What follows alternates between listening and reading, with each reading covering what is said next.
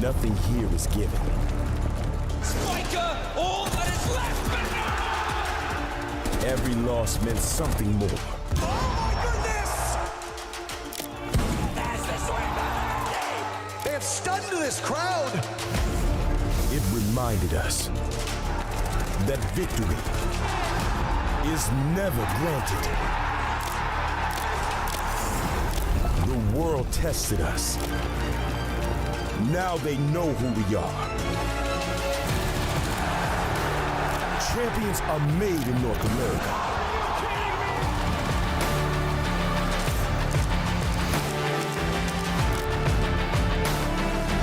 Everything here is earned, not given.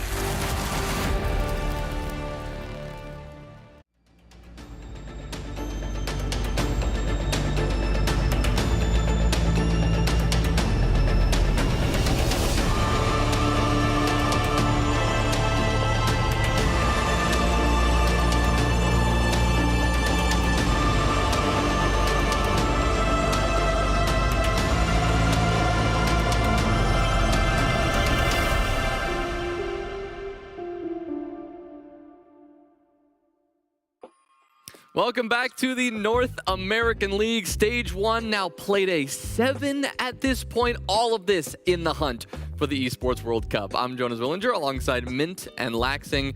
We chose a heck of a day. Terrible day. To go to the gym and, do our first little bonding sesh as a desk. It was a good time, but I mean, with like personal trainer Coach Laxing by our side, I mean, my arms are completely shot. Yeah, I don't know if there is a good day when he's training us because he superset this, superset that. My arms are dead. We train for endurance. Are you a certified personal trainer? Not anymore. I mean, you lose it after 2 years. I was at one point, but not anymore. He is, yeah. I was getting a lot of that. It was good. It was good. I was hitting new PRs that We're all about hitting new PRs here. Yes, we are. Yes, we are. Well, yesterday, some teams, I don't know, some sort of PR transition, fill in the blank. Outlast started off the day trying to get a new personal best in terms of how far they could get. We got to call HR. Into the game. Yeah, Outlast, more like Dead Last. I mean, it was another one of those kind of games for them where they just couldn't find any success on the attack. But Cloud9 did have a good game plan.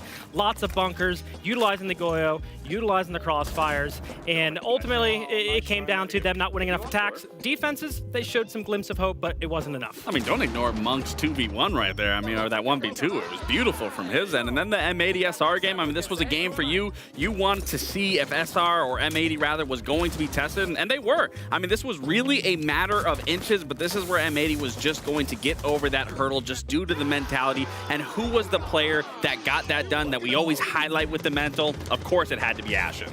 It was Ashen, and For Fun here was not having a lot of fun versus Wildcard.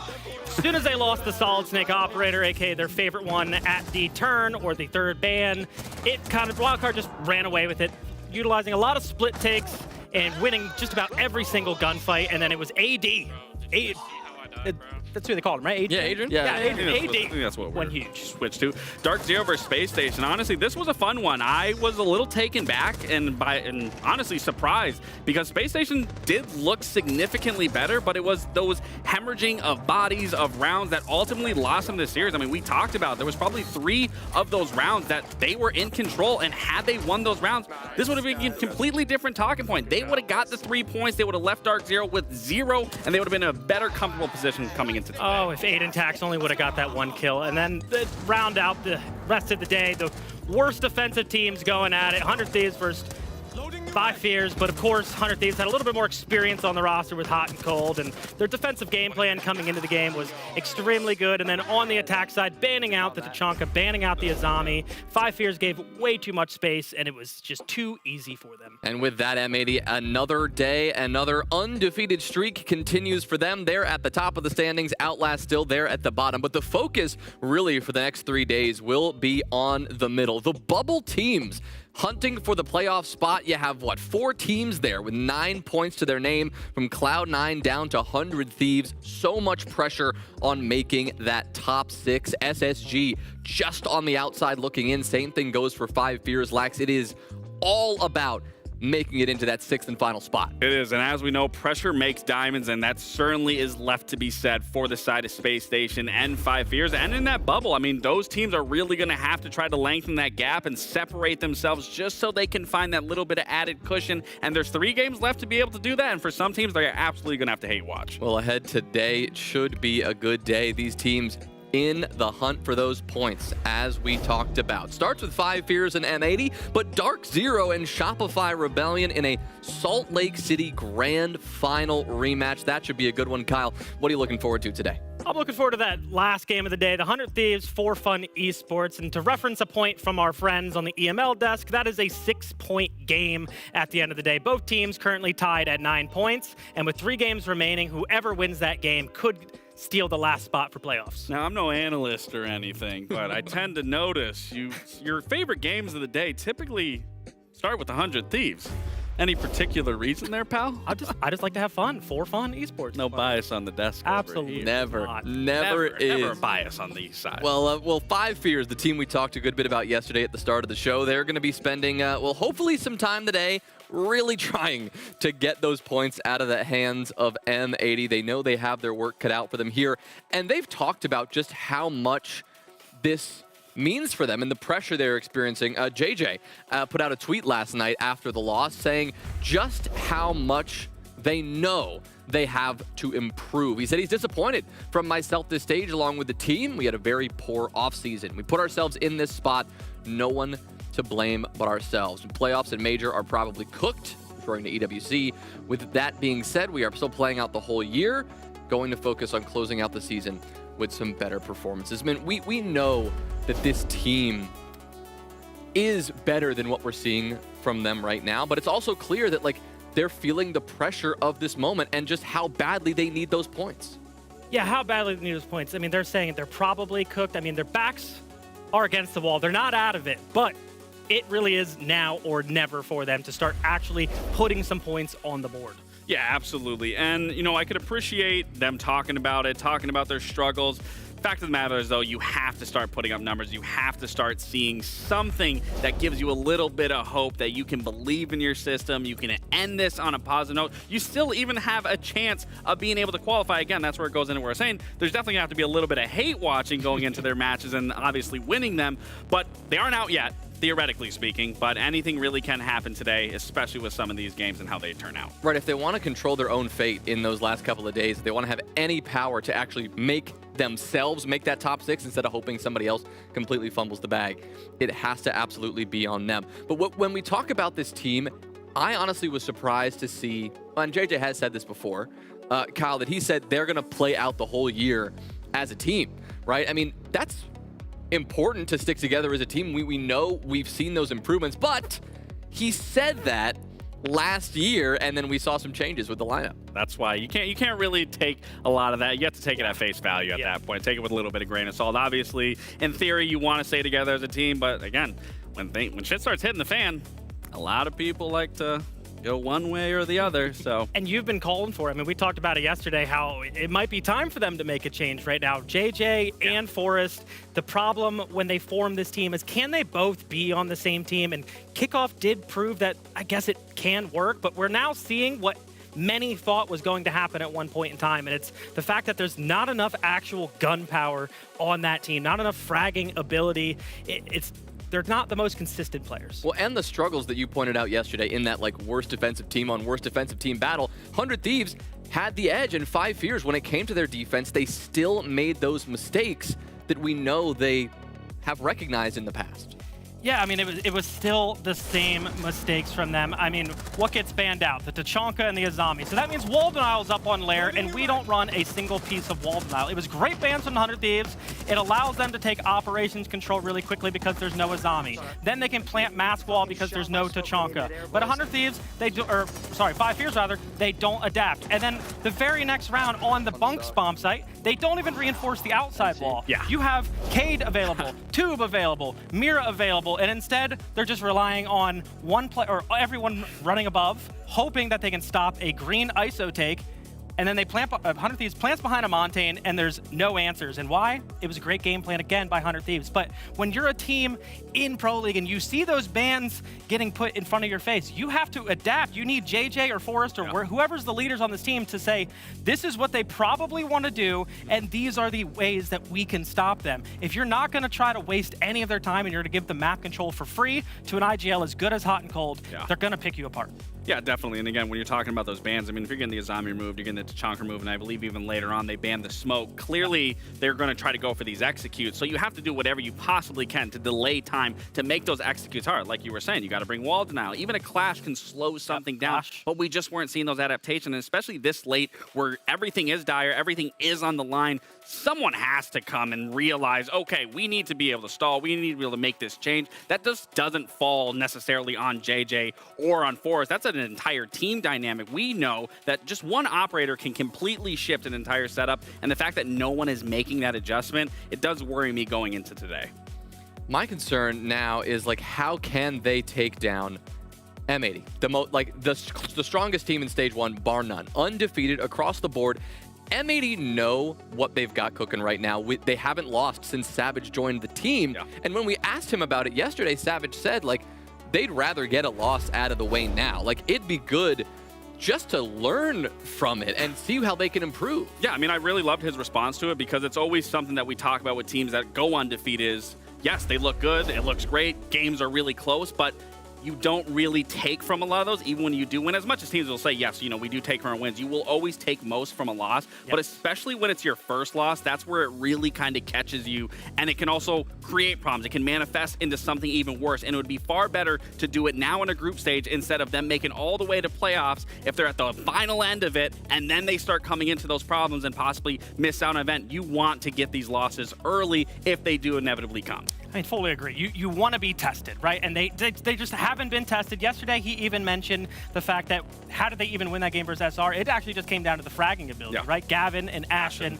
kind of stepped up big time for them. So going back to your original question, how does Five Fears even manage to kind of get close to winning this match? Well, at this point, there's no pressure for them, right? We just had a JJ tweet. If anything, that means they probably had a conversation. Guys, playoffs is probably off our plate. Let's just go in today trying to fix some of our losses, and hopefully we see that going into this. It would be wild if they are the first team to take down M80. It's not impossible. They gave DZ a run for their money. Let's see where we're going to here and see if Five Fears can maybe leverage this into their favor at all. It's going to be Lair, a map that, Lax, I see you shaking your head again.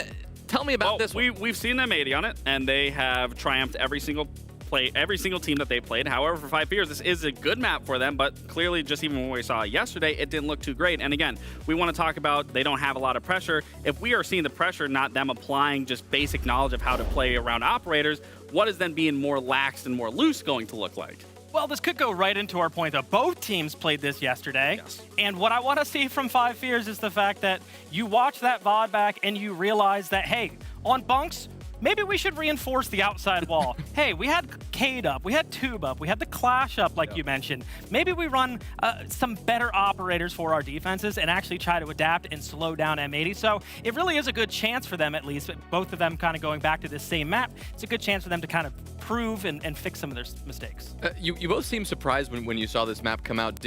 Always. Obviously. I'm always surprised. Well, but I mean in the sense that, like, not that you've seen it for the first time, but, like, does it feel like a smart call for Five Fears here, or does it seem like, oh, this is not the best place for them? Well, when it's a map, and a similar point that you made, you know, a map like Clubhouse, a map like Lair, it's really, or Nighthaven Labs also, it's a step-by-step process, and that's where Five Fears really is struggling. So maybe going to a more unorthodox map like a bank, where yes, there are step-by-steps, but there's a lot bigger areas for you have to clear where you can kind of get a little frisky, you can be a little more elusive around the map. But in maps like these that are very small and very condensed and to how much movement you can actually make out of it, you have to be able to push and pull, and that's where they did really well in kickoff, especially on a map like Fortress. They were able to push and pull, use those shields to take attention away, go for these flanks. You can do that here, but everyone has to be on the same page, and that's just where we haven't seen those fundamentals really be implemented in a lot of these series.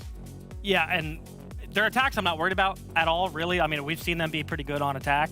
Weirdly enough, that's not really their problem. Again, it comes down to the defenses. And because it is that step-by-step map that you were just talking about, I do think it's a good map pick for them because M80 can be a little bit more predictable on this map. They can kind of know what is going to happen. And again, hopefully they contest more pieces of map control, not be afraid to take some early fights, and actually just have better win conditions versus M80 here. All right, well, our players are ready to go. Lair, our first game of the day between 5 Fears and M80. So to kick things off, we're going to pass things over to Parker and the man who's been thinking about the weather for his wedding happening in just the next 6 days. It's Jesse J. Tick. Let's go. Thank you very, very much. I'm also going to that wedding, by the way. Think about me here, not even just Jesse. Jesse, I know that they say it's always good luck when it rains on your wedding day, and I'm secretly very much hoping for that. I'm hoping for no rain today in any of these matches. I'm hoping for good matches because on paper, some of them look like they might be a bit of foregone conclusions, certainly in this matchup. And I imagine when we see the social prediction, there you go, the community will agree with that. M80 locking themselves into playoffs yesterday. They can likely clinch a top 4 spot today. It really depends on how it goes. 5 Fears, what are your expectations for 5 Fears at this point? I mean, Parker, I started this stage with very high expectations from 5 Fears. I wanted to see them make it back into top 4, prove that kickoff wasn't a fluke. This was the only team in North America who went undefeated through the kickoff, and now they've come into stage 1 completely limp. They have not looked like their former selves. It's been really disappointing for them, for their fans, and even us as broadcasters, how far this team has fallen so far. They now go up against the only undefeated team left in stage 1. This will be a very tough game for 5 Fears to win, but JJ said it on Twitter. It's just about closing out this stage with the best performances that they can, trying to find some improvements in these tough matches late into the stage. It's probably not going to be worth thinking about EWC or the playoffs at this point, but work on improvements. Get yourself up to that level so that when stage 2 comes around, you're ready for it. 100%. I mean, when you end up as the best team in North America going into Salt Lake City, obviously they did not end up emerging from Salt Lake City as the best team in North America. They were the only NA team that didn't make it to the playoffs. But 5 Fears set their expectations really, really high. And it does seem like that kickoff was a bit of an aberration for them, right? Keep in mind, a lot of this team's core identity is still wrapped around that old NV squad. And both Fens and Snake have had statistically very good stages. It's kind of a two-man show at the moment, if I'm being honest, Jesse. Forrest and JJ are just not able to get the kills and the impact that they need. And as we've even seen with a team like Shopify Rebellion, as JJ enters the day as the lowest rated player in the NAL, the player directly ahead of him is Canadian. Look at how that lack of depth on SR can sometimes come back to haunt them. So if I'm 5 Fears, maybe, tune things up for stage 2, try to salvage what remains of this stage. And I gotta be honest with you, Cav's not a terrible pick here on Lair, but Forrest busting out Cav on round number 1 gives me a little bit of pause. Some things never change, do they, Parker? Some things just don't change in Rainbow Six Siege, and one of them is Forrest jumping on Cav. I don't have the stat at my fingertips, but I would imagine the number 1 most Cav pick player in the world. Forrest has definitely had a history on this operator. He will bring this out from time to time, including in important LAN games if they feel like they have the momentum or if they feel like there's really no risk to it. He's not the only roamer. Snake is down in the basement too, and it'll be his nitro cell that just goes off there, barely avoiding some damage in onto Ashen. Might have even dealt some damage onto himself there, did Snake. He's going to be the first one to eat a little bit here alongside Gunner, but I think 5 Fears, they're starting to get right into a little bit. M80 clearly have some idea that there are roamers down below. If they know the extent of it, though, that'll be the big question. Diffuser is one of 3 players on M80 currently sitting in the top 10 of North America. So he's going to be walking along with Savage, who, well, Savage's overlying numbers are not as great, I suppose, as they could be. They're pretty good on his role. I mean, playing Shields, IGLing, sitting in 31st of 50. I know that might not seem good, but if that's your worst rate player, usually things are going pretty well here. I mean, again, he's got good backup from M80, but he can frag if needed. Coming to blows yet, though, Jesse, as we hit the halfway mark around 1. Nitro again, just barely falling short. Really good damage into Diffuser even still. They want to go for a plant here just inside Mask. Very classic. There goes the Forest flank. It will get shut down by Ashen. He's ready for the second too. Sees Snake and deals some damage, but now you're forced to back up if you're Snake because this angle is just being hard held by Ashen. It's going to be really tough for these roamers to have impact, and now they know for sure on M80 there's maximum 3 guys on site. Yeah, I mean, that Cav Gambit did not work out at all. I mean, if you're running a Cav, the idea is that you either strike really early on a poor drone or you lie in wait and have huge impact afterwards. Snake is a target dummy as Diffuser takes him down, and M80 will find another kill. Gunner on the newish role that he plays on, getting this case down, and M80 will walk away with in a post plant, 40 seconds remaining. Five Fears dialed in, but they have their work cut out for them as M80 can just kind of back away. Play time, play the clock, be as patient as ever. They've still got utility on their side. Only kill so far this round for Five Fears' rival. Fens will get one, but that's all she wrote. As Savage, the cleanup kill, and M80 looking round number one, making round number one look relatively easy. You know, Parker, for about 8 years or so since Cav has been in the game, there's never been a good meta to play Caveira, but right now in 2026, it's got to be the worst time in history to play this operator, because you've got Snake available, you've got Deimos, you've got Dokkaebi, you've even got like Lion and Grim, some of these information operators. It has never been more difficult to exist on the map as a Cav, and I like that they tried to solve some of those issues with the mute jammers. There were two in the basement. I was found out by Ashen in the midst of that. They tried to counter the Snake and the Deimos a little bit, but it's just so difficult to exist on that roam game. M80 got a really good read on it early. And I want to especially praise Ashen, not only because he got a good couple of kills going for the flank watch in that game, but they also hard target him in the operator bans. Yesterday when they played this map, Ashen played two operators on their top floor attack. It was Ying and Dokkaebi. Those are exactly the operators that Five Fear banned out to try to limit the impact Ashen could have in this game, and he still found two big kills. 10 seconds to insertion. So good stuff all around for M80 as they continue their reign of terror. This Five Fear squad, as you said, really does have their work cut out for them here. Only one victory so far for this team. 5 losses in regulation, and Five Fear's first victory came in their very first play day where they absolutely demolished Outlast by a score of 7-1. Since then, it has been a really tough road for them. On the side of M80, they've had a really good run of it, and I think one of their hardest battles, period, was against Shopify Rebellion yesterday, and M80 was able to overcome them 7-5 in what was a pretty spectacular game, if I'm being completely frank. And of course, these are two really good teams colliding, so it certainly looks like NAL has been shaken up a bit from the order that we saw in kickoff. For Five Fears, that's obviously bad news.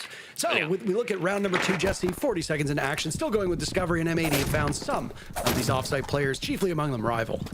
Yeah, definitely a bit of a roam game being played by Five Fears in round 2, Parker, and definitely a bit of a different setup from what we saw from this team yesterday on this map as well. Most notably, I'm looking at Forrest and JJ changing their ops around.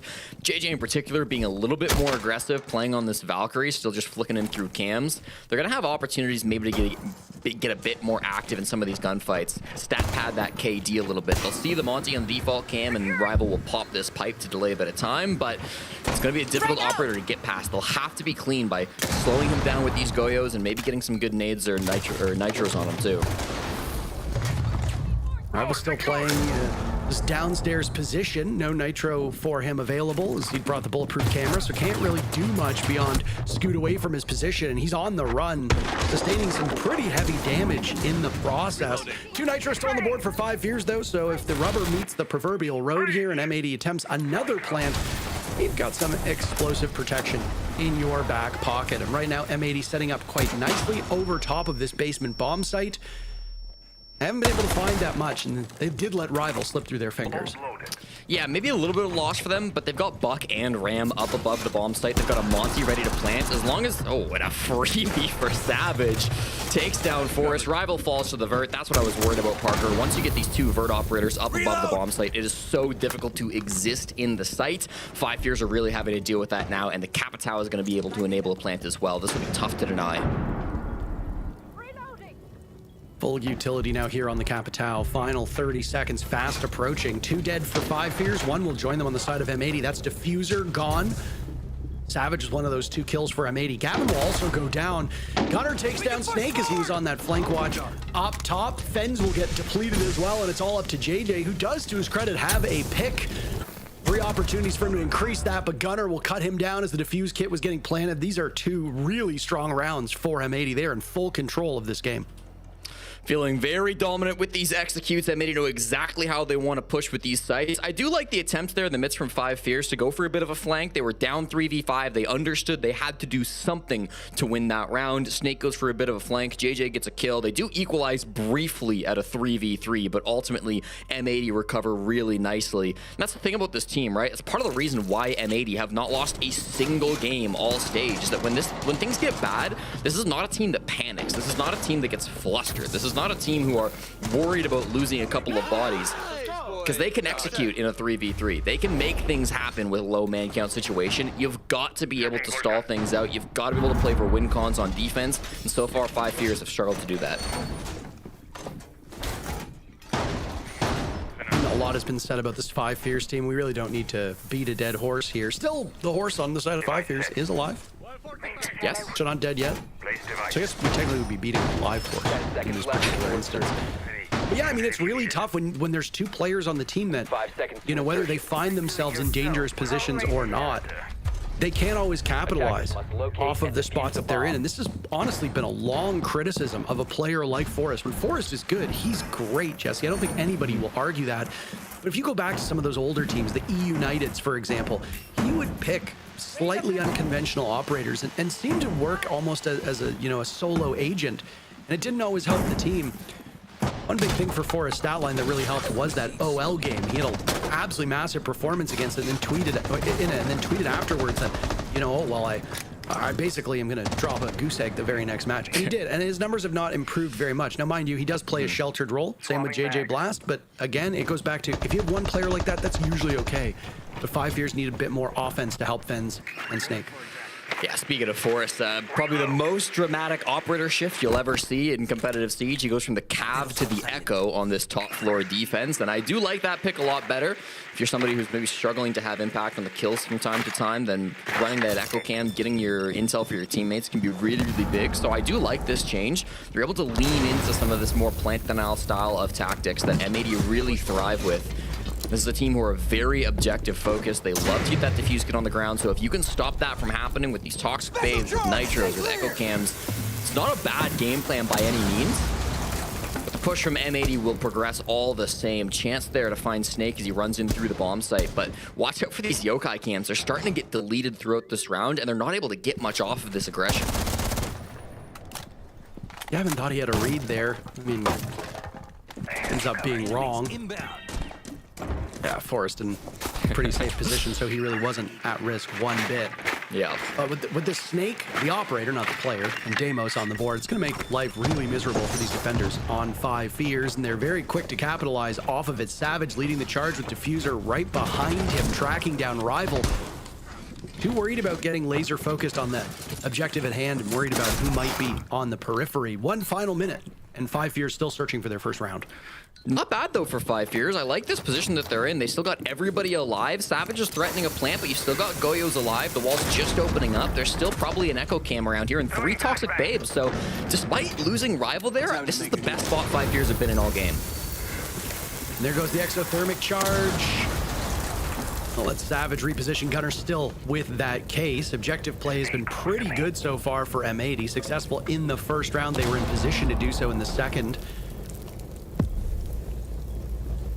Not just trying to wait out this time. This bodes very well for 5 Fears. Like you pointed out, a good position for them to be in. As long as those yokai drones can stay up, there's a fighting chance here for 5 Fears. JJ Blast with a pick. That is huge. There goes the diffuse kit. They have to watch for the yokai drones.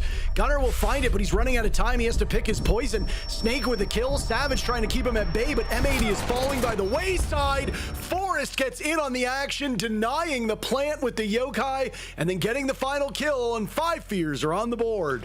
That's exactly the value that Forrest needs to be finding, Parker. I love the Cav as much as anybody else, but how much more impact did he have playing on that Echo? Still dropped down below the site, right? Later on in the round, because he knew it was the safest position, dropped the hatch. That was perfectly played by Forrest, and this is what I'm saying when it comes to the game plan for M80. This is a team who love their plants. In a third of all of their attacks, they get the diffuse kit on the ground. That's the most of any team in the North America League. So play into that on your defense. Play the Echo, play the Goyo, play the smoke. Finally, 5 Fierce play into that style. They stall out M80 and they get their win con. It took them 3 rounds, but there is still some hope here for this team. They need to apply this pressure onto M80 to force them to change their attacking playstyle, and that's the first time we've seen 5 Fierce do that this game. That looks a little bit more like the team that we saw at kickoff that came within striking distance of making the main stage at the Salt Lake City Major. You know, obviously there's a lot that's going to be talked about this team, and they've talked about it a lot. The desk highlighted it. We've highlighted on the casts both today and previously about how this team is very aware of their shortcomings at the moment. But, you know, if they can make adaptations, again, going back to what we said at the very beginning of round number 1, if they can make operator changes, if they can play on more intel to, you know, do battle with the constant intel ops that are being run by this M80 team, I honestly think 5 Fierce can set themselves up quite nicely to finish off on strong footing here in this stage. Now, as today's matches go, we've got a whole day of bouts for you. This is matchup number 1. Tomorrow, on July 2nd, Jesse, your wedding. 5 Fierce is starting off that play day, going up against Wildcard, and then conclude against 4 Fun. So Wildcard might be a reasonable shout for 5 Fierce. 4 Fun is probably more along their skill level at this present point in time. So that'll be an exciting game to watch in play day number 9. But again, you basically run out of time here. And 5 Fierce is not mathematically eliminated from making the playoffs, but it's pretty tough for the time being. One question we haven't really asked is, obviously M80 are fighting for a top 4 spot, but there's the potential, Jesse, that maybe they don't treat this matchup as hard as needed if they think that they can get a win without showing too much.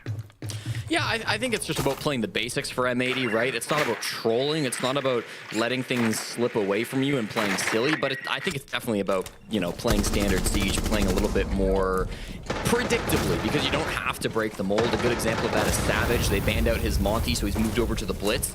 M80 have attacked this bomb site 6 times since Savage joined the roster, and he has played a shield on all 6 rounds. This will be the 6th time that he's playing it here, so it's really just keeping the game plan the same for M80, showing similar strats that they've gone for in the past. They're pushing garage side here, direct in towards the site. It might open up a door for somebody like Snake to play above and get a bit of a vertical plant denial, but again, you're planting under a shield. You've even got Ashen here on the Thatcher to cover the plant a little bit. You've got options to get this defuse kit on the ground. The Monty band, you got to bring the Blitz, so Savage can be as aggressive on this operator, but not as easily protected. As Fens found himself in a bit of a precarious position.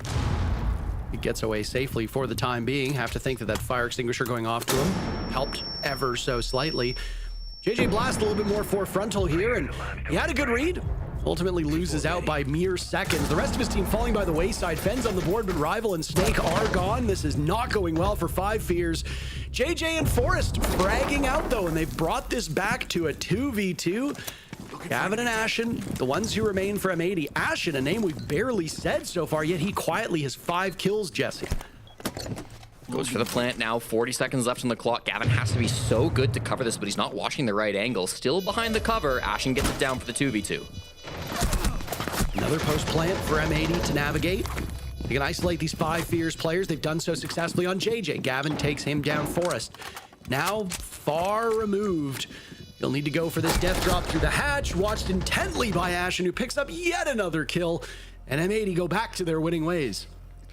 And it's so tough, Parker, because as I say, M80, this is not a team who get flustered. That round started to go quite sideways, really. Once Fens launched that Nitro Cell that killed Savage and knocked him off the plant, a lot of lesser teams would have really stumbled at that point. The plant was almost down, maybe a second or 2 left on the timer as Savage is holding F inside the site. There was a 5v3 plant that was going down. Fens gives them a bit of a lifeline, forcing JJ start fragging, but ultimately M80 are so composed, they just get back into a plant spot. They're covering exactly what they need to. They can't cover everything in a 2v2, right? So they make sure that they prioritize. Gavin watching the hallway, Ashen in behind the little desk there so that he can get the defuse kit down. It's just really well coordinated even when things are going sideways. I feel like 5 Fierce have cracked the code a little bit. Like, these last 2 rounds have been way closer than the first 2 rounds. If they can really hyper focus on denying this plant from M80, they've had some good looks, but it's so tough to convert that consistently when you're playing against such a top team like M80. M80 really do look like a team possessed with Savage on this roster. I know obviously the hot and cold roster move was probably the thing we talked about the most in the offseason, frankly, and it's been working relatively well for, you know, both of these teams. 100 Thieves definitely looking much improved over finishing at the bottom of their group in kickoff, and they are tied with 3 teams that are in the playoffs right now. Cloud9, Shopify, Rebellion, For Fun, Esports, and 100 Thieves are all currently tied in 4th place with 9 points. But due to the way the tiebreakers work, 100 Thieves is on the outside looking in, so they definitely benefited from picking up Houghton, and of course Kaysen is helping too. This M80 team with Savage looks like a whole other beast. They are so good, and right now they're the only undefeated team still in the NAL. Don't have a perfect record because they did win one in overtime, but still, it's been a really good run for it, and Savage seems to be fitting them like a glove, and honestly, you have to give credit to both the coaching staff and the other team members for being able to play around the new edition of this IGL. Well, the primary 2 sites have not been working for 5 years, so they will go to the tertiary here of bunks and briefing. Parker, they've played this bomb site on defense 6 times this season. They've lost it 5 times. They have a really poor record defending on this mid-floor bomb site. Their only win coming against Cyclops back during the Salt Lake City Major. M80, this is a bomb site where the meta has been developing quite interestingly, I think, right? Some teams having some new and improved strategies for how to get into the bomb site and get a plant down, and even on the defense, playing maybe a little bit less towards the top floor from what we've seen from a couple different teams. I know Fett highlighted a cool strat, I think, from SR the other day on Twitter. So there are some cool ideas developing on this bomb site. But 5 Fears just thrown all 5 players above the site. Nobody is actually in the bomb site currently. So with a 5 roam strategy, they will be attempting to deny this plant from the vert. And for M80, they might just try to sneak this in down below. They've got the send, so they can do so if they wish. Into the light. Warden obviously not effective against this Sens, so Fens, try to say that too quickly, Fens will have to reposition himself to deal with some of the other operators that are going to bring some smoke. For example, this Capitao being piloted by Diffuser. Diffuser's numbers aren't really anything to sneeze at the present point in time. 1 and 3 playing secondary entry behind Savage, as Savage on those shields was usually the first one to get into the building with Diffuser as backup. Because of that Monty ban, it's going to push Savage onto different operators, and he went 3 for 3 with Monty prior to the ban, now playing Blitz and Sens. Very high value utility ops, but on a bottom floor basement like this, you see Sens used so effectively. He'll double up with those smoke bolts from the Capitao, taking those players on the top floor out of action. Snake first kill, Diffuser the next one up on deck. M80 tying things up in terms of man count as Diffuse gets planted yet again. Objective play for M80 has been very strong, and there's Gavin with 2 posted up in this position. He's got teammates at his side. Ashen seems to be the one closest to the Diffuse kit. He and Diffuser will now guard over that case. Diffuser finds a second kill to draw even in terms of KD. And it's all up to Forrest, a familiar refrain for 5 Fears. Forrest takes down Gavin, a relatively nice play, but Savage is there for backup, and M80 stretch their lead 4-1 with still 1 round to go in the first half. Parker, that was such a cool attacking strat from M80. Of course, they expected everybody to be up above, and they even expected the Solus to play on the top floor because it's such a common operator to bring because it can kind of counter out that Sens. It can still find where the Diffuse kit's going down, even with the Sens walls in the way. So what do they do on M80? They throw Ashen on the Thatcher, and he EMPs the Solus right before they go for that plant. So JJ had no ability to see where the Diffuse kit was going down. He then gets fried by Diffuser. You were just talking about the KD that Diffuser had. Draws back up to even, defeating JJ Blast in the battle for the best player in New York City. And it is now 4-1 for the favorites in this matchup. Bomb located by attacker. Well, it's been a triumph for M80 so far, as they can swap around these ops as they see fit. Again, objective play's been really, really good. 3 successful Diffuse plants so far for the attacking team on layers. Not always something we see. And in that second round, M80, which they ended up prevailing in, were in striking distance to be able to get that Diffuse kit planted too. The only round where it didn't really seem to have much of an impact was round 3, and that's the round they lost. So of course that's not going to be a round where they're able to get the Diffuse kit down if they all get killed before it can be done. So, I mean, really good on the side of M80. They've had pretty good survival rates as well across most of these rounds. They've struck first blood 4 of the 5 times. Almost every single number for this M80 squad is right now terrific. There's not a lot of good, frankly, that we can say about 5 Fears. You have to hope that when the side swap comes in 2.5 minutes, they tighten it up. It is interesting, too, that we've seen 3 different players plant the defuse kit on M80 the 3 times that they've planted. They're the only team in the league where all 5 players on the team have at least 1 plant. Gavin and actually Savage having the fewest with 1 each coming into this game. But just, again, highlights how good this team is at the objective play. They will get 1 more opportunity to attack the top floor, and this is where 5 Fears did do a good job of denying the plant, right? That's where Forrest was down below on the Echo, denying that defuse kit from going down. They've clearly expected that a little bit. They've applied some pressure down into this mid floor. That's why Diffuser was down there currently, but they've changed things up on 5 Fears as well. Instead of the Echo, they brought the Tachanka, they brought the Goyo still, but they've got the Clash as well and a couple of Nitro cells. So the idea is the same, but the method for how they accomplish this, how they're going to stop the plant from going down, has changed quite dramatically.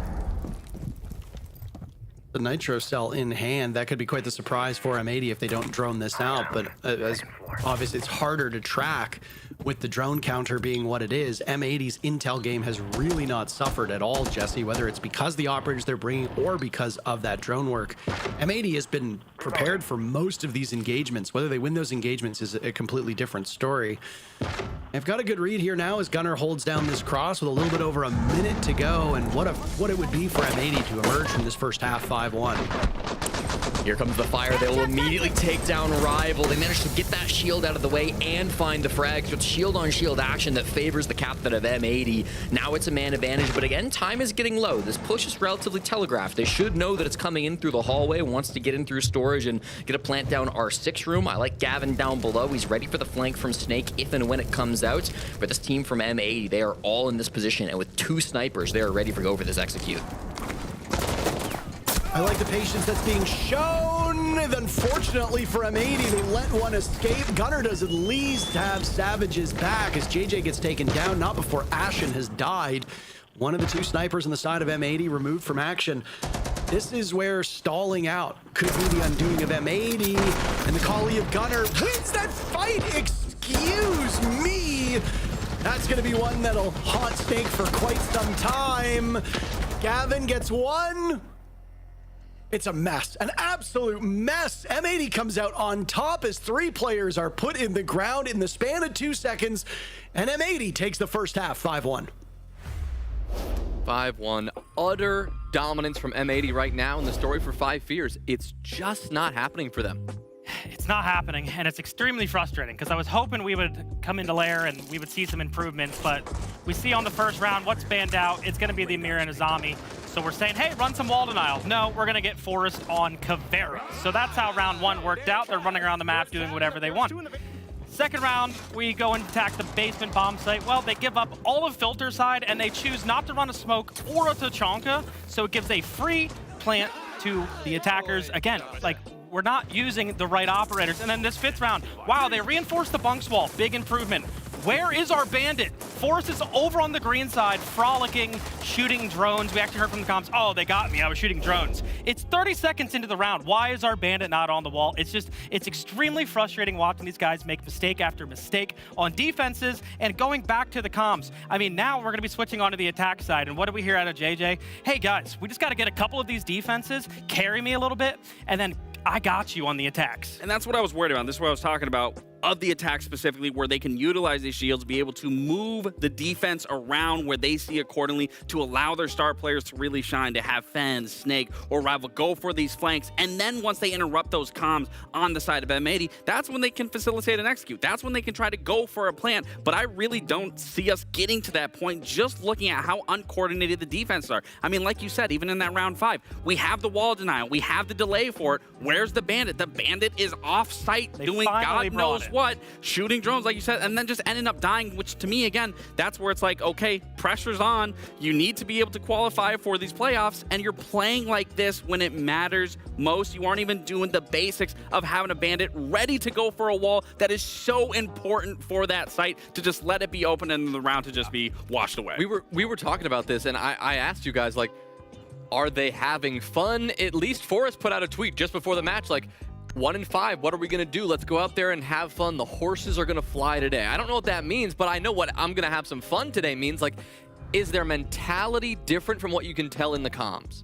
I think, again, we're listening to their comms right now. It doesn't really sound like they're having fun to me. It sounds like they're getting rid of the shield, so the game plan still, is to take away from that of what I was just referencing. Yeah, no. They're removing for 5 fears, so that being able to push and pull the attention away isn't going to be possible. You are going to have one shield left up to be able to do that with, but then it's going to be relying on those cheese operators. It's going to be relying on the information game, and they can still kind of do the exact same thing, but they're going to have to be in sync with one another. That if a player does end up taking that attention away and falling apart, at least someone can be there to go for a trade. But if we don't see that, M80 is going to pick these guys apart, and they are the #1 rated defensive team right now, almost successfully winning 70% of the time. Yeah, and you can have fun. You can let the horses fly, but you at least got to give your fans some type of, we're going to make an improvement for the rest of the stage and build some confidence and momentum for the next stage. Right now, I'm seeing nothing. Right, nothing right now on the defense. Now they move on to the attack, where hopefully they can find that spark again. Well, JJ said, carry me on the defense, and I got you on the attack. And, well, it is a tall order to carry back this 5-1 deficit, especially so because of what Laxing just said. M80, the best defense team here in the league, 68% win rate on this side of things. They, again, are going against 5 Fears, who have the lowest defense win rate. That first half kind of went as we expected, Parker. We're going to need to see some miracles out of 5 Fears if this one doesn't go the way we expect as well. I think the desk said it best, and I mean, there's a hope when you come into a matchup like this that 5 Fears will, revert to what we saw from kickoff, but again, it's looking more like that was the outlier, not the baseline. So overperforming during kickoff might have set our expectations and potentially their own up to a different level. So again, you don't want to beat up on 5 Fears here. And I mean, 5 Fears are honestly benefiting a lot from Outlast being at the bottom of this league. There's a lot of ink that gets spilled on social media about how bad that Outlast team has performed and how they haven't shown as much growth as people had hoped. The regression that we're seeing from 5 Fears, I think, is more worthy of discussion. And it does get talked about a fair bit, but not as much as I would have suspected. Again, this 5 Fears team is just going to have to treat this offseason kind of the same way M80 did. M80 got a new IGL, they worked on things really hard, and now they're in a position where they're skating to victory. Unless, of course, 5 Fears throws a wrench in that plan, and M80 with it will almost certainly guarantee a top 4 spot in the playoffs. Yeah, I couldn't agree more, Parker. If my math is correct, they just need a single more round because 1 point for them should be enough to secure top 4. So unless they lose 6 straight here, M80 will be in the upper bracket when we head into playoffs. It's going to be tough to accomplish that feat for 5 Fears, but that is the goal. Lots of pressure coming through offside and down at bottom lobby as well. We've got some really difficult problems to deal with, though, on the side of M80, right? You've got the Fuser lurking around on this Vigil, of course. You've got these Toxic Babes from Gunner. Gavin playing inside the desk as well with this Azami. It's been talked to death about how good Azami is in this position, so lots of problems still to solve for 5 Fears. Back away. JJ really wants an engagement here on main stairs. Isn't finding it. Forrest, the very first kill. Down goes Diffuser. Savage on the board, though, and now it's a double up. As you see, the Deimos of Snake getting very active with JJ not far removed. Ashen will have to pull out that CZ75 as the M870 in hand is a shorter range weapon. Down goes Savage, but not before Rival had been put in the ground. Gavin's usually been good for a kill per round, and I mean, he makes his presence felt. Also does double duty. Throws out his first gas canister, still 2 in pocket with 30 seconds to go. There will be full coverage from M80 on that side. Ashen looking for the Vault out. He could get aggressive and maybe knock this 5 Fears advance on their back foot, but right now, Diffuse Kit is going to be the bigger issue for 5 Fears. They've lost JJ Blast. They don't have control of the objective. There goes Snake. It's all up to Fens. He'll Fens for himself, Jesse. As it's him in a 1v3 with 5 seconds to go. M80 just needs to hold off for a couple more seconds. They'll do so successfully, and they'll move their way to match point. And with that 6 rounds, that should be upper bracket secured for M80. So the first team to lock in playoffs and the first team to lock in a top 4. And even if they still need a couple more points to secure that first place overall, well, they are headed in that direction as well. Really nice defense. Again, the Azami, I think so good. Gavin, we didn't get to spectate him much in that round, but for me, the MVP got a couple of really high impact kills over on the ops and mask side of things, and actually downed the defuse kit early in that game too. So he had full control of the kit, while everybody else from 5 Fears were throwing their body at the missile stairs. Fens was kind of off on his own over on the storage side of things. Really, without the defuse kit, they had little hope of winning that round on the side of 5 Fears. So nice objective denial play coming out from M80. They will secure themselves match point, and now 5 straight opportunities to win this game land ahead of them. 3-way tie for most kills on M80 at the moment. Ashen went off to a very hot start on that first half and cooled off as we got deeper into it. He sits on 7 kills, as does Savage and Gunner. Ashen, the #1 rated player in the NA League. Up to the start of today, there might still be some movement as J90 is nipping at his heels. Gavin, Bay, and NJR are not terribly far behind, and I also have to give a shout out to Adam for his sensational play. Not long ago, he was one of the top rated players in the NA League. He had a particularly miserable kickoff, but he's back to fine form. 100 Thieves have been doing quite well, honestly, given the circumstances that surrounded that roster. They brought on good leadership. Looking like a well-oiled machine. They'll be in action today against For Fun in our very final game. Assuming that M80 wins this matchup, whether it be this round or the next, we will be off to Wildcard versus Outlast for our second matchup of the day. Wildcard currently holding a top 3 spot, 2 points back of Dark Zero, but well back of M80. So Wildcard not able, even if M80 does lose this game in OT, Wildcard no hope of ascending to the top of the standings. Their best bet is that they can jump over Dark Zero and hope that DZ loses their matchup. Good to see these fragging players standing tall on the side of M80. Yesterday, Ashen and Gavin put together 25 kills in their big victory, and they're once again helping to lead the charge. Diffuser will go down, so more is required of these fragging players. The supports finding good value too, with Gunner and Savage combining for 14 here today. Parker, this top floor clear is the goal from 5 Fears, and they've got the right tools for the job. The Deimos, the Snake, the Grim. They've got really good information for this blitz, for this Black Raid of JJ to try to clear out, but it's been slow going, and the 2-brow doesn't help. Oh, 5 Fears finding their footing in this particular round. M80 still very much in this, with Gunner and Ashen holding the round together. Gunner's really picked it up as well. He was the utility man, playing hard breach, getting the defuse kit down, but Rival and Fens will prolong this match for at least one more round as they pick up a flurry of kills to end things. Still a long walk back. 5 rounds in a row now becomes 4, slightly more doable, but there's no doubt M80 still favored to win this with all 3 points in regulation. All right, well, that mid-floor bomb site might not be all that they hoped it would be on defense, but on the attack, 5 Fears looking really well put together on that top floor execute. Again, with the Snake, it just becomes really, really strong to find those player informations. We had Snake on Snake, which is always a fun combo here for 5 Fears. Information was flowing, the Blackbeard was finding some plays. You could argue some overswings on the side of M80. I think that's only fair to mention, but even still, 5 Fears were winning their fights. They were really well coordinated on that push too, coming in from a lot of different directions and finding the pinch onto those top floor roamers. So credit where it's due, a good attack from 5 Fears. 4 more of those and we might have a game on our hand. They've already used their timeout as well, so 5 Fears on the razor's edge will not be able to slow us down, even if they have another round or 2 that go into their win column. They're not going to be able to slow down the pacing here. M80, of course, still have their timeout. Should be of no surprise that they have yet to use it through these 8 rounds. Layer skews towards the defenders at the current point end time. 57% of all rounds played here in the North America League, and it's been played a fair bit, 4 times so far through these 7 play days. So with that said, M80 are on the favorable side, but if the first half goes to show you, it's number one, the numbers don't always paint a proper picture. Operator bans play a huge role, knocking out shields. Pretty good ban might disproportionately impact 5 Fears with how reliant they are on some of those operators.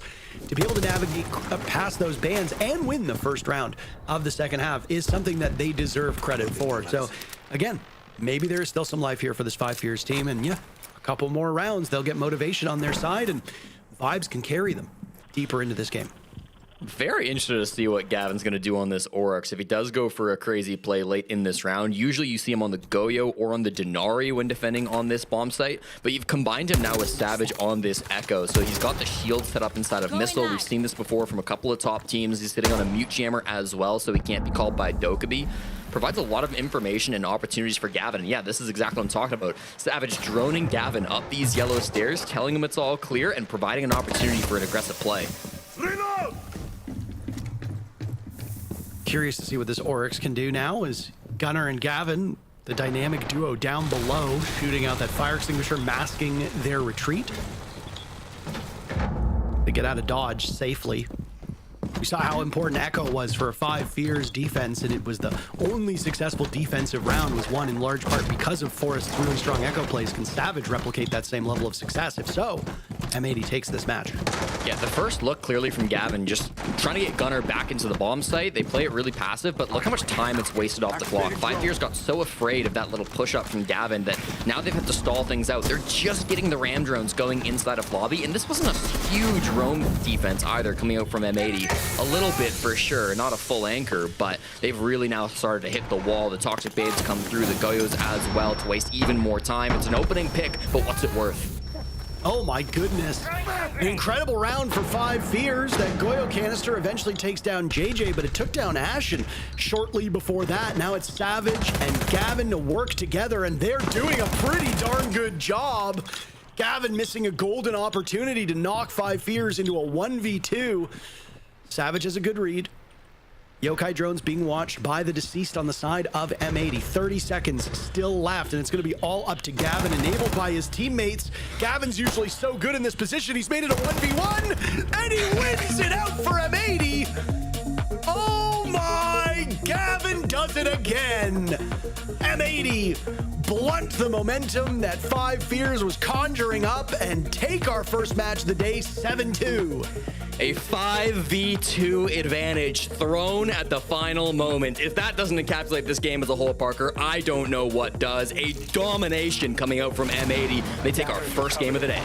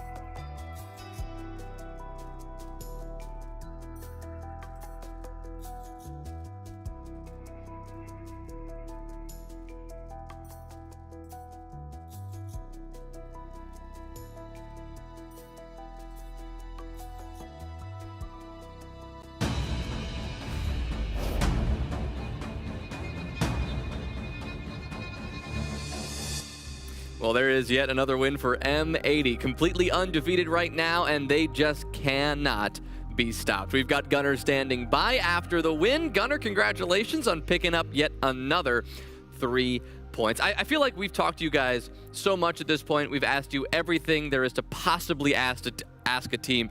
So I kind of want to ask you about 5 Fears here. I know it's a little bit of a cop-out, but like you gave us a really good answer when we asked about Outlast, like how they were actually challenging you, how it was like there were some moments there where you guys had to lock in to beat them. 5 Fears, they beat you in kickoff. They didn't even come close this time. Like, what's the dynamic between your two teams right now? And, you know, did you have to lock in at any point? I mean, for the 5 Fears side, I mean, we kind of had a similar run with that they did, you know, when we all got dropped, and Beast Coast formed, and we had a crazy run. You know, we didn't face really any troubles. Went, you know, had a crazy major, won it, whatever. But like, once you come back to NAL and then you actually start losing games and you're not dominating, and like you actually have to figure out like how to win regionally again, you know, it gets tough. And I don't know how well they're taking these losses. I mean, from the looks of it, probably not well. And I do think people kind of just figured out like, okay, this double shield, snake doke every round, push it, like, you know, running into the map in 5 seconds, like it can only be done consistently so much, you know. So I think people have caught on as well.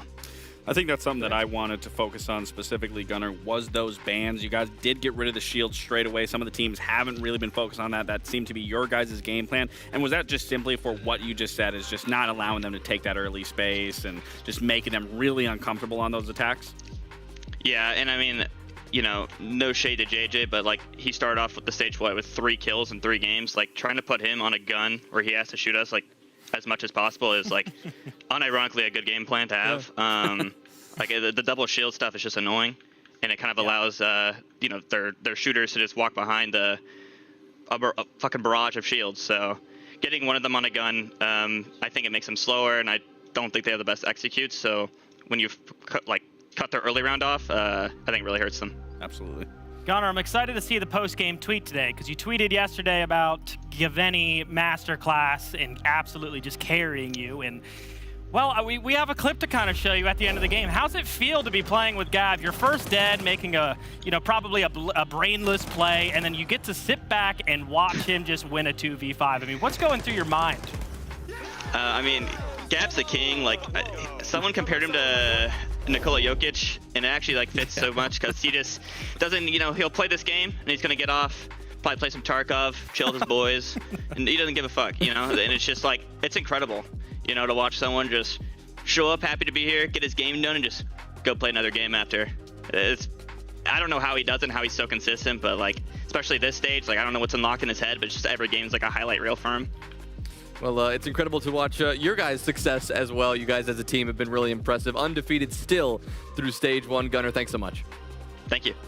Well, M80 with yet another win. 5 Fears just not able to get it going. Even when they switched over to the attacking side, Lax, the same story has been said for 5 Fears now for it feels like a couple of weeks. They just have not been able to get it going, least of all against M80. Yeah, Gunnar said, unironically, the good strat is to just put their shield players into a situation where they have to use a gun. It's essentially going to be at a man disadvantage at that point for the side of 5 Fears, and clearly that reigned true. Their attacks didn't look really good, and as Gunnar said, you take away their early game, their mid to late game is going to be abysmal, and that's absolutely what it is. I mean, countless times we even heard in that last round, we heard JJ, okay, let's focus up, let's have a faster tempo, let's get control of the round, and then where are we? We're at a minute into the round. They haven't even pushed towards the site. All of M80 has now then bunkered, and then they even lose in that last round into a big clutch of against Gavini. I mean, you can clearly see Gunnar knows exactly what he was talking about going into this matchup. No, it was a good game plan, and I even liked when they switched onto the defensive side and we seen Diffuser onto the Vigil. Clearly they read into 5 Fears using the Grim operator to walk up the rocket stairs or pressure the bathroom hallway. So him being on Grim, being a main counter there, they kind of choked him out with the smokes. I thought they had a good game plan overall against those guys. And just, watching the 5 Fears attacks still kind of was puzzling as they take that space and then not really know what the next step is. Clearly there's something way off for them, not even on the defense side. Clearly, like, there's a confidence issue or something over there. It didn't look like they were having fun at all. Right, well, Outlast are another team out here that really just needs to be focused on looking for some fun. They try to take on Wildcard now to see if they can make something happen. Outlast still looking for some points. Wildcard hoping to continue the climb up the standings that they have been putting on over the last few days. We've been talking to about this Wildcard team for so long, right? Their domestic success versus their international success. We actually want to show you how Wildcard themselves are feeling about this. I asked Spiker last night what it feels like to get their third win in a row. I think for the first time in my time at Wildcard, we have momentum in an NAL stage. Wow. And it's like it's a weird feeling. It's a weird feeling. We've never had momentum in an NAL stage. We do now. So, you know, things just like are clicking. We fixed a lot of our game day issues, especially the last couple games. Like we had a team talk after like our Shopify, like our Super Week. And then since then, a ton of our game day issues have just been smoothed out, and it's great. Wildcard, this is the same story we've talked about, but as we heard from Spiker, they are making those improvements, and for them, it is the first time we've seen this, right? Domestic success consistently. Yeah, this is rare. I actually had to go back in their Wikipedia and take a look because I was stunned as well. He was like, this is the first time in our org history. And I went, really? Let me think about that. Yeah. And besides major events, yeah, I mean, they don't really get a 3-game win streak, which is kind of mind-blowing. They normally have that domestic struggles, which we all know about. They typically kind of slide in near the end. They would be a team that we would focus on being a bubble team, but not this season, not this Wildcard. Now they are looking really extremely dominant. Yeah, and you know, he said it. They actually have momentum this time around. They are definitely riding that momentum. As you can clearly see here, very well illustrated photo of a Wildcard riding that momentum. I mean, they're definitely on a brand new high. This is not something that they've been able to experience from one stage to the next. And even for myself, this is what I touched up on very early on to kick off this stage, was we needed to see them find early success where they aren't have their backs against the wall, which it worked, but this is far better. This is the wild card that I can get behind, and hopefully they can still replicate this same success once they possibly get into another international presence. And yesterday was a great example of this, right? Against For Fun Esports, a team that has proven like we're not afraid to take on any single team. Wildcard shut them down pretty quickly. I mean, 7-2, Kyle. It was a dominant performance. It was a dominant performance, and you could see the confidence and the momentum kind of riding forward in this game. I mean, they were playing extremely split attacks, and everybody was winning their ones after one after one. And we talked about and highlighted the fact that it was going to be the Batman and Robin, which I seem to like that they also tweeted out that, I guess, so I think they liked that. I think they liked it. But we also have a new person to look out for, and that's going to be AD. Adrian had a fantastic game as well. You were highlighting a lot of backline players yesterday, and Adrian, he had a game. Well, it's good to see. Again, he hasn't been able to gel with the team as long as obviously the other four have been, and now he's actually has his visa. He's able to sit with the team. He's able to actually play with them, especially after their run at SLC where they had to sub in hot and cold, and it's good to see him gelling extremely well and also having a pop-off performance. And it was a pop-off performance from him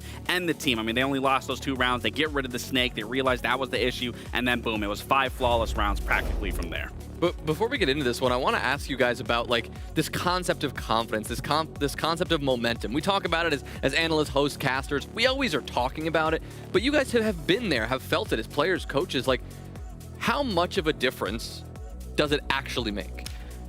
I don't know about you, but I am personally a believer in it. I've been around a lot of players that are like, momentum doesn't exist, confidence doesn't exist, which doesn't make any sense to me. But no, I mean, when you are winning those games, those close games that they haven't been able to win before, inevitably it will give you confidence. And what does confidence do for you? It allows you to unlock your flow state faster. You're going to be peak. Like, imagine you're in a game and you just start to get a couple kills in a row, right? The game starts like slowing down for you. You get that confidence, and you're going for probably plays that you didn't think you would before, right? You're starting to kind of unlock yourself a little bit more. So that's what confidence does for you. They're going to be playing a little bit more free now too. They don't have to worry about like the points at this point. Like, I mean, they're not technically locked in, but they're in a good spot. They're in a really better than good what spot. they typically have been. Yeah, they're in a really good spot, and now they get to play they get to play free. They get to play like themselves a little bit more. Well, and against Outlast, they get to play on a map that they have 2 of their 4 victories on so far this stage. Lax, they go to Border.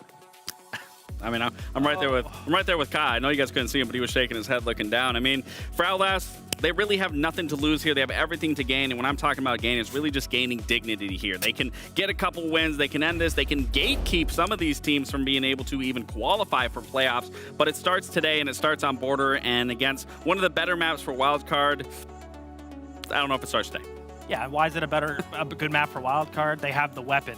94, Storm, whatever you want to call him. Where's he going to play? In CCTV, and no team has been able to clear him. So Outlast, can you be that team? Keep an eye on that CCTV minigame. It's going to happen, and the 94 will be there. It's Outlast and Wildcard on Border. Let's get to it. Well, a really big game for Wildcard, and honestly, Jesse, every game for Outlast at this point is big too, but it's more about getting reps for the next stage. The end of the road for Outlast is very fast approaching, and if they fail to win today, they will be the first team mathematically eliminated from the playoffs here in the NA League. It's been a really rough go of it for Outlast. All 5 of their players are 43rd down through 48th in the standings right now. Millie, the highest rated player. It's been tough. There has been no bounce back, not as much growth as we would hope after kickoff. For Wildcard, they're looking like a pretty good team, still gelling with Adrian on this roster, and they are hoping that by the end of today, they will have clinched a playoff spot. A big 3 points over Outlast would do them well. Yeah, we just got done talking about M80 and their flawless stage, their 7-0 win streak so far. Outlast still hunting for their first victory since becoming a professional team. Yesterday, they hit the dreaded 0-10 lifetime record. So they're hoping today could be the day that they break that streak, that they come out with a win here against Wildcard. It will be very tough letting things go to Border. It's not a map we've ever seen Outlast play before, but it's Wildcard's playground. We've seen them dominate on this map so many times. We know how good Bay is inside of CC. This whole team can play so well on this map, so their work is cut out for them today. Bay in 4th place in the standings. There's another top 10 player on the side of Wildcard as well. Spiker sitting in 8th place. It has been a really good showing from the IGL, and the leader of Wildcard playing on a pretty tough role, but Spiker's always been one of those fragging IGLs. And honestly, it's been a good bounce back for Spiker too. Despite Wildcard making top 8 at the Salt Lake City Major, Spiker's numbers were very deep underwater. That's not the case here. He is thriving, and I want to say he's above water, but then that doesn't sound as cool as below water, because what is he, treading water? That's not good. He's swimming upwards towards the skies. And the man right now, the weapon, the Storm, all the names that Mint called him on the desk, he'll be the one to watch, playing a very critical spot inside of security, a common spot as well with that Scorpion. He can take multiple engagements and shred in close quarters. He's exactly where we expected him to be, so keep your eye on him. He's got supporting cast, of course, alongside him. Adrian over towards East Stairs. You've got some players in the hallway, Baby Shark there as well. So it's not like he's totally alone. He's got the support from his teammates in this position, but still, it's a spot that requires a lot of individual mechanical skill. Bay gets a lot of credit. I actually think Adrian on East Stairs is maybe just as important as Bay, because he's been so dominant in this position as well. They're defending top floor. They've won this bomb site the last 7 times they've defended it over the last couple of months, including beating Dark Zero twice at the Major. So we really like Wildcard here on their top floor defense. Outlast will try to be cracking this with some good displacement operators like the Capitao and the Grim, and especially Millie down below with 4 pings. Could get some active frags going here early in the game. Millie really will be. He and Veronix are going to be the 2 that you rely upon the most for Outlast. They are the 2 highest fragging totals on the team. Again, the numbers for Outlast not particularly good for anybody, but if there are 2 players that are going to don that super suit, it's going to be Millie or Veronix. And I mean, if you're Veronix, you have to hope that you survive a little bit longer. How on earth does he not know that Baby Shark is advancing from that position? Down goes Veronix. Bay traded out. Nice entry from Nesta. I don't know if Bay's attention was elsewhere, but again, these tiny mistakes for both of these teams. Baby Shark still doing very well, smelling blood in the water, and he is in pursuit. Trevmac now on the board, and it's honestly a pretty decent first round for Outlast. They'll lose Millie, but Trevmac finds a second, keeping this one so close. Prolonged action with just a little bit over a minute to go. Adrian and Spiker remain for Wildcard, Trevmac and Logan on the side of Outlast. It's going to be the IGL and the entry to try to make this push work in the 2v2. Outlast will have to find some way to get this defuse kit on the ground. They have no smokes. They have really no plant cover. If they can catch somebody on the Bs, they might be able to go in for an aggressive play. But again, there's going to be lots of util to deny this plant. 3 impacts in the pocket from Wildcard and some Goyos to worry about too. Out go the bees. Wildcard will need to pop those Goyo canisters ASAP, get the flames to go. 20 seconds is how long that fire lasts for. 30 seconds left on the clock. That's going to be able to blanket most of the site. TrevMac finds a third, a huge round. The leader of Outlast doing everything he can to give his team a fighting chance. He has the case. Now with plenty of time, he'll attempt the plant, getting to the halfway point. Spiker pushing up, and he gets him with an impact. The fadeaway there from Wildcard. We don't see it happen, but I have to wonder if TrevMac showed some frustration after that one. A spirited effort from Outlast, but Wildcard take it in a nail-biting 1v1. I hate to say it, but I did call it, Parker. 3 impacts, and TrevMac with the diffuser is on just a sliver of HP. They had exactly the tools they needed to win that 2v2. Not that it came down to planting in the 2v2, but I almost would have liked to see them change the diffuse kit, give it over to Logan instead of on TrevMac, because TrevMac was gutting today. He's on low HP. You don't really want him planting with all those impacts up on the board, but they go for their fights. Logan ends up losing his one. Kind of a weird, scrappy fight in the 1v1. Nice to see TrevMac getting some kills. That's his first triple kill of the stage, but not quite enough there in the end. Wildcard just a little bit better, and Spiker, I think, showing some of that maturity, showing some of that experience from the highest rated IGL in the league. Oh, you like to see IGL go up against IGL. There's the impact. Perfectly tossed. A master ball sent out from Spiker on that one. 100% success rate at catching TrevMac and Jesse. TrevMac is now owned by Spiker, so I think this makes it a 6v4 for the remainder of this match. Border is a bit of an interesting one, by the way. We often refer to this map as the place where good teams go to die because of its unpredictable and very frag-heavy nature. And I mean, there was fragging galore in round number 1. It certainly did benefit Outlast, and just based on kills alone, again, a lot of them from TrevMac, you have to wonder if this is a map that might actually give Outlast more of a fighting chance than if they'd gone to, say, something like Cafe or Consulate. Yeah, I also think, though, like, Wildcard have already played this map twice this stage. They have shown their strats on it. They're not really changing too much, and you're going against Outlast, the worst team in the league. I don't disagree with the mentality of, like, let's just play something we've shown a million times, that we're comfortable on, that we're confident on, and have a good time. Yes, maybe there is, you know, it's the map where some good teams go to die, and Outlast have a lot of footage on you, but I still think it's worth taking that gamble just when you look at the stage as a whole and your opportunities later on down the line to hide some strats here. I still think this is the right call to come through from Wildcard. But it was a tough first round, and they nearly fell down to that 1v1. Here they go now with their second attempt. Bay once again playing the long angle security position on the Ella. He got cleaned up pretty early by Nesta last time, so it's important that he wins the duel this time around.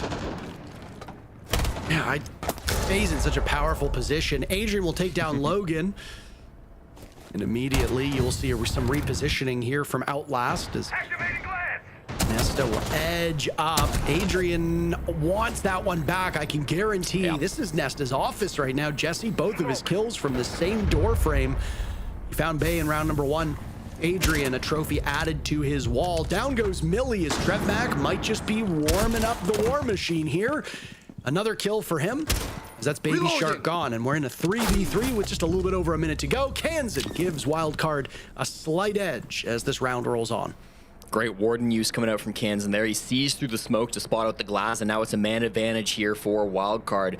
Nesta's been hitting some great shots today. He's having a really good game, but might have an opportunity here. If he has this player pop on up, I believe that's Kansan just playing back behind the half wall. Don't forget, bomb site's down below, so they have to find some way to eventually convert this to the site, and time is running low. Out go flashes.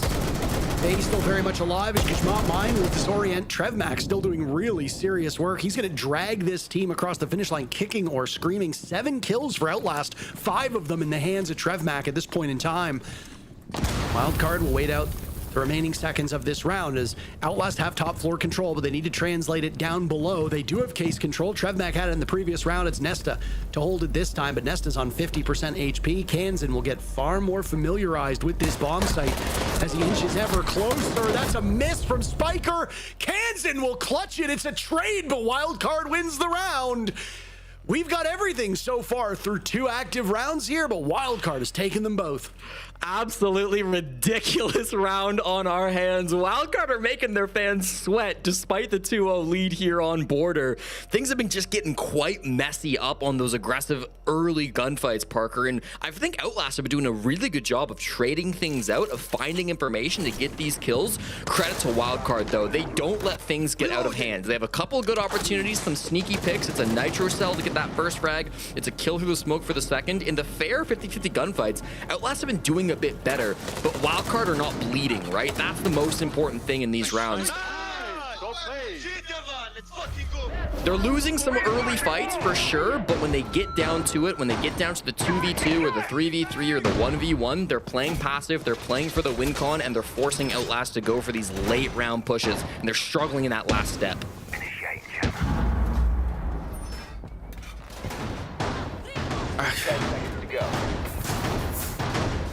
It is so tough when you've got 5 seconds to insertion. a team that you want to sing the praises of, Jesse, and just they are unfortunately unable to put it together. Yeah. Outlast is a team that, as far as I can tell, the players are all ostensibly good people. But being good and nice people doesn't necessarily guarantee you a future in this league. Outlast is in dead last with 1 point. That point coming with what almost seemed certain to be a victory against Space Station Gaming before SSG put on a clinic to tighten things up and then ultimately topple Outlast in overtime. Beyond that, it's 5 regulation losses with an eye-watering -26 round differential. 17 rounds have been won by Outlast. If you remove the 6 rounds against Space Station, that means 11 rounds have been won in 5 other matches. That's just above 2 rounds per game. We're not talking losing, we're talking blowouts here. And of course, for Outlast, a team that made no roster moves, and I believe it was the CEO of Outlast coming out and saying that, you know, they wanted the team to gel and enjoy their moment. I gotta say, you're probably gonna be seeing some roster moves in the offseason between stage 1 and stage 2. Well, 4 players sit on donuts heading into our 3rd round, Parker. 3 of them are on Outlast. The other one is Bay, and he's just about to get into another gunfight here on security. Heavy pressure coming down through the hallway. Logan trying to find an entry pick. Sees that there's a player just inside the site, but Bay gets his first on the board. Traded out immediately from Nesta, who's had his number today. That's going to put us down into a 3v3. Assuming they pick up Trevmac, they might have the lead. They lose Veronix anyways, so that 3v3 continues to be the case. I like the trades continuing from Outlast. They get this early space, but the late round has consistently been their biggest problem. Dying moments of the rounds have been very competitive for Outlast, but yeah, you're right. They're just not able to stick that landing. They have an advantage now with a minute to go. Spiker's in the ground. Nesta doing just about everything this round. Really good, strong performances from individuals on this Outlast team. Trevmac in particular on round number 1.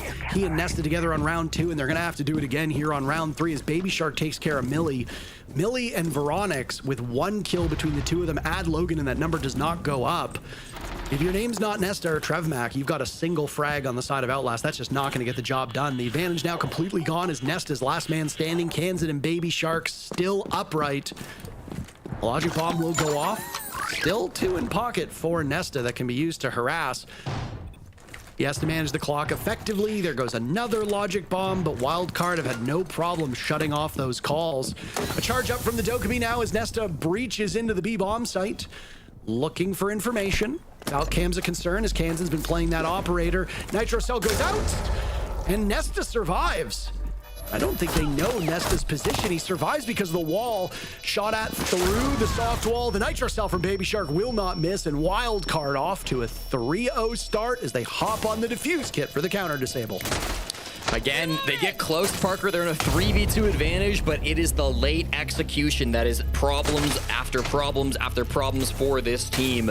They enter into today with the lowest attacking win rate of anyone in the league, 15% on their offense. That's one of the lowest attacking win rates I have ever seen as a broadcaster in this game, at least after how many matches they've played. And it feels like it's the same problems consistently going up against this team, right? It's consistently the late round, even when we're seeing some sparks of light, even when some players are hitting some really nice shots, when the trades are there, when it comes to putting the defuse kit on the ground, when it comes to getting into the site and actually making an execute happen, it has just been a miserable attempt to come through from Outlast. They're really struggling to take these advantages, or at least even states that they're getting in the mid round, and working them into round wins. And again, maybe there's been a bit more hope in this map than what we've seen from previous games on their offensive sides. But how much of that is just that we're on border too? I mean, this is thought to be the most attacker-sided map that we have in professional Rainbow Six Siege. A 3-0 defense start for Wildcard is a strong sign of things to come. You say that, and yet the numbers do ultimately betray you through this stage. We are looking at a very defender-sided set of maps.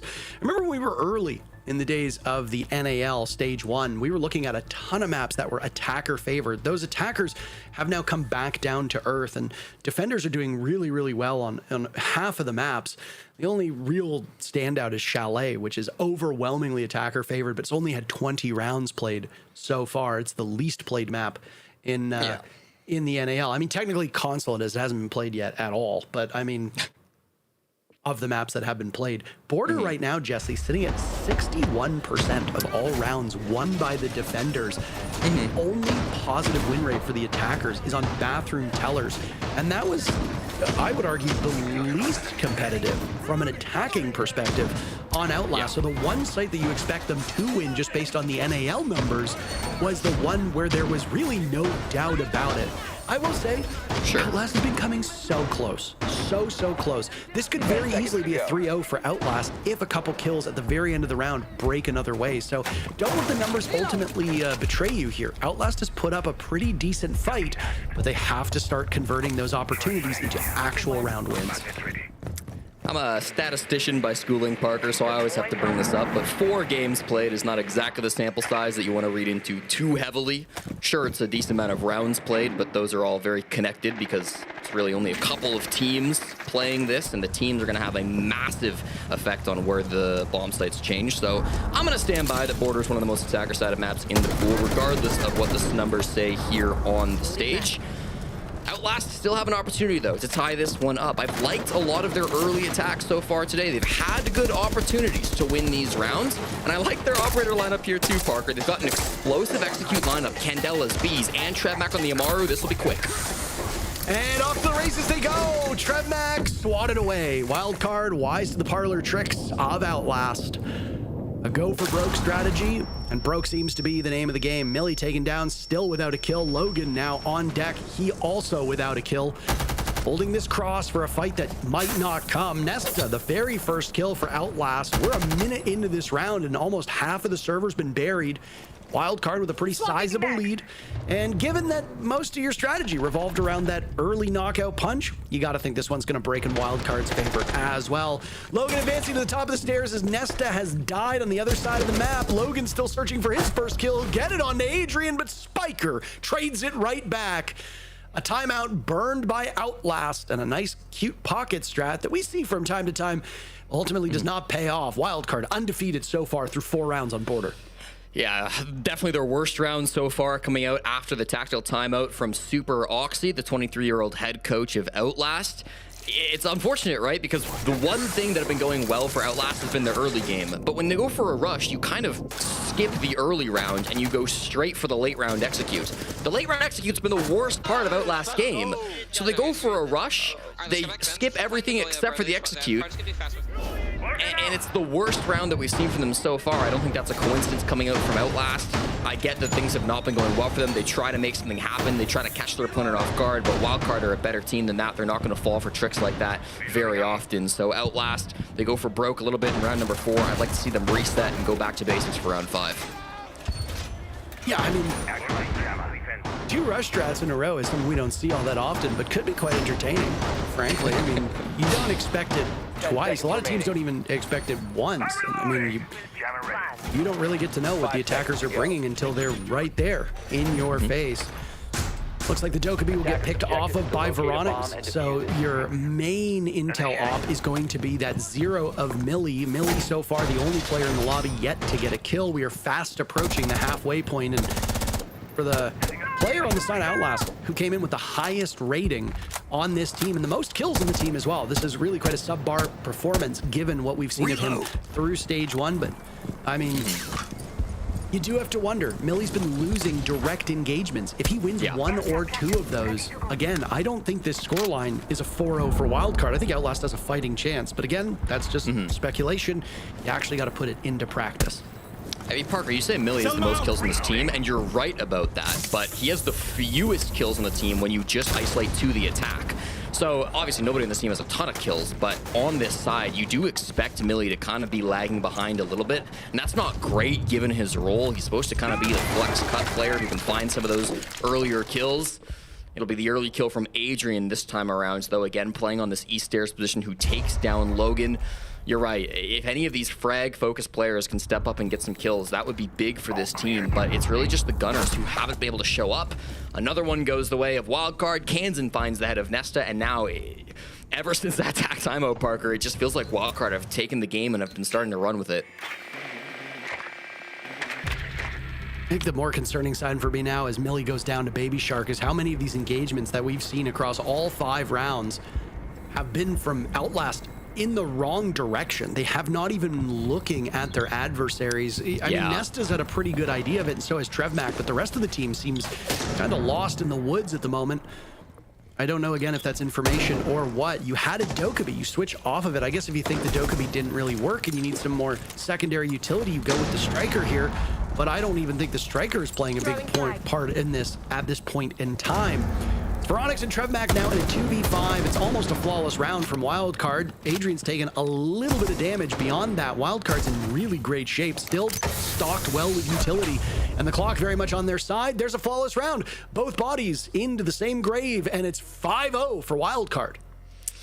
Just getting tough here, of course.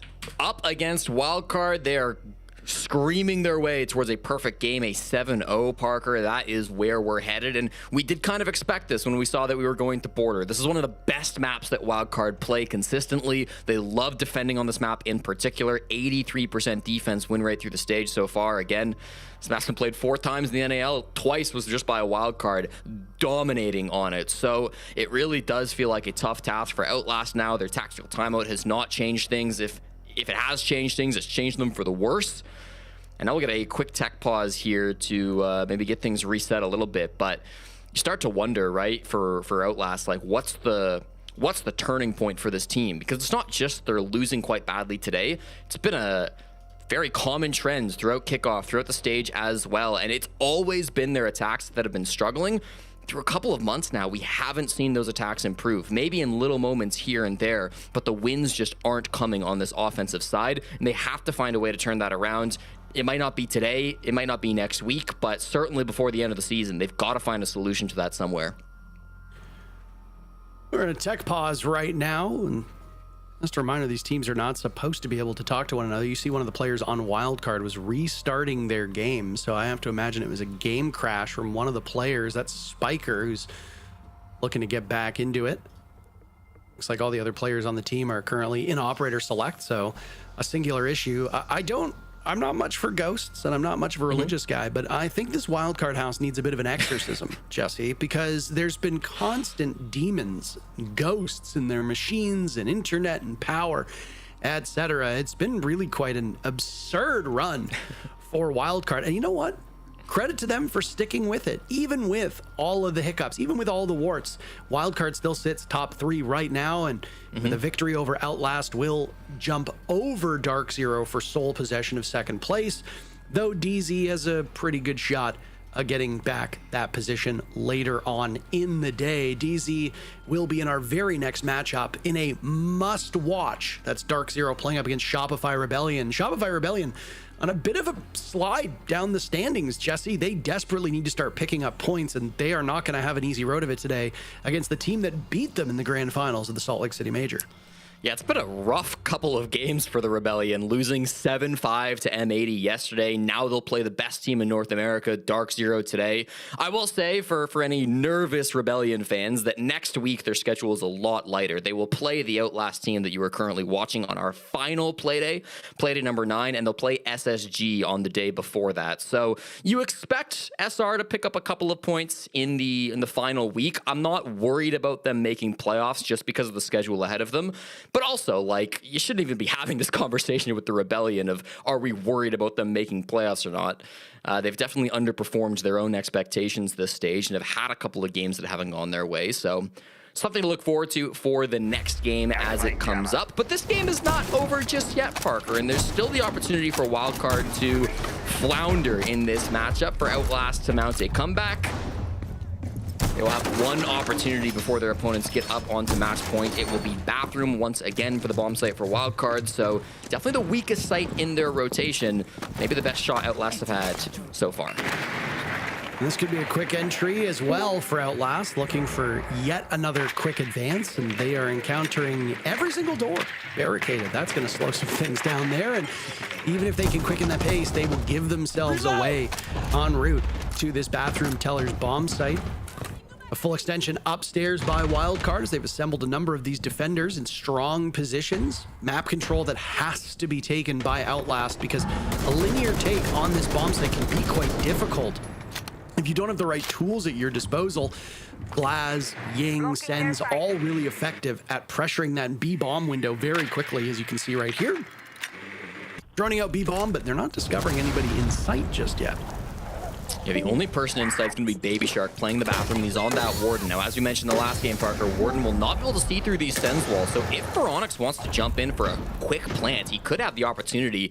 He just ate 80 damage, though, playing outside the window. So we'll have to call that off. And his teammates are all fighting on the top floor with damage being dealt across the board. Kansan on the entry.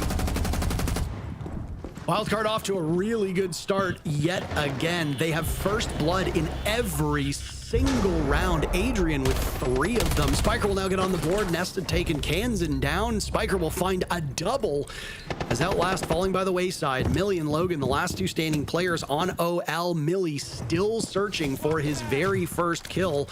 Logan's only been able to amass 1. Same with Veronix. Your fraggers on OL are not fragging. Nesta and Trevmac should not be the 2 people on this team getting the lion's share of kills, and yet here they are. At this current point in time, I think Outlast will take whatever they can get, Jesse. Final minute, Wildcard doubling up on numbers over OL. We've got some decent utility, of course, with these flashbangs and the Flores drones as well from Millie, but so much time still to work with on the side of Wildcard. They can go for a late flank if they want to. They can start to play with their food a little bit. They're in the 4v2 as well, so they don't have to make any moves. They could just wait this out. Outlast aren't going to be able to expect what is going to come through, so they've got to be really careful with these last few seconds. They're fishing for kills at the moment, Parker, but they're coming up empty. There's one from Millie. He gets on the board late in the first half. Always a good time to start fragging, and I mean, I don't think you're going to keep Millie down for the remainder of this match. He only gets 1. Faye shuts him out. And now it's Logan in a 1v3. Wildcard really quite intent to swing this. Baby Shark gets the final kill. He got the first kill of round 1 and the last kill of round 6. A nice bookend to a perfect 6-0 half for Wildcard. Always a fun time coming on at the halfway point of the game at 6-0. Lax, it is Wildcard all day long. Outlast just not there. Yeah, I can't say this wasn't expected. I mean, for 2 reasons. 1, how Wildcard has been playing this stage. For 2, we've also seen how they've been playing on Border. They're obviously very comfortable on it. But something I do want to talk about with Outlast is these glimpses of success where we see this team actually playing very well. Jesse was already talking about how well their trade games has been through round 1, 2, and 3, and round 1 again. If you just look at the trades, they're constantly playing with each other. They're constantly trying to single out a player. And it really just came down to this last moment where it was an impact grenade that seals it for Wildcard. And I mean, we've been there. I've been there, whereas I have to go against C4. I have to go impact. I have to plant the diffuser. It's an unfortunate situation to be in, but at least you're losing and it's looking good. And then you fast forward in round 2, it's the exact same thing. They're working the map. They're catching players off guard. They're figuring how they can work together. And they do this. They go for the side execute. They even the man advantage. Unfortunately, it comes down to a trade that naturally is going to go to the defender. But again, something that we've highlighted time and time again, I want Outlast to look good when they lose versus what we've seen in the past where they look bad when they lose and those 2 rounds and what we were seeing on the attacking half, at least their trades and their game plan look to be there. I'm not surprised by the 6-0. Yeah, I love that we're looking for the positives in Outlast, sorry. But you're right. It's the late rounds, and even the casters kind of brought that up. But it's just the late rounds over and over and over again for these guys, and that's kind of a young team issue. I mean, there was even a round they had a great 3v2. We were listening to them try to set up, going for the next kill, and Baby Shark walks downstairs with the SMG-12 and fries a guy across the map. Yeah. I mean, you just can't put yourself in those situations. You gotta try to actually hang on to your man advantages and things like that. But other than that, I mean, obviously a good game plan from Wildcard, banning out the double shields. That's really the only time Outlast has ever gotten close to winning rounds in some of their other maps. And then you have Rob and actually popping off. It's not even Batman. I was highlighting Bay, and it's Baby Shark and actually Kansan's just one of the most consistent fraggers for these guys. And we can see the stats right there. I mean, when Baby Shark, this is 2 or 3 good regional days in a row for Baby Shark now? Like 9-2. Like he's actually farming these guys. He's back. The Wildcard as a team feel like they're back. I mean, this is a great performance from them at this point, and they're going to just look to, I guess, maybe one more round here, and we could see this thing closed out. Parker and Jesse, back to you.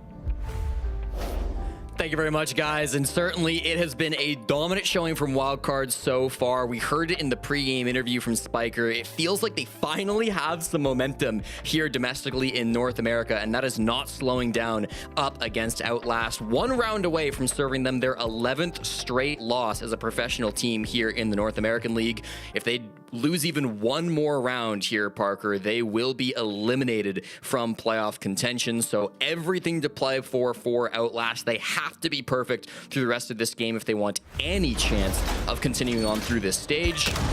I am glad that the Desk brought up Baby Shark, though. He entered this game as the lowest rated player on their team, and I think he's been frying it today. He's been doing a great job.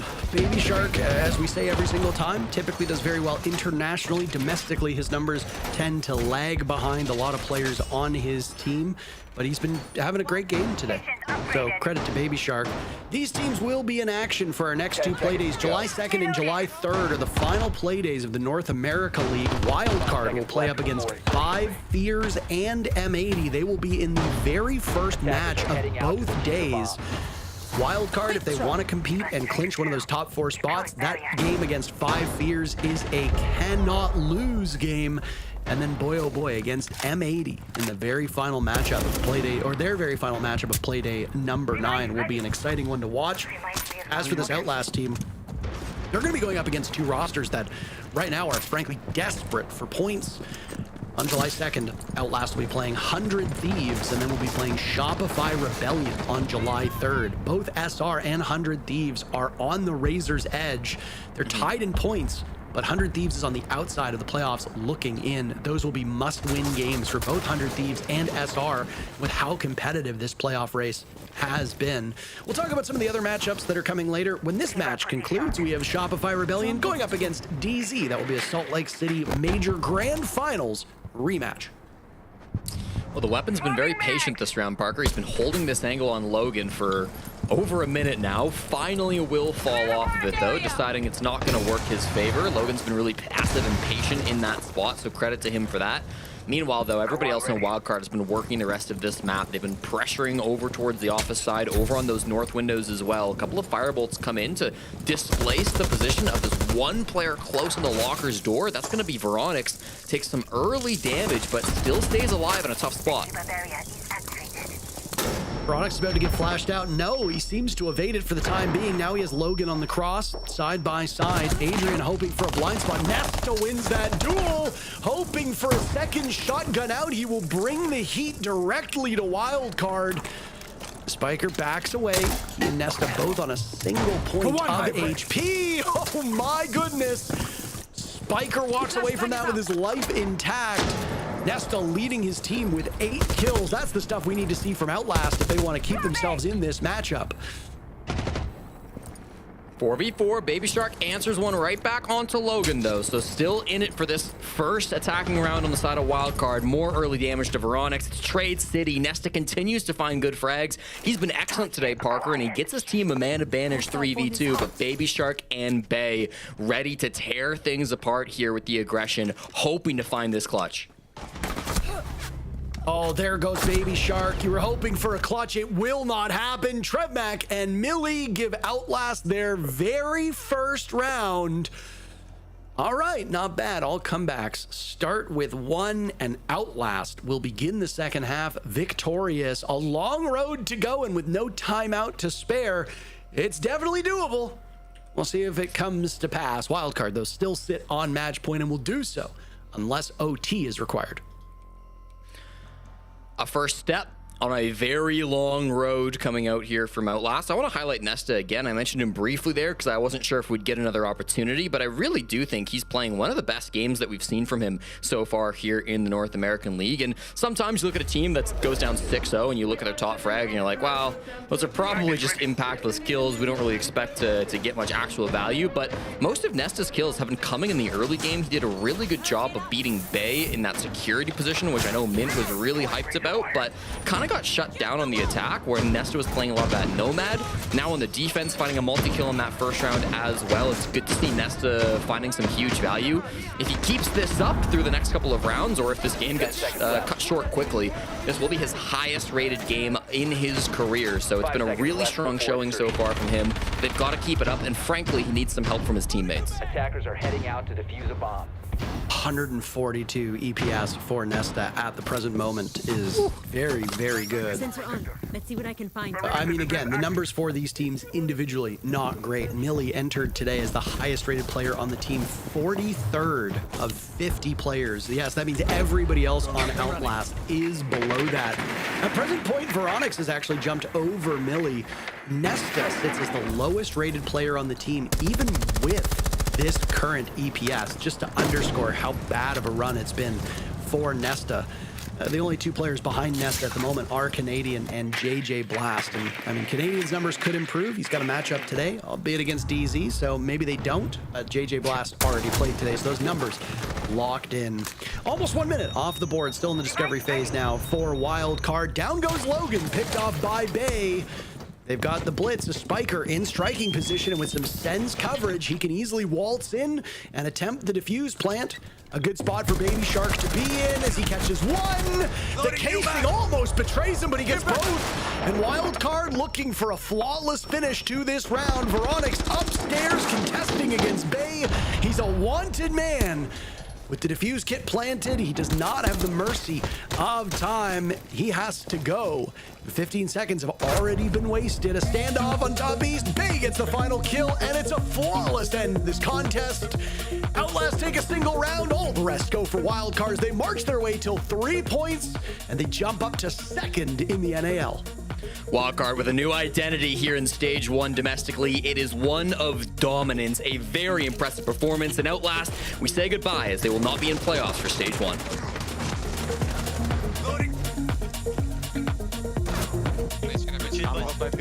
Nice guys.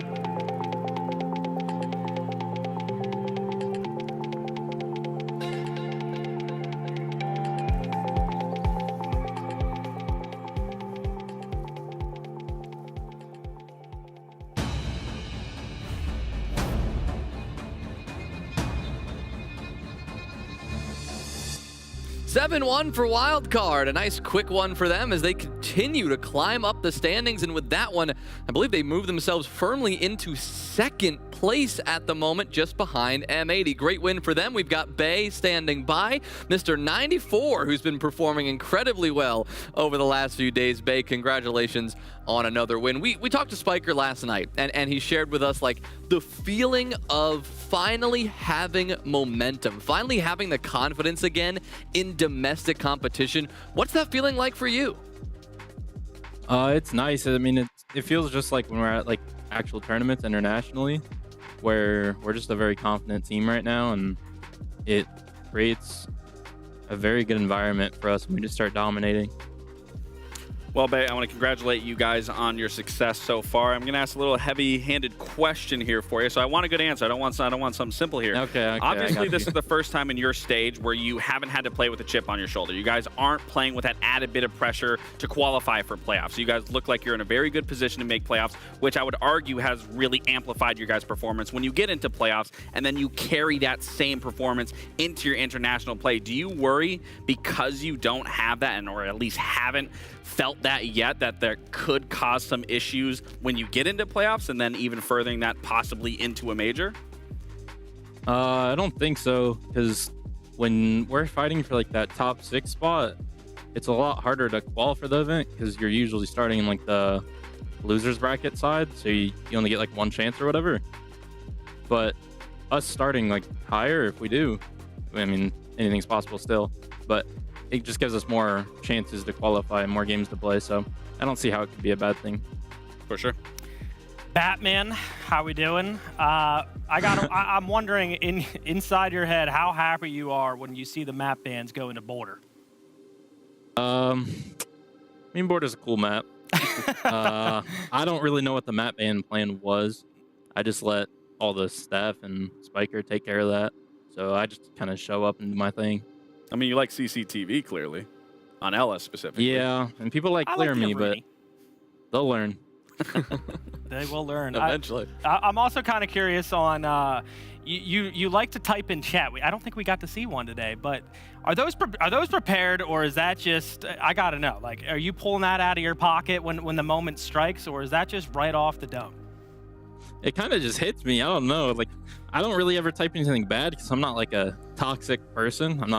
I don't really like doing that, but if I can aura farm, I'm gonna take the opportunity. I'm an opportunist in the chat. Yeah, what was it you said the other day? Your coach frowns every time you walk into the room. Me. Exactly. I mean, I was just thinking, like, because I really sat back and I thought about it. If they keep going CC and I keep getting like one taps on the break door, their shield keeps dying to, I don't even know what, they're just dying, and their coach has to be sitting there watching that and just feel hopeless. Like, it's obvious what they need to do. Stop going there. Bay, a great answer. Thank you so much for your time. Congratulations on the win. 4 wins in a row for you guys. We'll talk to you later. Thank you. All right, a big win for Wildcard there. As I said, their 4th win in a row. The momentum is clearly on their side. A big 7-1 performance here against Outlast Lax. I mean, it really was the Wildcard we're seeing, and they're thriving. Yeah, again, it was definitely expected for it to go the way that it did. I wasn't expecting maybe a complete blowout. Outlast clearly has put up some pretty good, decent performances. I mean, 7-4s or 4-7s rather. But again, this wild card, taking them to a border, you're going to give them the most comfort that we've seen so far in terms of their map pool. And again, this is just another day in the office for them. And clearly, they're riding that high of the momentum. And I don't see it coming down anytime soon.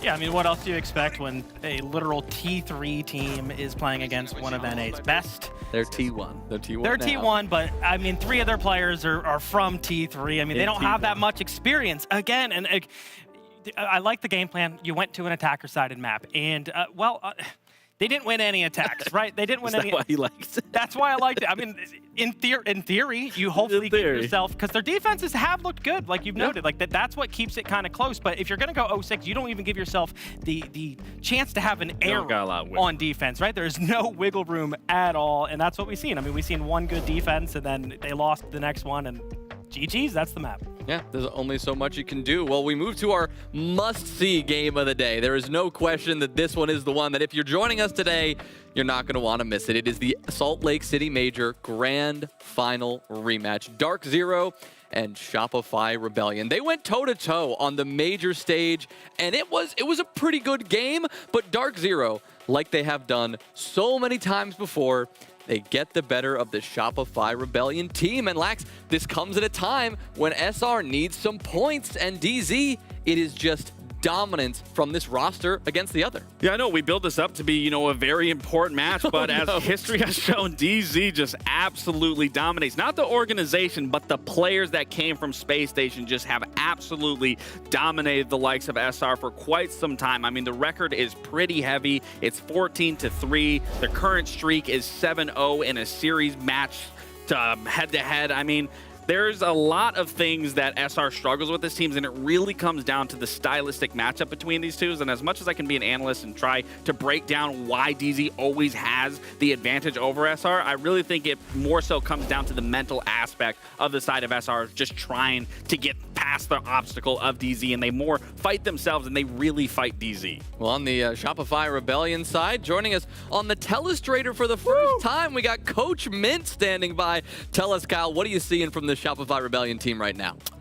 Well, I'm seeing a lot of losses from them right now, but that doesn't mean they don't have a good chance to learn from them, because that's what the regular season's for. The regular season, you want those cracks to form so you can learn from them, and that's what I have been seeing from them. The Rebellion, this was last week versus For Fun Esports. We're going to see them always attacking the operations room, and there's one key piece that you want to look out for, and that's going to be Volsper on the Azami. That's obviously going to be a problem for them because they're not problem solving at all. This is an early version of Lair. Why is that Azami annoying? I mean, look at all the angles he's able to peek onto the operations door. They have no other pressure besides just walking in from that single doorway. So Volsper's going to get a 2K and basically end the round. Now, this was yesterday versus M80. And, well, what did they learn from that game? Let's get rid of the Azami. Okay, so after you get rid of the Azami, what is going to be the issue at that point? Well, M80 is going to pull out the Clash. And again, for SR, they're going to have to problem solve. We're going to bring the Montaigne through the operations door. This time, he's not going to get shot through his shield. He's going to yellow ping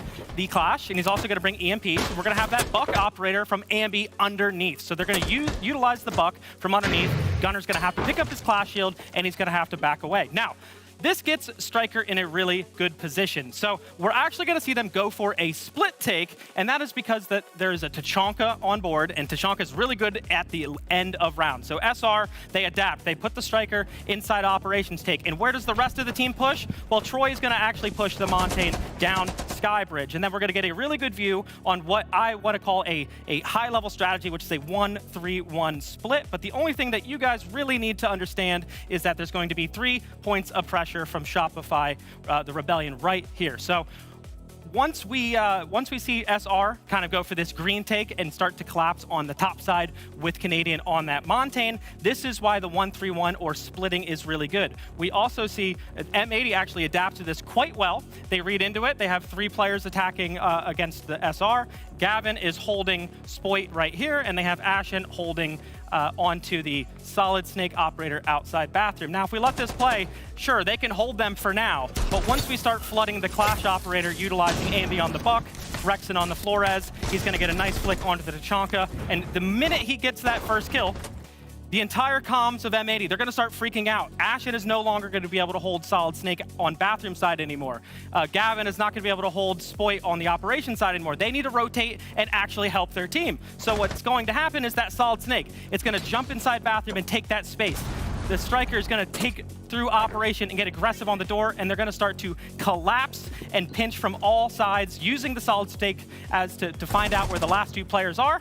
And basically, it's a TDM in an easy round for Shopify. So again, I mean, this has been really good for SR, to be honest.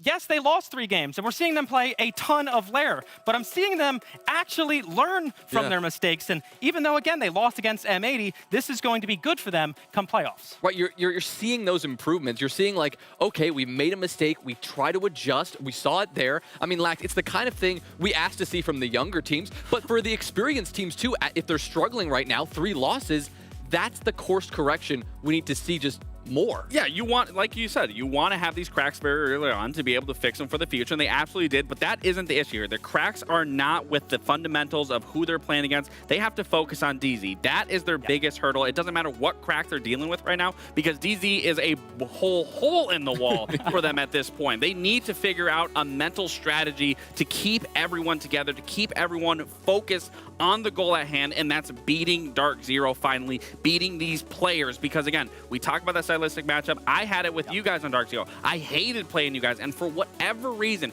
it doesn't matter what we tried, doesn't matter what we were trying to do to throw you guys off, just naturally your playstyle always counter what we would do, and this is an exact same scenario for SR. It doesn't seem whatever they try to do. You made an analogy. What'd you say in the back? Oh, well, what we call it is rock, paper, scissors, siege, right? Yeah, So, I mean, they're essentially Dark Zero is always going to be the rock to their scissors, their paper to their rock. Yeah. Whatever SR tries to replicate, try to find any little bit of success, just how DZ plays will always counter them from what it looks like from an outside point of view in. Well, Shopify Rebellion know that they have this kind of, that the stats don't back up their performance, right? Troy talked to you, Kyle, like on the DBNO podcast. He said, like, they're aware that this matchup is not in their favor. The exact words were, we haven't beat them in a long time. We are well aware that it's obviously a hurdle we have to get over, right?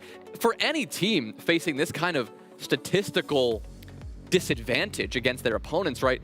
There's got to be this added pressure when you go into it. There's definitely added pressure, and even further past that quote, he did mention, like, in the grand finals, he thinks it did affect them, right? He thinks it did affect the younger players, that maybe it did creep into their mental. There is that added pressure of, like, once you start going down 0-2, 0-3, it's happening again. Oh, here we go again. Yeah. We just can't beat these guys, right? And, like, as a coach, that's a really annoying excuse, but it does come down to play styles at the end of the day, like you were talking about, but they have to be able to get over that hurdle, and it's like, once they finally are able to beat these guys, it's going to be like a weight is off their shoulders. They no longer are going to have those thoughts in the back of their mind. 100%. Well, as we get into the map, Vito, here, I was kind of hoping to see a map that they did play in Salt Lake City in that grand final, but we're going to see a map that we actually have not seen from them yet. DZ haven't even played this one this stage. We're going to Clubhouse here for this major rematch. I mean, it's definitely a 50-50 toss-up for both these teams. It's a very fundamentally focused game, but again, I think this is a little bit of a toss for Dark Zero, rather, to give SR a little bit of leg in the fight. But if you're going to be any team that's going to be confident no matter where you go, I mean, we talked about an SLC.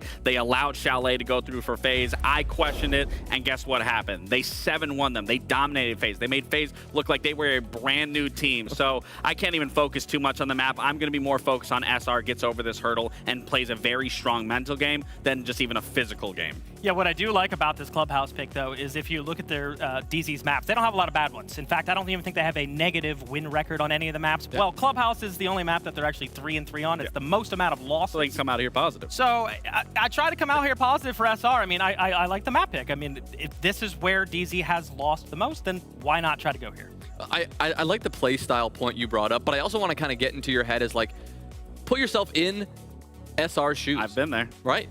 Playing against a team that just consistently dominates you, how do you get out of... Dominate. How do you get out of that rut? Like, how do you break that rhythm? I mean, it comes down to each individual being able to just identify where they can improve, how they can be a better teammate, how they can get everyone's mental reset at any given moment if things are starting to get bad. I mean, as you were talking about, you start losing rounds, it's very easy to look like, oh, look what happened last time. This is the exact same thing. So it's going to be important for each individual to not have that moment. And if they are seeing that moment happen from other players, that they can immediately change the mindset. They reset everyone. And it's also going to be important for players to have very big rounds and for players to get animated, to get hyped, and to be piggybacking off one another, good or bad, what's ever going on, to just constantly keep the mental at an all-time high, because that's where we also know where this Dark Zero team shines time and time again, is their mental state, their mental fortitude. They are always in it. They're always having a good time. They don't let pressure. They don't succumb to pressure. Well, the pressure here for SR is higher than it's ever been. They're hanging on just barely to the top 6 right now. Now, next week, they play Outlast. They're going to pick up some points. We know that. But, like, we should do.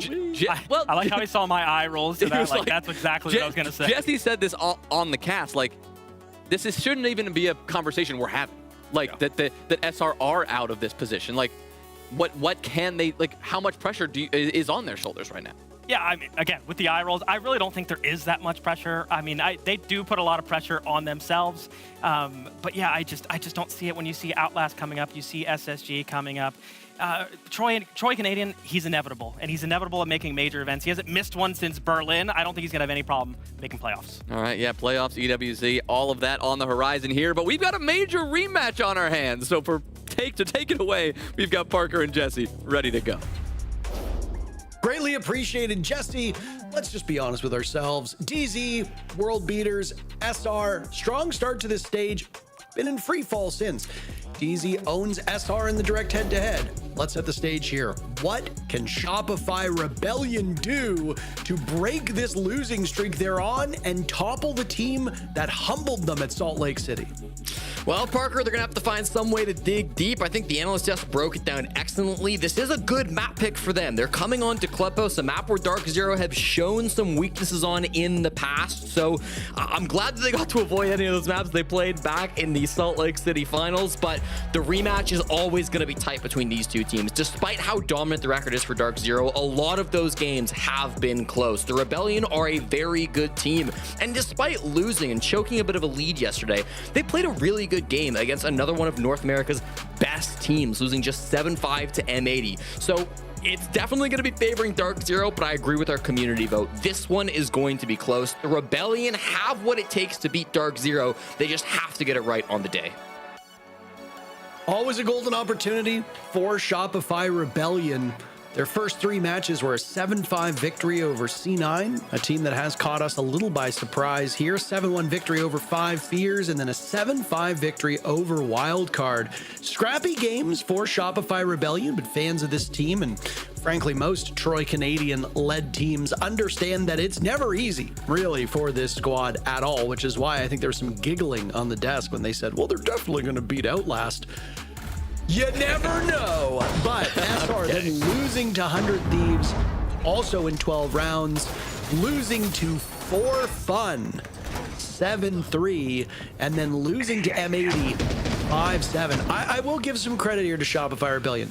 Most of these games are going all 12 rounds. They are very competitive games. And yesterday's matchup against M80 was a very, very good game. If you haven't watched it, I would strongly encourage you to actually go back and rewatch it. SR did have M80 on the ropes for a number of rounds there. It's just M80 looks like the best team in North America at the present moment, at least domestically.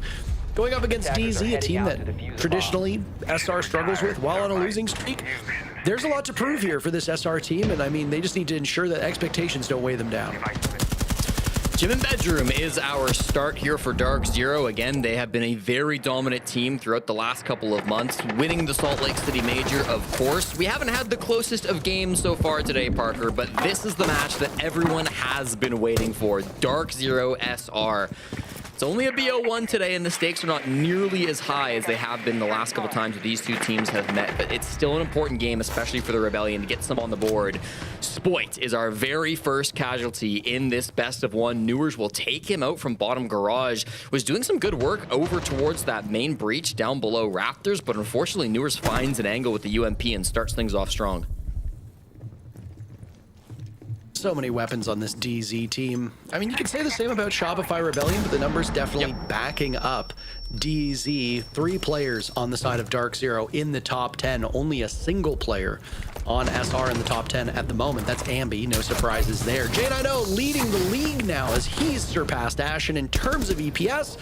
It's making them all pay. 2 kills, Newers with 2. Who's gonna get the last? It's J9O. How about a full house? 3 of one, 2 of the other. The 2 offensive threats of DZ barely allow the Rebellion into the building, and the defending major champs suffer through absolutely nothing in that first round.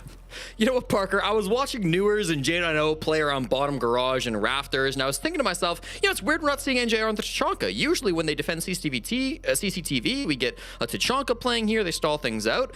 That's because they weren't defending CCTV. The bomb site was Gym Bedroom. Shopify Rebellion didn't even get close to that site. They lost all of their players trying to clear out the roam game, the extension in towards the cache side of the map. Dark Zero cleaning up. J9O, no doubt one of the best Rafters players in the world. He finds some really good kills, combining with Newers for a couple of 2Ks in the midst of that. So great play coming out from DZ, and Shopify Rebellion, they're going to need a little bit better than that if they want to be able to take down the major champions.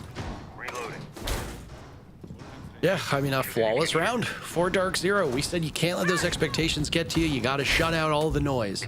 You know, the hurdle that is Dark Zero that Canadian and his team need to get over is proving to be maybe a little too high through round number 1. This was one of the few maps that we didn't see at the Salt Lake City Major between these two squads, so it will be a nice showcase of how their talents match up. Dark Zero looking like the team that we have come to expect. And I mean, North America's a really deep region, even if Shopify Rebellions are losing these games. As I said, most of them are going all 12 rounds. You don't get any points for making it to the end of regulation unless you win.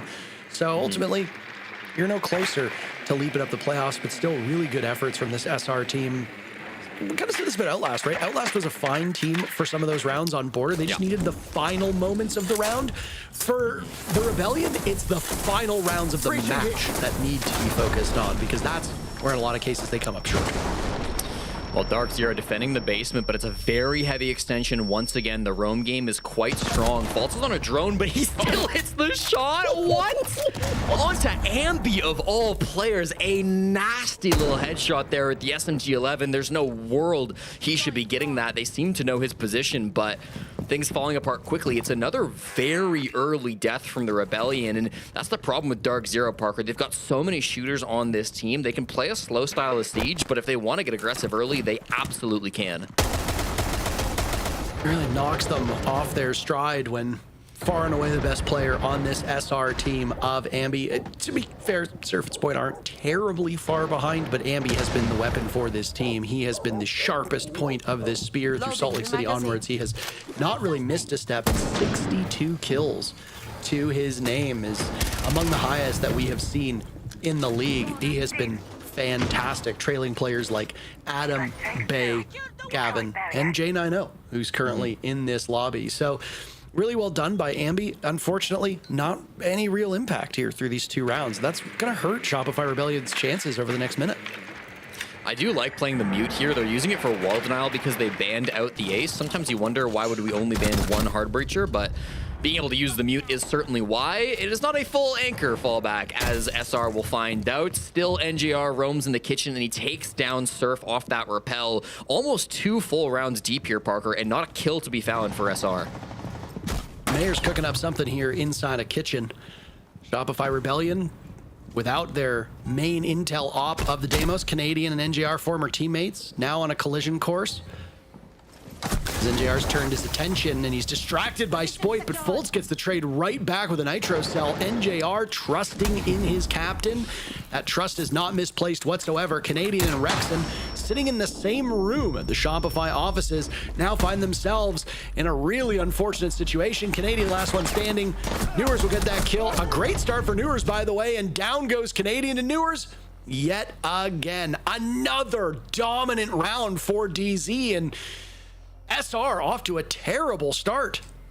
Yeah, 1 kill in 2 rounds. It comes off the back of Spoit, and even that gets immediately traded back with a good kill from the Nitro Cell inside of Kitchen.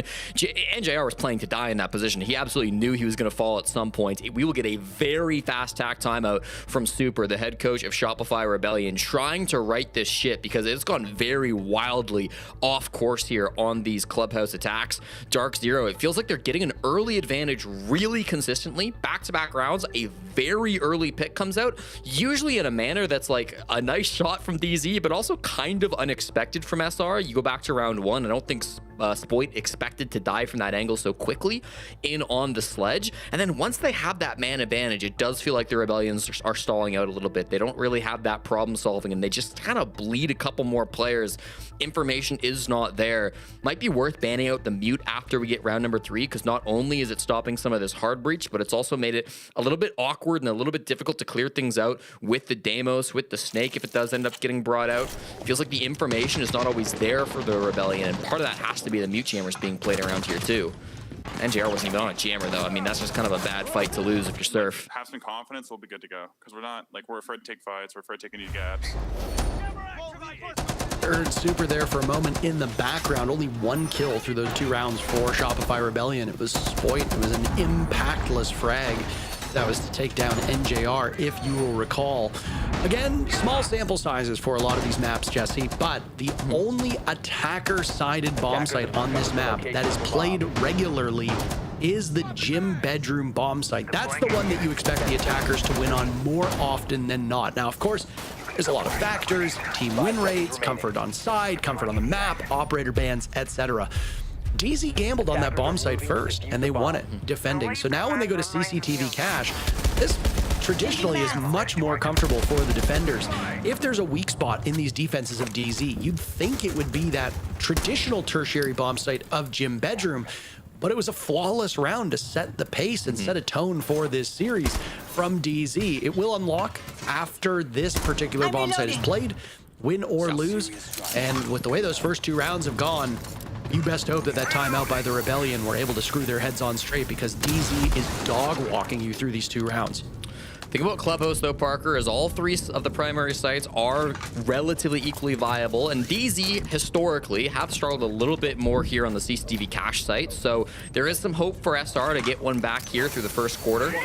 They've lost this bomb site the last 2 times they defended, although admittedly both times were against the world champions in FaZe Clan back in Salt Lake City, so many teams will be going down to FaZe Clan regardless of what the bomb site is.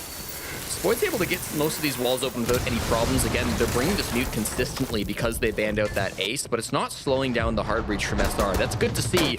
The opening picks, though, still favoring Dark Zero. It's Newers for the first, answered quickly back by Canadian. Being able to shut down Newers is a feather in the cap of Canadian, and something you can't really understate here. Newers has been a terror so far, just running roughshod over this Rebellion team across both of these rounds, across the entire map, across different bomb sites. So Canadian entering, getting the kill on Blitz, and getting out with his life still intact. That's quite a win for the Rebellion, and frankly, they're desperate for wins with how this match has gone so far. Next steps, though, conquer J90 on Rafters. You said it in round number 1. He is a sensational player up here, and this is a power spot where he can get entrenched very easily, and he gets Surf. The coordination from SR looks pretty good, but J90 is just, he's a different beast. So good with it. One more, why not? Rexton falls on the Kamatau. They're finding some kills over by Breach, Parker, but without that Raptors position, entering this Breach is so scary. They're going to isolate him with the smoke, and a blind shot by Spoit gets him. That's really good instinct and great game sense from the Swede. In Canadian now, working in tandem, NJR and Kino to back up this DZ defense. Nitrocell goes off, ripped a little too early. Canadians managed to enter the building. There's still fire from the Shumika launcher that can go, but NJR's got the LMG in hand. Canadian posting up, squared away where the bomb site would be, looking at the B-bomb chassis. He doesn't have the all clear. No Monty means he's far more exposed, and he's trying to get Spoit into position or put himself in a spot where he can do some work. Kino with 1, it's Canadian in a 1v2. He missed his opportunity to get Kino. 10 seconds to go. DZ just needs to wait this out. Canadian will take the fight, but lose it to the shotgun, and DZ start off with a perfect rotation. A smile of relief on the face of Faults after that one. NJR feeling it too. The whole team, a weight lifts off their shoulders, because in that 2v2, Parker, it looked so doable for them. They had the pick onto J90, and once that Raptors guy goes down, once Spoit starts getting kills, it looks winnable for the Rebellion. But Dark Zero, they are so annoying on that bomb site, because NJR and the Chichanka just makes it impossible to get a plant down. This is Troy Canadian we're talking about. This guy lives to press F inside the bomb site, but he just can't do it when the entire floor is on fire. It's a miserable experience for the IGL of SR, and they just aren't left with many options, despite the kills that they were getting back, despite the man count being so even through all of that round.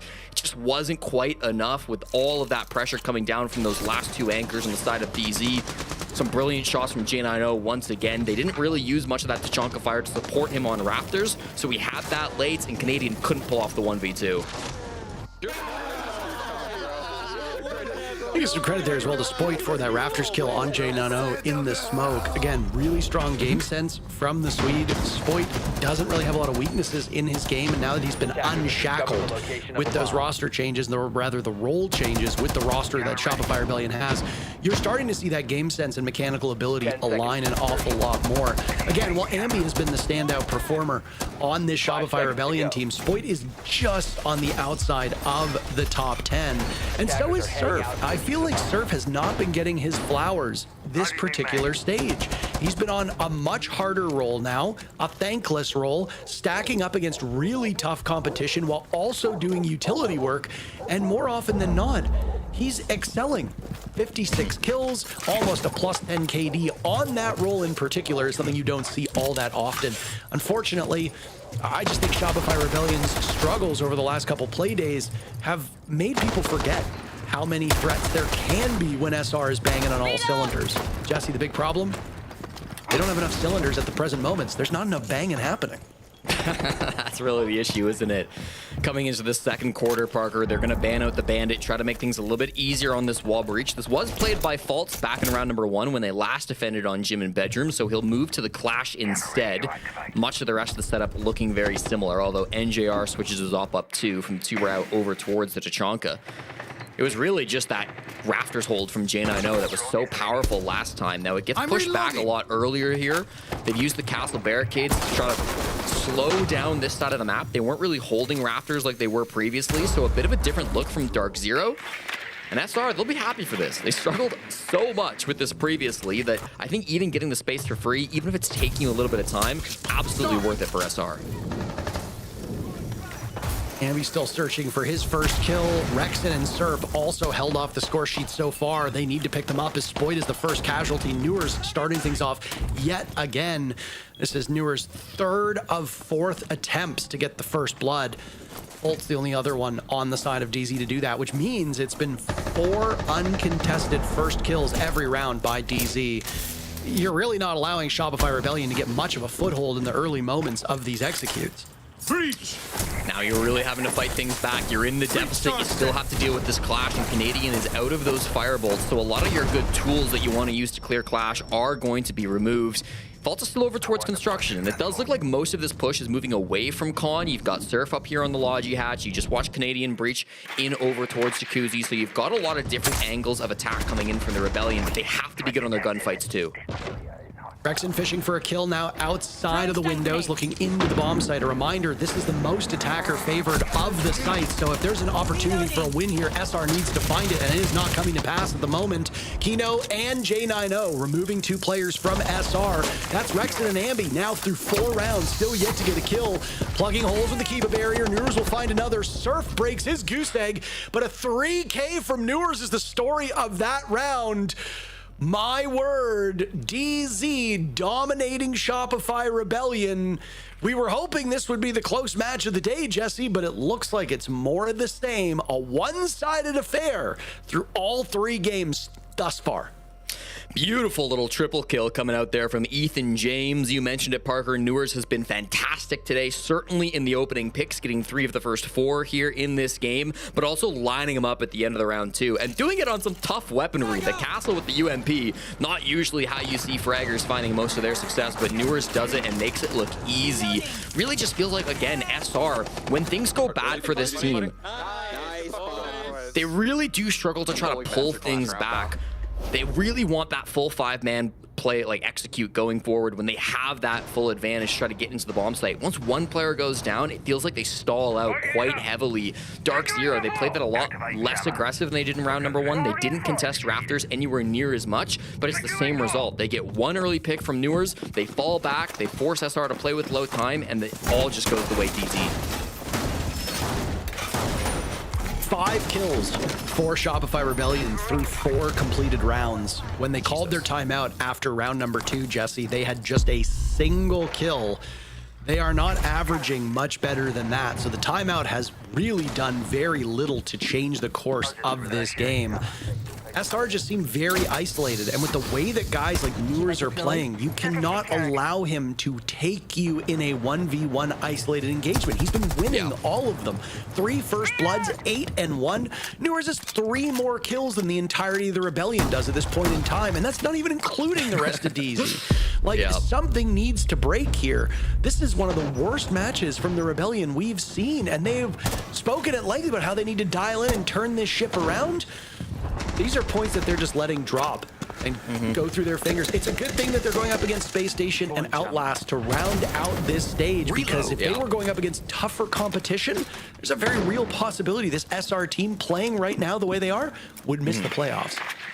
just for some context, in the first 4 rounds against Wildcard, Outlast in our last game had 10 kills. And that was also a 4-0 lead for Wildcard. So doing half as well as Outlast did in the previous game, not where the Rebellion expect to be. This roam clear has been solid for them, but it's been no kills, and it's again Dark Zero who strike first. The 5th time this game, it'll be a DZ player getting that opening blood. Rexon goes down 0-5 now for Richie, and it is still no trade to come on the board for SR. The roam game continues to exist, and there are no answers to be found from SR.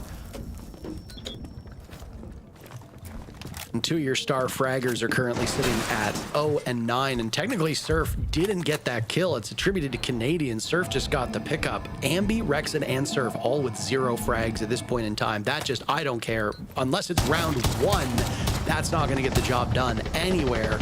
At least Voigt has shown up. He gets 1 kill, immediately traded off by the Scopos of Newers, who's patrolling that hatch, watching kitchen. Ambi will do some selfish reconnaissance work. As Device says, he's got the all clear. Diffuse kit in the hands of Canadian. Final 45 seconds here. Lots of information on Ambi. I don't feel well about this if I'm Shopify Rebellion. Yeah, this is devastating. So much intel. The Yokai cam goes completely unspotted. So all 3 of these remaining players in SR, their position is completely known. Nobody has to worry about Blue. Nobody has to worry about Moto. You know where every single player is, so all eyes are trained on them. Time, another factor to consider here. Really nice pre-fire by Ambi, reading Kino in that position. Instinctively, Kino wanted the swing, but Ambi's F2 is just a little bit better. And I mean, hey, Ambi's reflexes are really something else. Bogged down now at the bottom of main stairs to keep them busy while the Candelas go off, and Canadian will drop on in, but nobody is distracting J9. Oh, who finds 2? Ambi a step behind. It's all up to Surf now.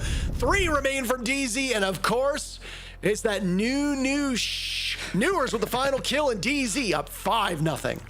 Continue to dominate, everything going according to plan for Dark Zero. They are finding so much success in the early game. They're getting consistent opening picks, and it's not being traded back, right? It's one thing if you get that opening frag, but then SR are quick to get one in return and keep the numbers close, but the numbers over and over again just are not staying close for SR, and they're really struggling with this early aggression being showed by Dark Zero on some of these roams.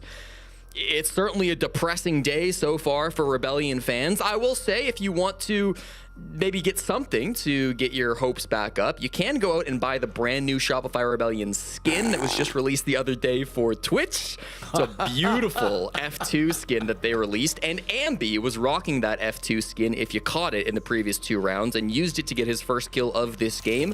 If Ambi can get his first frag with it, then maybe you can too. Here it is. That's the power of the skin. Look at that beauty.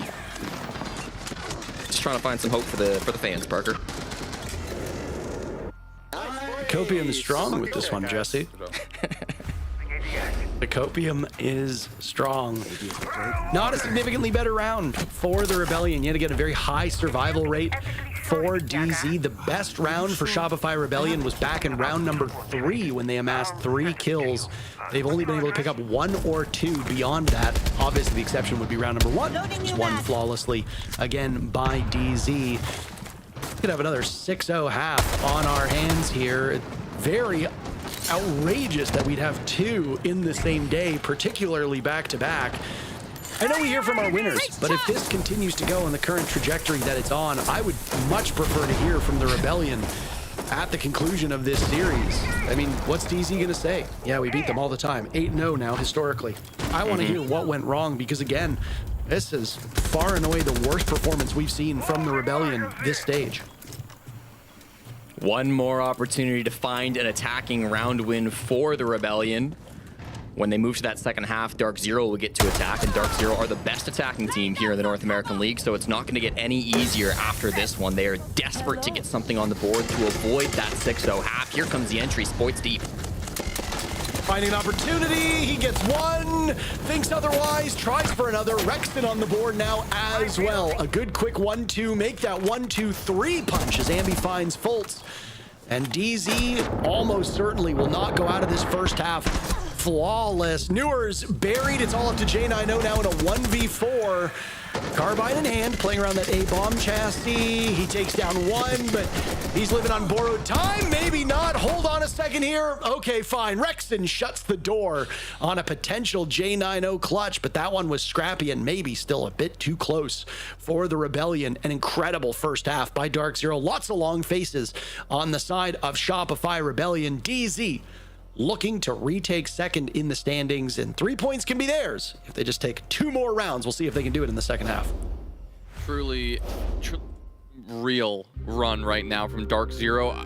It feels like we couldn't have possibly seen this coming, but I mean, talk to me about what we've seen before. Like, this is crazy how one-sided this matchup is. Yeah, and it just goes back to everything we were talking about and how one-sided this matchup typically is, right? With the Dark Zero and versus Rebellion. Like, in this game, it just seems like mental errors. I've never seen the Rebellion do this. Like, Ambi just outside, dies to Fultz. Fultz jumps over for free. No one's holding his cutoff. There's a guy in kitchen. We're clearing him with 30 seconds left. We're scared to push.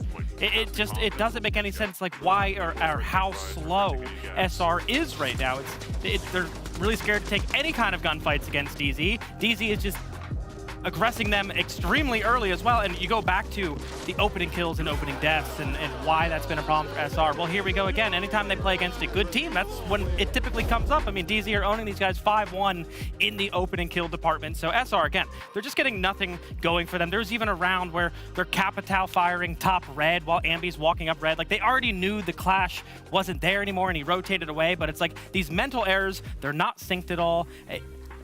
It's just the story of whenever these two teams match up. Like, I truly think it's in their head. Yeah, absolutely. It's 100% a mental game. This is why I said I want to see more of a mental game be played rather than a physical. And clearly we're seeing their face cams, we're seeing even hearing in comms, just they are mentally exhausted already. And when you look at this half, it's 5-1. Yeah, it looks grim. I am, however, going to try to bring light to this because as we do know with Clubhouse, it really comes down to those defenses. And realistically, going 1-5 isn't the end of a world. When you go to that defensive half, you can have a solid half and you could end it here in a 7-5. Now, is that going to happen? Probably not. Can it happen? Absolutely. Clubhouse is very strong. It's very defender-sided. But again, it's really about that mental fortitude for the side of the Rebellion. Someone has to have a pop-off round here that everyone can kind of rally and get the momentum back into their favor. Yeah, and I do want to give props to DZ first off. I mean, beautiful. Newers, I believe, was 2-10 yesterday. This is how good like their roster is. I believe he was 2-10 yesterday. Didn't even need to play. Today he's 10-2.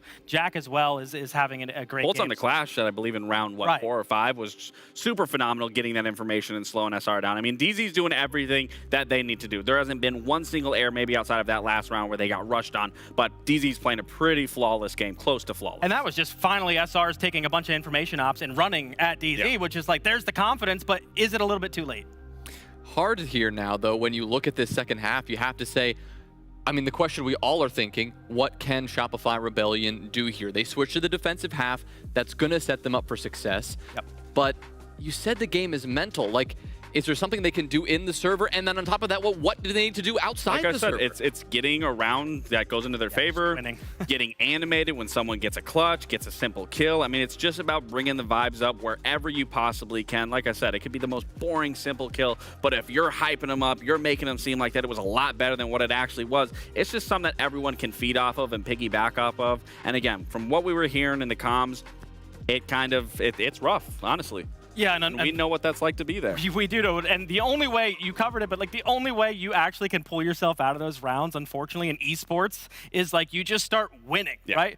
Like DZ just has the better culture in the sense of like they're always goofing around. Even when they're losing, they're counting in their different languages and trying to have fun with each other. But SR, I mean, it does get a little bit somber, and the only way to kind of wake everybody up and get some positivity is you get a round or two on the board. Yeah, absolutely. And I think I wholeheartedly believe with with callouts, just fundamentals and what he instills into the players is just their maturity and how they look at life and how they look at the game. And it really shines through, especially when we talk about a mental warfare battle between these two, where DZ's always going to have that pressure not on their shoulders, and for that side of SR, all the pressure's there. Yeah, Dark Zero, a chance to close this one out with just a couple more rounds, and Shopify Rebellion, if they want to avoid losing 4 rounds in a row, they have to, 4 matches in a row, they need to start taking some rounds right now.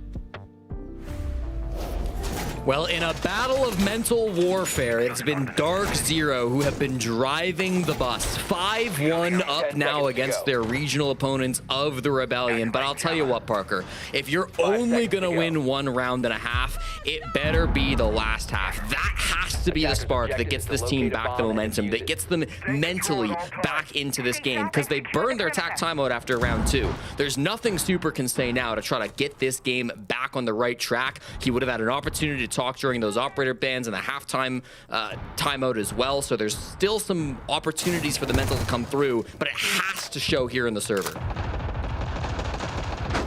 An explosion now inside a dirt tunnel. This Spoit sees the shield of Fultz. Does not want to engage with that, or Kino rather, pardon me.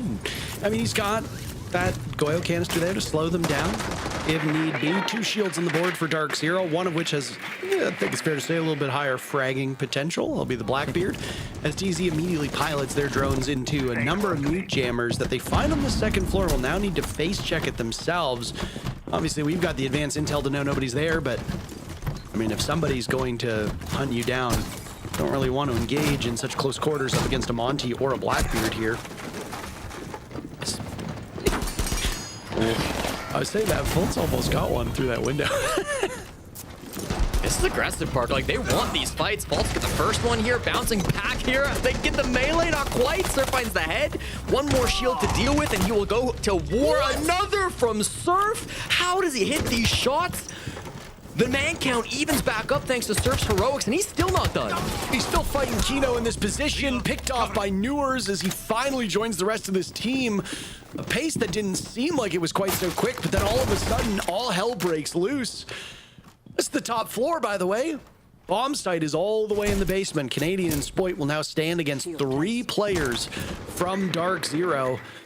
With those kills, Surf has now jumped into 2nd on the team in terms of most frags, and he's only sitting at 3, just to once again kind of underscore what's been going on from a killing potential on the side of the Rebellion. Newers, 12 kills. J90, 11. These are terrific numbers as DZ has had their way with the Shopify Rebellion squad across this map, but now DZ has to attack. And again, we go back to those numbers. It is statistically a lot harder to win attacking rounds on this map in the NAL.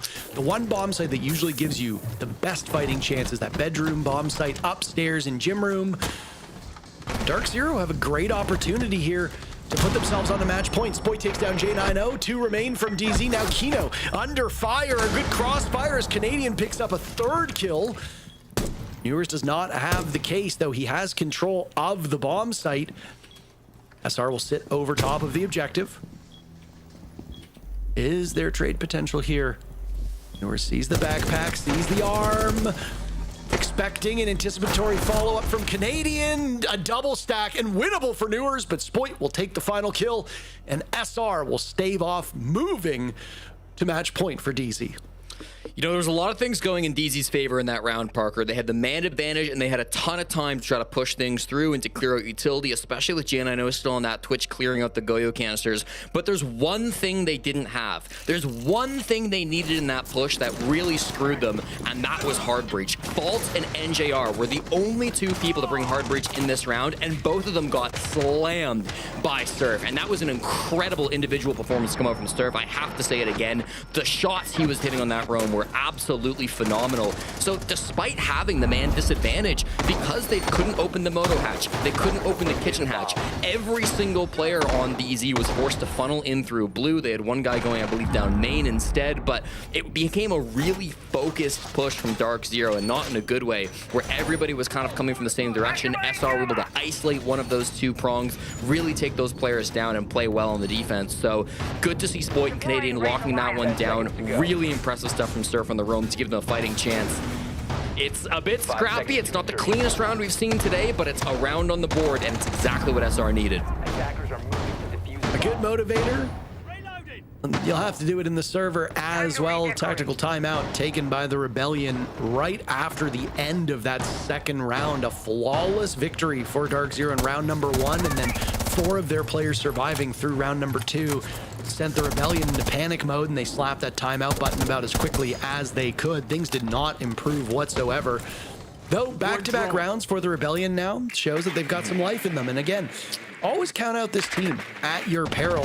I felt they were counted out quite a lot at the Salt Lake City Major, and yet they made the grand finals. Commentary online would suggest that this was a team that got grouped, but no, they were the second best. And again, history always tends to repeat itself, and Dark Zero has ownership of their match history between them and the Rebellion. 7-0 for DZ. So a lot of things working against the Rebellion.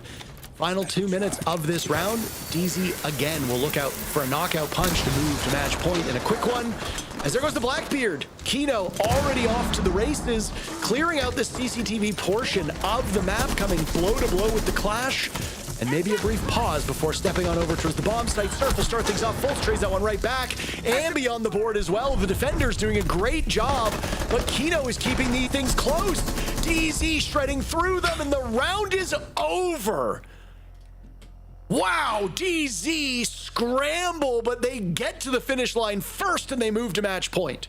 What a ridiculous way to win a round. Everybody on the Rebellion fighting in the extension, fighting for cash. Initially, it looked like it was just going to kind of be Canadian and Ambi who were holding that side of the map, but then Surf made a big rotation, and that kind of defined what that round was going to look like, Parker. Surf on the mute moved down those main stairs. He got a Nitro Cell pick from below that push that we saw coming out from Dark Zero, and then started to play red, but after he went down, it just felt like a mirage of trades, just a waterfall of kills coming in favor of Dark Zero as they found pick after pick, trade after trade. Everyone was so tight on that clear, and they were able to answer back so often.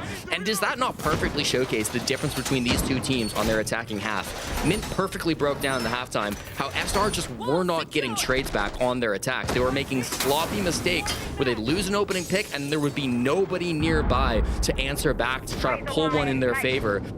Dark Zero don't have that problem. This is a team who will keep things scrappy, even if they lose some of those early gunfights, even if they don't start off on the right foot. They are battling things back. They are recovering these rounds despite the loss in the entries, and it's been very impressive to watch throughout this stage. It's continuing on Clubhouse, and they put us on a difficult spot. They've got to be perfect for the next 4. Even the rounds that were won by Shopify Rebellion were rounds that were still nail-biters, frankly. I suppose round 7, their very first successful defense was a bit more clear-cut, but these are not confidence-inspiring rounds for SR. Even when they play decently well through the mid-round, they are giving up first blood way more often than not.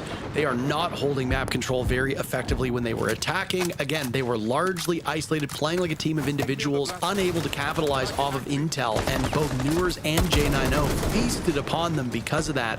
Yeah. Now, obviously, a lot of those issues disappear when you move on to defense. So a structured play, trading back and forth, as we saw in the previous round, while still coming up empty-handed, that's an improvement for the Rebellion, but you nailed it. They have to win 4 in a row, or this one's DZ's, and those 3 points for Dark Zero will be all too sweet. Really like that breach coming out from NJR. They get the main wall open. They banned out Bandit Kaid, so they knew that Miro would be the one tool that is still in the pocket of the defenders to try to get this wall closed. They deal with it really nicely. Here's the second Miro window, helping out this extension over on the master side of things, ready for a Nitro Cell, and Canadian will oblige by tossing this one out.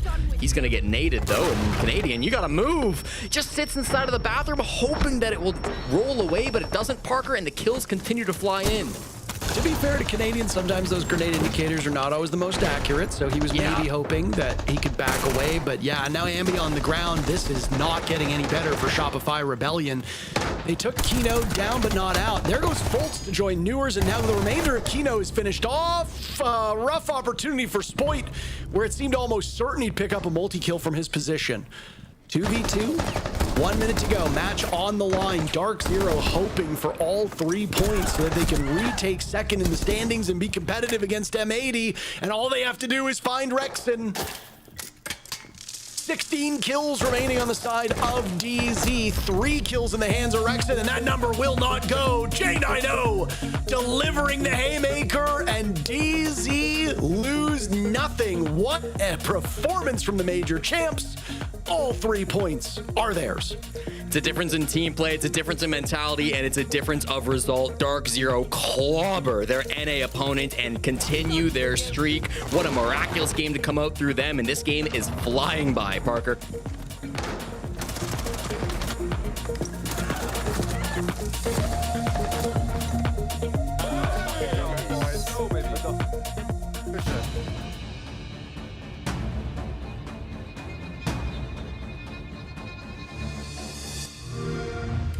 Pick up the pace, ain't no time to waste. Hey, give me the ghost, breaking it right to the door. They tried to tell me it couldn't be done. Give me the action. We want the action. Lights, camera. Give me the action. We want the action.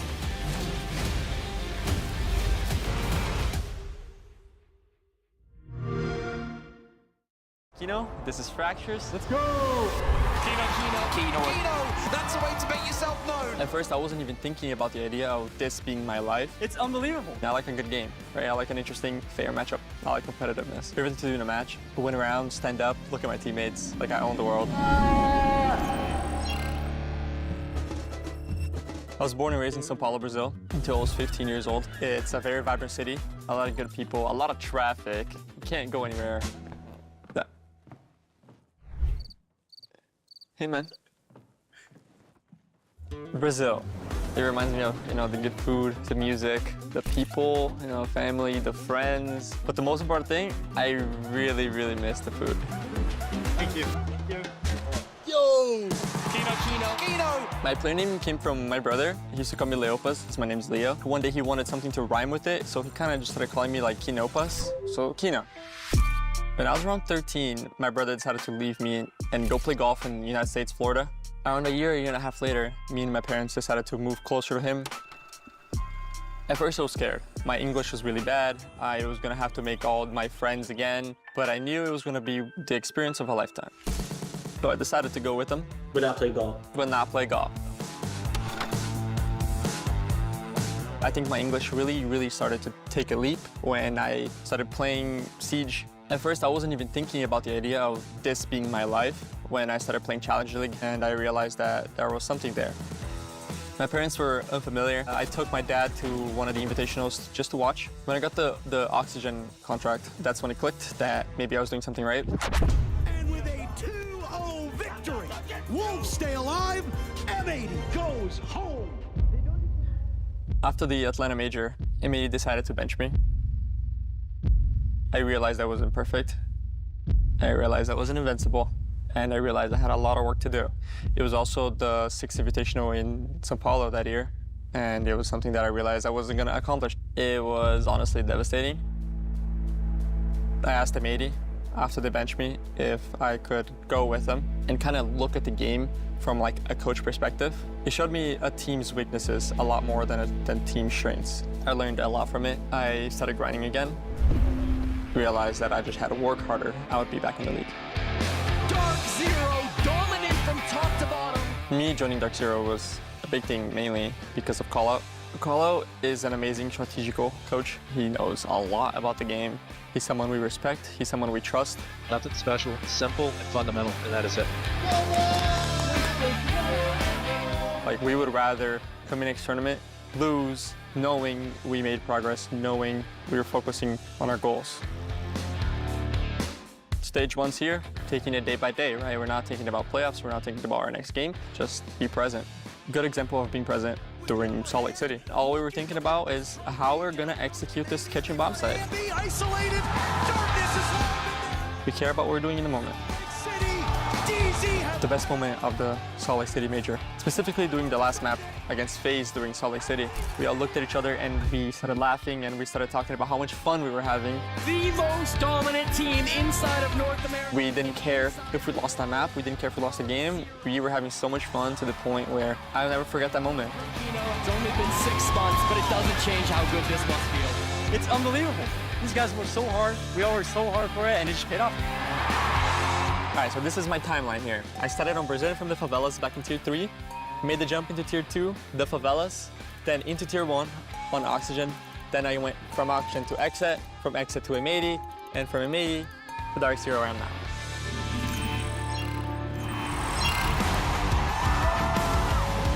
I don't need to prove myself in North America. I think the most important thing is to get better, to show improvement, to focus on the progress, and just to have fun with my team. That's it. Let's go! Let's go! Best operator in the game right now, Solid Snake. Most underrated team, 5 years.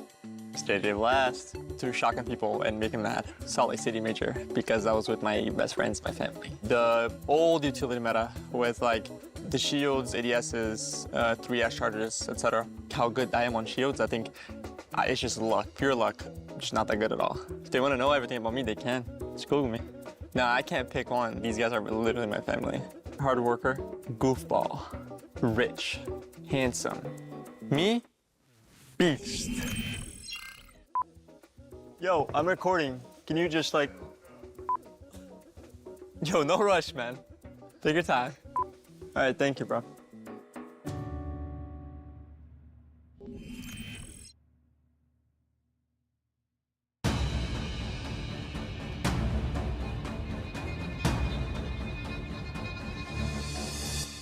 Well, that was some great insight into Kino, the player and the person, after Dark Zero take a dominant victory against some of their inter-regional rivals in Shopify Rebellion. We've got Kino standing by because, of course, we do. After the interview, Kino, congratulations on a win. It was, I don't know how much you got to catch of that piece just then, but it's great to learn a bit more about you and your history. I know I was there casting the favelas back in Tier 3 and Tier 2, so seeing you go from where you were then to where you are now, it's incredible.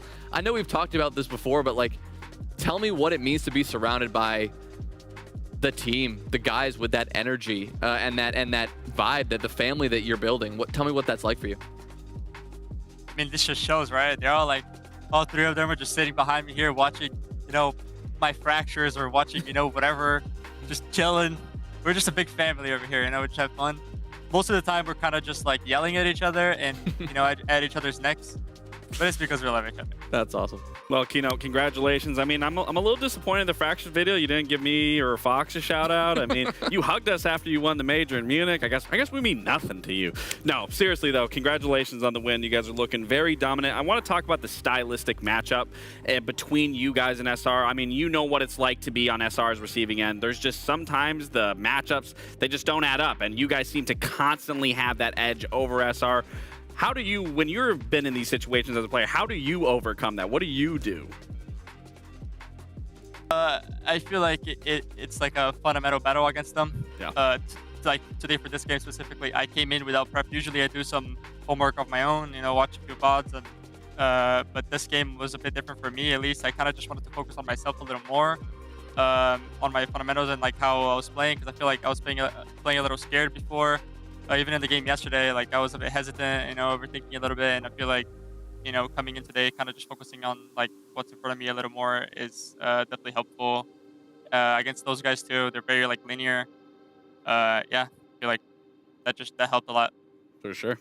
I want to go back. Actually, I thought that video was super cool to see some Kino lore, and I'm kind of curious because do you still talk to any of your ex-teammates from like the favelas or Exet? Before I ask the follow-up. Yeah, I feel like Exet are the only people I like really talk to, besides obviously, you know, Blacks right here. I ain't talking to you anymore after that Fraction video. Oh, whatever, man. Whatever, bro. Your mom's not gonna be happy when I tell her. Yeah, she's gonna scold me. It's okay. But I talked to the Exet guys a little bit still. Because I was curious about Diaz. Like, obviously, you team with Diaz, and he's having some big success over in the Brazil region, the SAL region for Furia. Has that ever, I mean, obviously, you're in the perfect situation right now. You love these guys. But has that ever been a consideration for you to maybe do what Diaz is doing and maybe try to go play over in Brazil? Has that ever been, like, maybe even an offer to you? I'm just kind of curious. Yes and no. Like, offer, yes, but it's not something, like, I would take in this point of my career. Right. Like at times where I was like looking for a team or whatever, and like going back to Brazil, like does sound like interesting at times, but at the same time, like I kind of like my life here in the US. So like moving back to Brazil is also a big change for me, even though like I'm from there. And I'm extremely happy with the team I'm on right now. So like, you know, I don't even think about that. Kino, can you tell me about like the relationship you have with your brother and the competitiveness there? I've got a younger brother, so I very much know this dynamic of like, he's an accomplished golfer, right? Going out there and competing on the pro tour. You are an accomplished Siege player. You just racked up trophies of your own. Like, do you guys like are you in contact with each other often, kind of like ribbing each other about like, you know, your victories and things like that? Yeah, well, in fact, he's playing right now. He's in Italy playing the Italian Open. Yeah.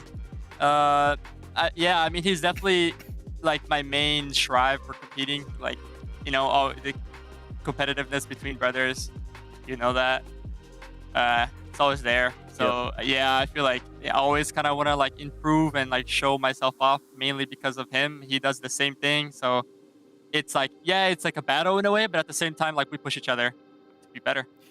Now, if you were to switch and you were the pro golfer and he was the pro gamer, who would have a better career? Him. He used to run my pockets back in the day in the Xbox. Oh, not in Siege, in other FPS games, but yeah. Okay. There you go. Have you not picked up golf yet? Oh, I used to play like a long time ago. Nowadays it's just Top Golf for me. Hit a field long, and JR didn't get drive. you into it. No. Jack plays too, but nah. It's been a long time since I actually played. All right, Kino, thank you so much for your time. Thanks for sharing some insights into your whole background as well. It's been really good to see you play, get to know you a little bit more, and hope to talk to you a little bit down the road, all right? Thanks, guys. Have a good one. Well, Dark Zero get the win. We got to hear from Kino about the victory, about his life a little bit, and it really was an open and shut case here for Dark Zero. Shopify Rebellion, they could not compete on the first half, just not enough on the second half there, Kyle. I mean, it really was just a one-sided affair. Yeah, one-sided affair, and give all the credit in the world to Newers, especially Newers and J9O. Both of them had fantastic performances. But yeah, I mean, a little bit too much for the Rebellion on the defense half, and then attack half. They're are the best attacking team that we have currently in the NAL, and they showed it. Kino right there is a huge reason for that. They don't only need the shields. They can use the information operators. They can use utility extremely, extremely well. And on a map like Clubhouse, when you could show all three forms off, and again, there it is, Newers 14-4. J9O is currently, I think you brought this up yesterday, the #1 rated player in the NAL, and having another great game. And I mean, really, what can you do? Like, it's just star-studded from top to bottom. Yeah, absolutely. And again, it goes back to the stylistic matchup between these two, that DZ's just always going to have that competitive edge over them, especially the mentality aspect of it. So unfortunate for SR, but they just put that away. They focus on the next 3 games that they have, or next 2 games that they have, to put themselves in playoffs position, and that's really the big thing that they're going to be looking forward to. So brush this off, hit the reset, take the week off, come back into next week, finish strong. Easier games ahead. Absolutely. Easier games ahead, absolutely. Well, we have 2 more exciting games ahead. Maybe not a major rematch, but 2 games with huge playoff implications. Our first one, teams on the bubble. Cloud9, 9 points to their name right now, looking to hang in there, and SSG on the outside looking in, trying to make sure that those top 6 spots are not fully out of reach. Yeah, I mean, like you just said, on the outside looking in, they're I think 8th right now, 8th or 9th right now. Yeah, like, they aren't in a good spot. Not in a good spot. They're not waking up. We've asked Aiden, please, can you wake up? Please, please, please. He got himself a really good moment yesterday. They were competitive in their match yesterday, and if it wasn't for the Aiden tax, if he would have just stood up and actually got the kill with the Hibana bearing, we might have seen them actually get a point out of that last game. And that's what Pro Siege is. It comes down to those really small plays, those really small moments, those small mistakes. It's a matter of who's going to make less mistakes, and right now, SSG is making too many of them. Lots of mistakes, right? They had an improvement against Dark Zero. We saw some promise, but Lax, I know you're ready on the telestrator. Like, it was still the same problems for SSG coming through. Yeah, it was hemorrhaging bodies. I mean, Mint talked about it yesterday, and it's really what was losing them rounds. It was losing them the series, and it continues to happen time and time again. And round 8 is no exception to it. Now, something I want you to keep in mind here, if you keep looking at this, they're in a 5v3 advantage here. take a look at where all their players are on SSG. You have a player outside Aquabalk, you have Dreams inside Garage Rafters, you have Aiden outside Rafters, you have Giddy inside IT, and the most important factor here is you have Rivals in the connector. Now, something I want you to pay attention to is both the players from DZ are going to converge onto Rival. Now, what should happen as this happens is Rival should immediately relay to Dreams, to the rest of the SSG roster, that there are 2 players attacking him in connector. Focus on hitting site. So that should be the instant call that they then rotate, try to take into CC. Giddy holds the cross into the B site. You have then Ray that can flank through Aqua and put the pressure onto Fultz. Now, it doesn't go that way, and it's a little unfortunate because that should be a no-brainer that they get 2 pieces of information, only 1 player on site that they can collapse onto, play the number game, and it's not what happens. What you're going to see is here, they take the gunfight onto Rival, information isn't relayed, and big issue here. What are we doing? Droning. We just got information that Rival died in connection to 2 players from DZ, and what are we doing because we aren't deciding to take the site? We're being too indecisive. No one is making a call. Fultz rotates through CC into Aqua, reads that Raid is trying to go for the flank, and again, the indecisiveness from SSG. They aren't capitalizing on any of this position. They know 2 players were connector, now IT. They know Fultz is Aqua. They still aren't hitting site, and because of this, it now allows DZ to reset up and play these crossfires. Now you're going to have Fultz get back into the CC hall. He's going to be able to hold into Rafters. You have J90 able to play the cross going into IT, also playing the cross for players coming in to Rafters. And then you have the triple threat here from NJR holding a cross straight across into CC, into the site where there's no players on the side of SSG where they are going to be able to find any bit of success. And again, it's these hemorrhaging plays, these hemorrhaging rounds that is costing them their series. It's costing them points. They're in a dire situation for the side of SSG. And again, when you're looking at the point system and when you look at the organization as a whole, we've seen them in every single major. And the major that's coming up here is EWC. The last time SSG as an organization was there. This will be the second time. If they cannot find success, they can't fix these hemorrhaging issues, there's a very realistic world where they're going to be sitting back on their hands and not attending another major, especially for that banner of SSG. Yeah, and that was a great round that you highlighted, and it just makes me so frustrated as a coach to watch those kinds of rounds unfold. And clearly, I mean, it's an issue. Clearly, they're talking about it, and maybe it's when you're talking about something too much and they're starting to feel a little bit of pressure, because we actually see it also, or we can hear it rather, when we're listening to their comms. Their comms just get really hectic. Right? We see a lot of 5v3s where Dream is just on a Montane or they have a shield op. And what are you supposed to do? You say hemorrhaging, I call it bleeding, but there's some anti-bleeding protocols that you have to follow. And a big thing is to get calm and to call for a reset comm, right? There should be some type of comm structure where you either are using the tempo comms, or either slowing down or you're speeding up. Now, in a man situation, you want to calm down and you want to slow down, but the opposite's happening with SSG right now. It's the indecisiveness for me. They're indecisive.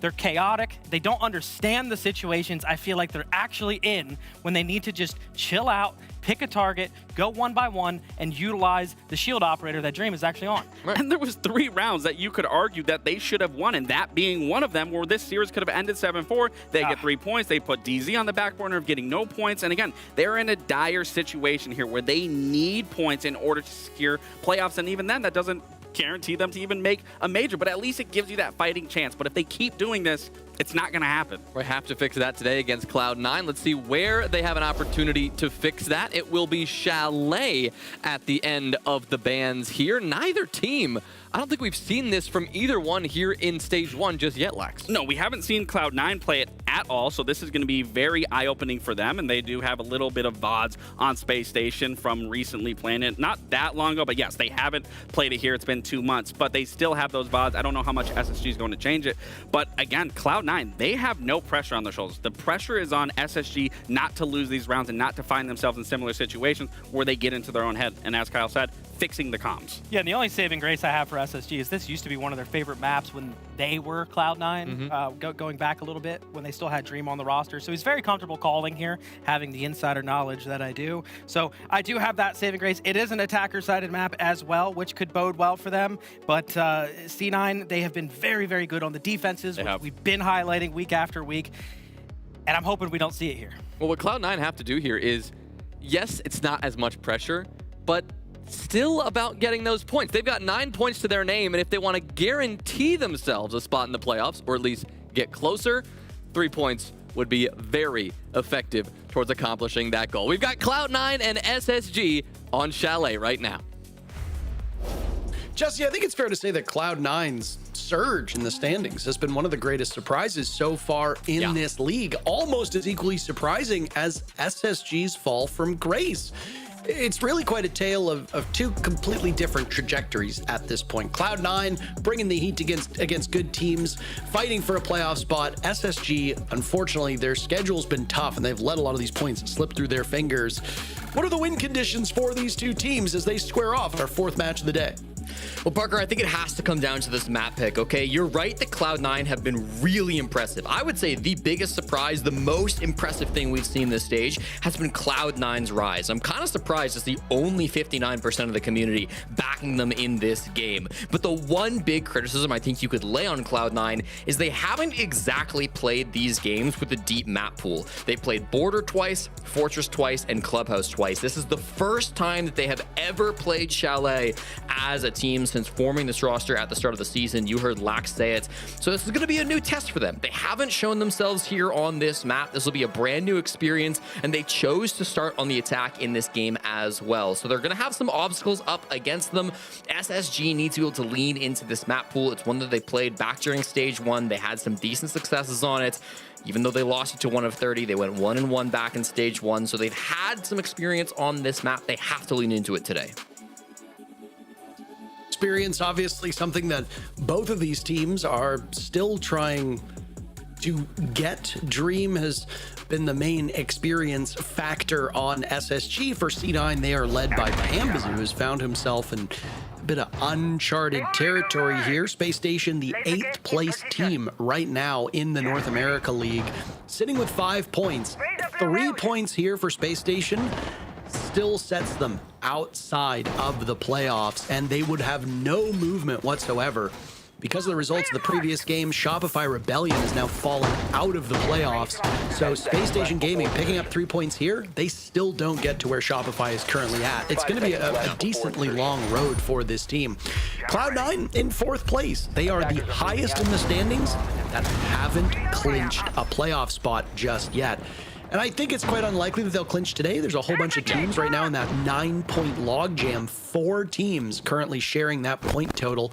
One of which, of course, is the C9 team. Shopify Rebellion is there.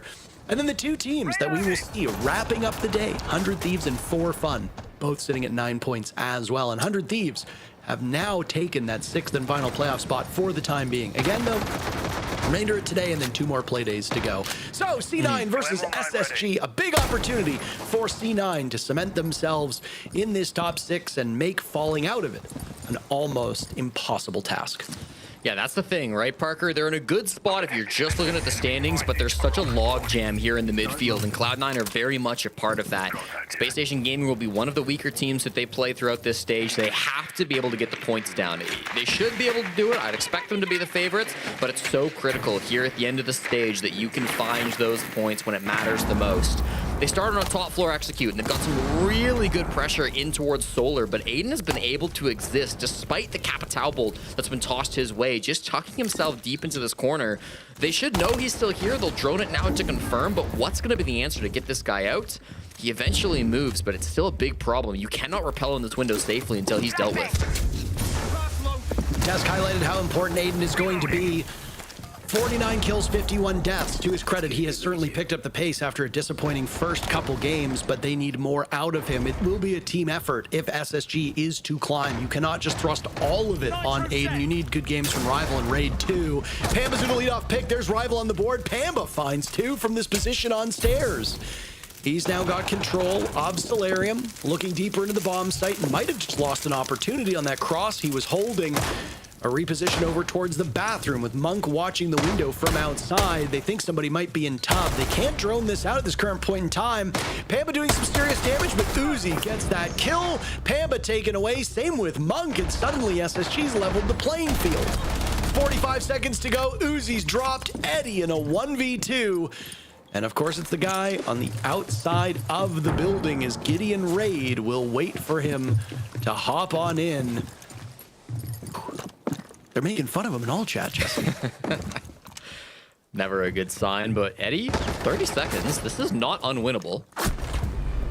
Okay, maybe it is. A little bit of a cleanup there in the end in the 1v2. Very nicely done. And SSG, the first team to strike here. And for me, Parker, it all comes back to Rival's kill down below. He gets a Nitro Cell pick right onto the Blackbeard of center early on in that push. And without that initial spearhead, they get the space, but they just stall out a little bit on the side of Cloud9. They don't have the ability to keep pushing deeper into the site. Couple of scrappy fights that go back and forth, but ultimately those are fights that Space Station are happy to take. They want to get active because with the Blackbeard gone, the team's already in Solar. You've got to be able to take those fights to stop them from getting into a plant position. They never allowed that opportunity from Cloud9. So I really like that defense from SSG. They keep things mobile. They keep things a little bit fluid. It does get scrappy again. They lose some bodies, but that's kind of how you have to play Chalet. They win their first defense and start themselves off on the right foot.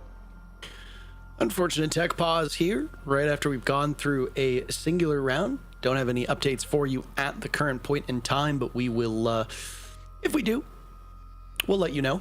Jesse, so far today, 4 games, all 4 different maps. We have had a tremendously lopsided day of Siege. The losing team in all 3 of the previous matches has not been able to win more than 2 rounds. We are on track to have one of our fastest days in the NAL. Of course, if there are tech issues, then that's going to delay us a little bit further, but you and I started our first cast about 3 hours ago, and we are already into match 4. That is unheard of. I will say, looking at the last 2 matches of the day, these are the 2 that probably should go a little bit more competitive, but we did say that about SRDZ, so I mean, have to set expectations accordingly here. What are your thoughts on that 100 Thieves for Fun matchup to close things out while we take a break from talking about the current team on our screens? You know, as much as I wanted to believe SRDZ was going to be game of the day, I kind of had 100 Thieves versus 4 Fun pegged as the big match because that's going to be 2 playoff bubble teams, 2 of those teams that are currently tied with Cloud9 and Shopify Rebellion at 9 points in the standings. So it's a hugely impactful game. I believe the desk in our pre-show called it a 6-point game because not only are you gaining 3 points, but you're denying 3 points to your closest competitors who are fighting for those last couple playoff spots against you. That'll be a really highly impactful game.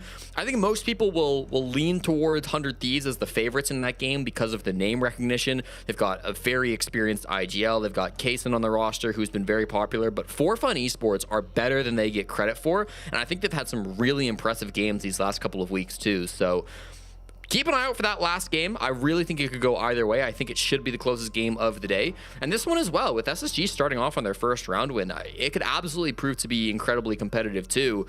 We kind of thought Cloud9 might have the edge coming into things, but it was always going to be close. I know SSG's put out a funny tweet at the start of this one saying that historically they have always dominated Cloud9. They said they've been bullying them for 8 years, and that's true, but it's a very different SSG from what we've seen in the last 8 years and a very different Cloud9 too, so anything is possible in this matchup. I'm really impressed with Pambazoo's growth. You know, our good friend Mint, who, for the record, speaking of growth, Mint has just been exponentially improving on the desk. He was already great on day 1, but he's been terrific. And, you know, I think Laxing and Jonah have been a huge reason for that. Of course, it's not easy to do your first Telestrator segment. I think, I think Mint got a hole-in-one on that one, if I can use his favorite sport of all time, golf. But I mean, but Pambazoo's growth's been great. Mint came out on his stream and actually said that, you know, Pambazoo can get kind of moody. He can be a little defiant, very stubborn, hard-headed, which frankly is a little abnormal for a guy who's so quiet. Pambazoo largely keeps to himself, doesn't make a lot of content. I always just thought he was kind of a quiet, nice, shy guy. So it was a bit of an eye-opener to hear that from Mint. But I hate to say this, but if you are stubborn and hard-headed, but you have a vision, you can be a leader. And he is a leader on this C9 team, and it has obviously done them very well. Cloud9 currently sitting in 4th place when a lot of people had them down in that C tier before a single game was played. So meeting everybody's expectations, and of course, it's not all Pambazoo Center. And Monk have also had a very good stage so far.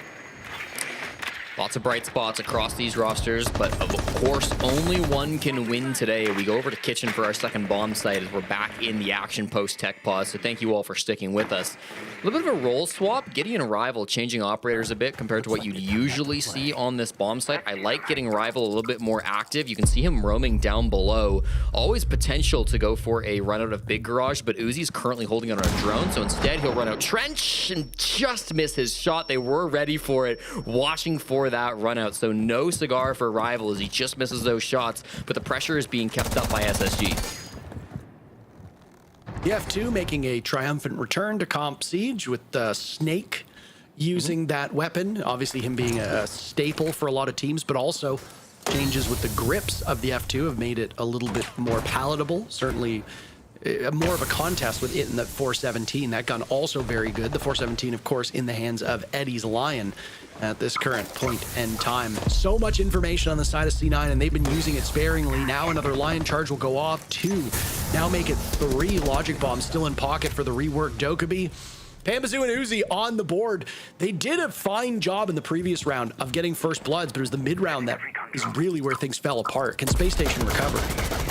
Just from outside the building, they're finding these swings. Another one comes through, and Center with the Glass does not lose that fight. 5v2 lead now coming through after a really patient roam clear comes out from Cloud9. They are rewarded with entire top floor control. No more Nitrocell in the pocket of Dream. He's already used it up, so he's got to find other ways to be able to turn this one around. And now in the 1v5, Parker, this just became all the more impossible. A hope and a prayer, maybe even a dream, won't come to be. Monk blesses us with the end of that round, and C9 will equalize. Really clean attack coming out there from Cloud9. I think both of these teams have had some struggles on the attacking side. You expect that from younger teams, right? The offense is usually where teams struggle the most.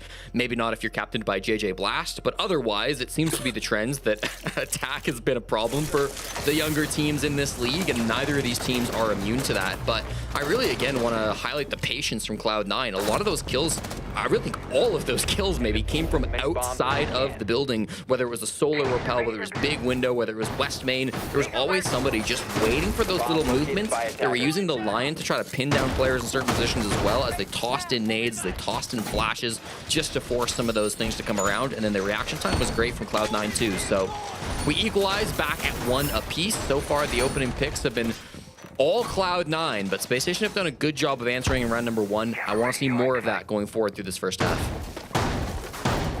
C9 just really needed to kind of put themselves together. First round jitters, you know? Sure. That's all it is.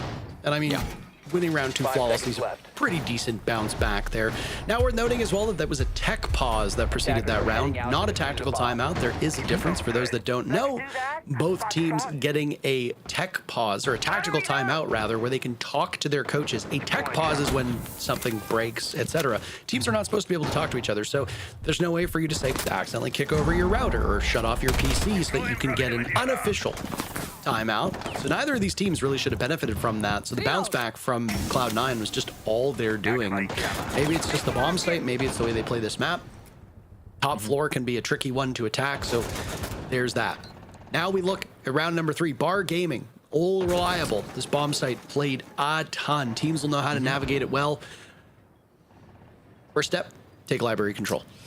Of course, always going to be the mission. Unlike in ranked, you really don't see pro teams playing the basement these days. It's just not a common sight to see players run, so this is a standard rotation so far from SSG. I want to give them credit as well. I've been looking back at their old lineups from when they played this map in kickoff, and they really have done a lot of changes. It doesn't feel like they're repeating any of their strats, at least not bar for bar. So they're keeping Cloud9 on their toes for sure. It's never going to be easy to know what to expect up against this team, and so far they've done a really good job of surprising the guys on Cloud9.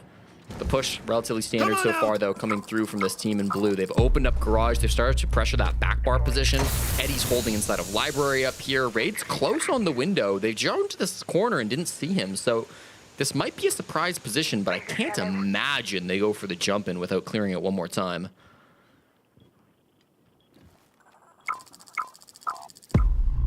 These are very long pauses in these rounds. It's certainly a break from some of the other matches we've had today. Yeah.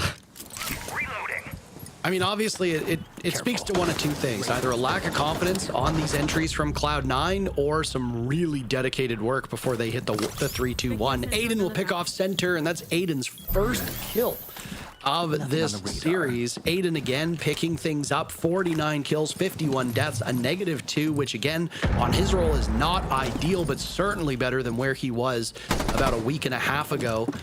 Can still go positive. Hey, plenty of time. Oh, freebie for Giddy, not looking that direction. A bit of a misplay, especially from the Snake of all operators. They will trade it back, but that's a heavy blow to lose. Don't forget center dropped the defuse kit outside front door. Monk will recover it now, but that's going to be a position known, and with very little time, Cloud9 don't have a lot to work with here.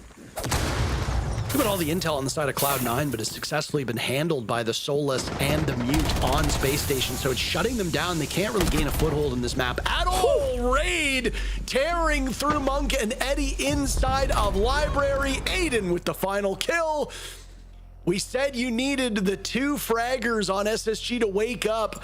Raid and Aiden having an incredible round, and SSG will retake the lead.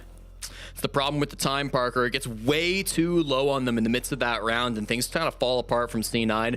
We mentioned that missed drone, but again, Giddy was on a mute jammer in the midst of that, so he wouldn't have shown up on Pambazoo's scanner. They probably just assumed it was clear, not realizing that he was upstairs in closet. So really nice to see that happening.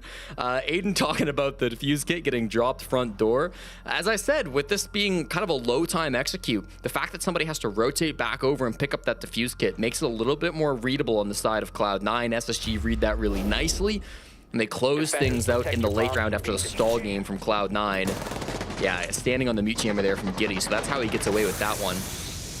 Reading into just like the overall attacking strat from Cloud9, Parker, it really feels like they were favoring sitting outside the building, opening windows, and holding angles. That's partly why they banned the Azami, I'm sure.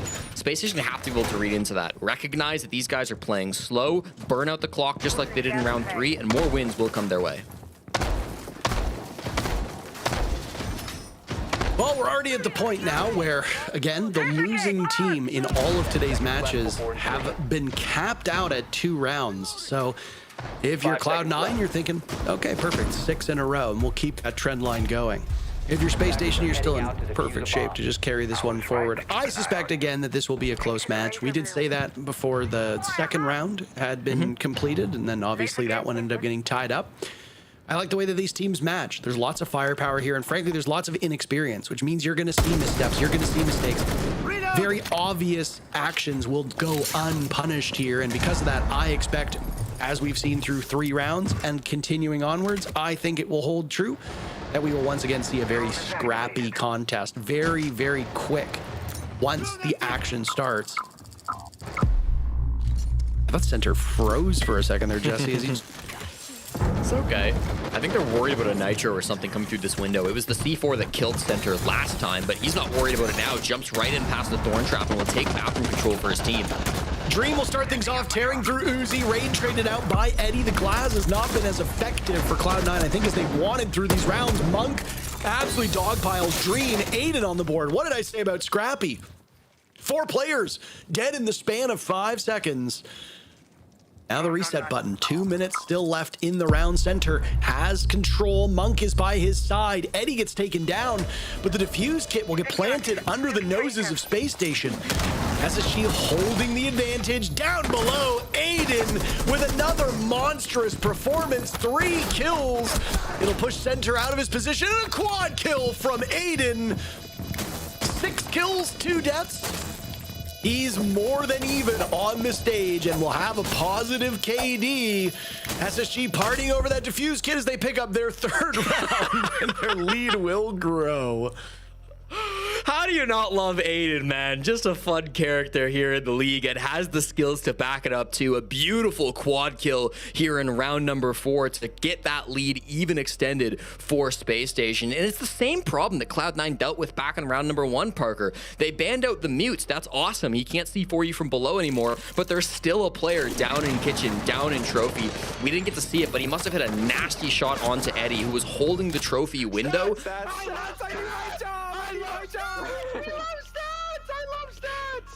I I love stats too, Aiden, and you get them better than anybody else, at least in that last round. Hit some brilliant shots, and it's just that position down below the master bomb site, which screws Cloud9 for the second time in a row on that attack, and maybe showcases a little bit of their inexperience with this map. Again, they've never played Chalet before today. Crazy stuff, but again, teams will hide maps. They will have a good amount of confidence coming out of scrims and try runs and all that stuff, and then hope to put it into practice. It's always a gamble, right? Because scrims are never a proper substitute for game day. Some teams are terrific in scrims and then shake and well, they soil themselves. I was going to try to come up with a better word in actual matches here, but I, don't want to run afoul of our good sponsors. Some teams and some players are just scrim players. And I mean, you'll even see it in tweets after a match. A player who speaks very highly of themselves on Twitter will get, dogpiled again in the comments just saying, oh, well, you're just a scrim player. So show it off. Again, big gamble. This could be some early action here. Maybe not for Space Station. Again, Cloud9 have been playing a very slow Chalet, which I don't mind, but they've been waiting for a lot of picks. They've been spending a lot of time holding angles, hoping someone will swing into them. You can do that with an Azami ban, especially on Chalet, but I can't imagine this one goes the same way as it did in round number 2. We see the same jump in from center. He starts to pressure this closet position once more, and it's a brilliant headshot into Aiden to open this up. Does not bode well for Space Station losing your star player, but again, Aiden and Raiden, you could even call them when merged together, are going to be the win condition for Space Station more often than not. You still got one of the two up, and Raid is the one on the board right now, silencing Pambazoo. Pambazoo, a standout performer on this team, leading the way while also getting kills, playing high-value operators. It's been a huge part of C9's growth.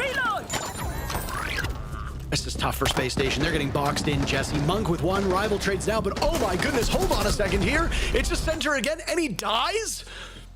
What happened in that round? Gideon Dream clobbering them, and it's another round for Space Station. Yeah, Space Station in full control despite the early entry that came through from Cloud9. I really liked center taking that space. I thought Giddy did such a good job just wasting time, Parker. He goes and plays so passive with the DMR back behind the half wall in office. He does a really good job of not giving up his life. That's something they kind of struggled with back in the second round, but they are able to hold on, and it allows time for people to rotate back up to help Giddy start pushing into Piano. And even though they conceded some early map control, they really didn't have enough to try to pinch in onto those players. It was just two forces going head to head, and ultimately it came down to those gunfights. Rivals' movement to kind of flank up aggressive through Piano was so good there.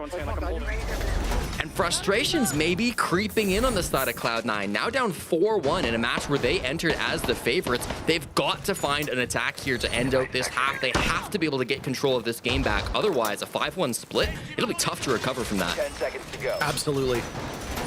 And yeah, I mean, 5 seconds remaining. I hate that I'm about to say this, but there's really nothing for me to add to your point there. You were very right. Thank you, Parker. First, I have to go to Edmonton on my birthday for your wedding, and now I have to tell you that you're correct. This is about the worst week I could possibly have. I got a smile on my face. Nobody asked. We talked about map stats before. I think it was matchup number 2. Chalet is the least played map of all the maps that have been played here in the NA League. Consulate has yet to be played, so there's really not much to go off of. Only 20 rounds on Chalet, skewed towards the attackers. But again, can't really go off of that. I will say, while Space Station has the lead defending, that's not that abnormal. Chalet's a weird map that kind of, goes back and forth, almost like a pendulum, where there are times where it looks really oppressive to defend, and then there are times where it just seems like attackers cannot get in the building whatsoever. But the way that this is played, Cloud9 is having no problem getting in the building. They're having no problem getting first picks and being in a constant state of aggression. But Space Station's mid-round has really been fantastic, and they've been responding to Cloud9 so effectively. And a big part of that is denying Cloud9 information that would help them in the final moments of those rounds. So kudos to Space Station for being able to handle that.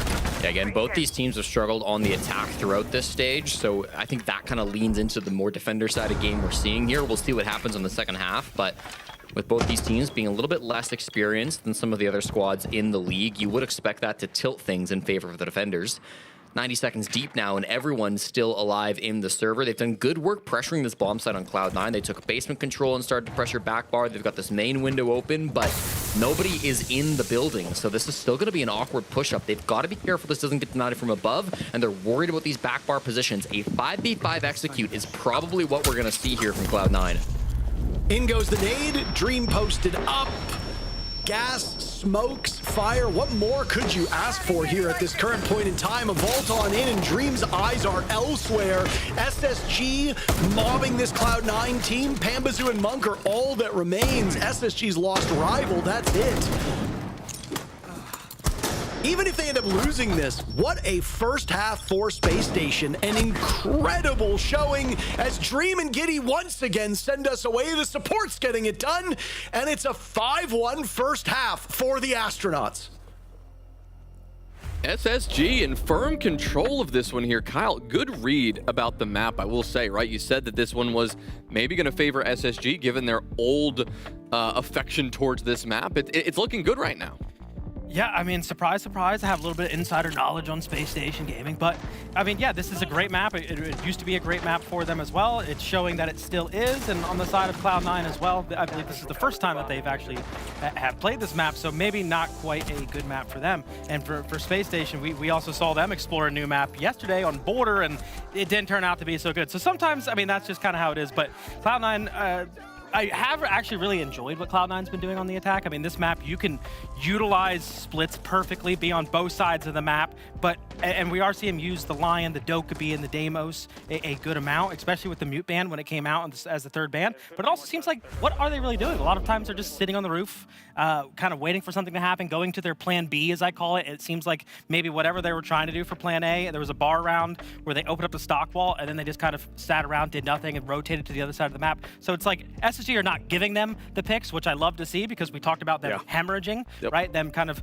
giving free picks a lot of times, but it didn't seem to be the case for their defense. No, and they were fighting for a lot of the control. They were also holding that control and fighting for that control. But something that I also really liked from the side of SSG, on the side of Cloud9, I know we talked about Center not being the best shield player, and something that I wanted to see maybe is him take the space, but not necessarily take the gunfights. And he was taking the space. He was being at the forefront of it, but the side behind him just couldn't be able to follow through and get those kills and collapse onto it, where again, you would see Space Station just slowly come back into the round, slowly regain that control, put that pressure onto him, and then to even, pivot onto now them starting on the defender side. I think for Cloud9, their hopes was to, actually have a little more success on that attack where they could really come through on their defenses, because again, from what we've seen from Cloud9, their defenses are really strong. However, what we were just talking about, you can play this map outside. You can force a lot of these crossfires and hold a lot of the control just being outside of the map. And that's really where SSG has shined when we've seen them actually find successes. They can coerce players into these positions that players outside are holding angles, whether it's Aiden, whether it's Raid. I mean, this can be a very strong map for Space Station on their attack. However, they haven't looked the best on their attacks either, similar to Cloud9. Yeah, I mean, and that's the narrative around this. But Aiden's getting his stats, right? He was kind of just saying that Aiden, he's like, I love stats. And that's what I love to see. He's obviously awake today. They obviously are playing with a lot of energy. And now for them to go onto their attacking side, I want to see him transfer that energy into the attacks. All right, Cloud9 will be looking to bounce back. But as you said, right, could very well see SSG keep that momentum up as they move on to the attacking side. Guys? Well, Parker, they tell me that Chalet is a map set in the snowy slopes of France, but this one looks like it's up in Pluto. It has been all the territory of Space Station Gaming, and oh boy, they're having fun with it, as you see the chat there. They've been really dominant through that first half, a 5-1 defensive side, but now they've got to prove that they can continue that momentum on the attack. Space Station Gaming continue to have the second worst attack in the league, only better than Outlast. So this has been a problem point for them, but you have to imagine with a 5-1 buffer, even if they're not flawless on these pushes, it should be good enough to get the job done. Again, and I mean, you'll take some comfort as well in knowing that with the way North America's played this map on two separate occasions, there have been very good opportunities for the attackers, or observers, showing off this incredible display of tripwires created by Denari. Also, moments before that, showing off the alt chat, Aiden talking to himself, but saying some very funny things about the glass ban. He was not happy whatsoever about being target banned there, but the way she goes. You get good enough on an operator and you think the team relies or maybe over-relies on it, it's a smart move for them to take that away from you. So we'll see if Space Station can show the same teeth through the midpoint of this round onwards through 6 rounds. Despite the scoreline, First Bloods are an even 3-3. C9 doing significantly better in the starting rounds. It's been Space Station steadily improving. And again, these rounds have not really been blowouts. When the teams have been winning survival, 3-4 players on the team are ultimately living. So largely one-sided rounds, scrappy still, but SSG emerging from those scraps in very strong position. Last time we saw Aiden on the glass on this site was against Outlast back on April 11th, and it was also the last time that they won this site. So without that, they're going to have to find a different way to get in. The Candelas might be exactly what they need. They're getting caught by magnets, but it's still opening up some space. The gunfight comes out from Monk, but he's just hitting a shield, so has to fall back. Pamba and Eddie collapse for a couple of kills. This push not finding the legs it wanted to. On the stairs, somehow Dream wins it, but it's immediately answered back. Now a 4v2 favoring Cloud9 leaves just Aiden and Rival alone to try to fend off against these defenders. Take a deep breath here. I don't think Aiden and Rival are in strong enough positions to capitalize just yet, but a minute and 20 still on the clock. That's something you can work with. Greater concern at this point is information. Again, mute such a big factor through that first half. He's here yet again. Aiden takes down Uzi, an isolated engagement over by Lobby. I think that kill came in Kitchen. If that's the case, you don't really have to worry about a potential flank here. These last 3 players from C9, hard to tell from the silhouettes, but look largely accounted for. First point of contact will be Monk. He's got Pambazoo side by side with him. Pambazoo repositions. Yes, all 3 players now close enough to that piano.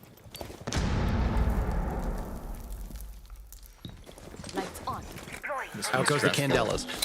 C9 just waiting so patiently for Space Station to come in, and they will do so. Diffuse kit going down. Aiden covering. He's got no shortage of bullets to throw at these players. Rival will survive, getting right off the diffuse kit. Caught in a cross. Aiden gets one. He will need to win this all by himself. If he does so, they move to match point on the side of SSG.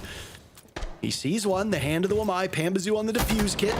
Off the defuse he goes. Aiden buying as much time as humanly possible. Another stack up as he hops back on the defuse kit. Through the walls, a good swing. Eddie wins it as Pambazoo is downed. Far too close for comfort on the side of C9, but they ultimately survive and take the first round of the second half. Oh, the text chat we would have seen if Aiden had clutched that one up, Parker. I can only imagine, but not to be. Cloud9 shut the door on that 2vx clutch coming out there, where it definitely felt like they had the tools to make that round win a success. Aiden just barely missing some shots at the end of it will lean Eddie's favor, and he will be able to win that final one.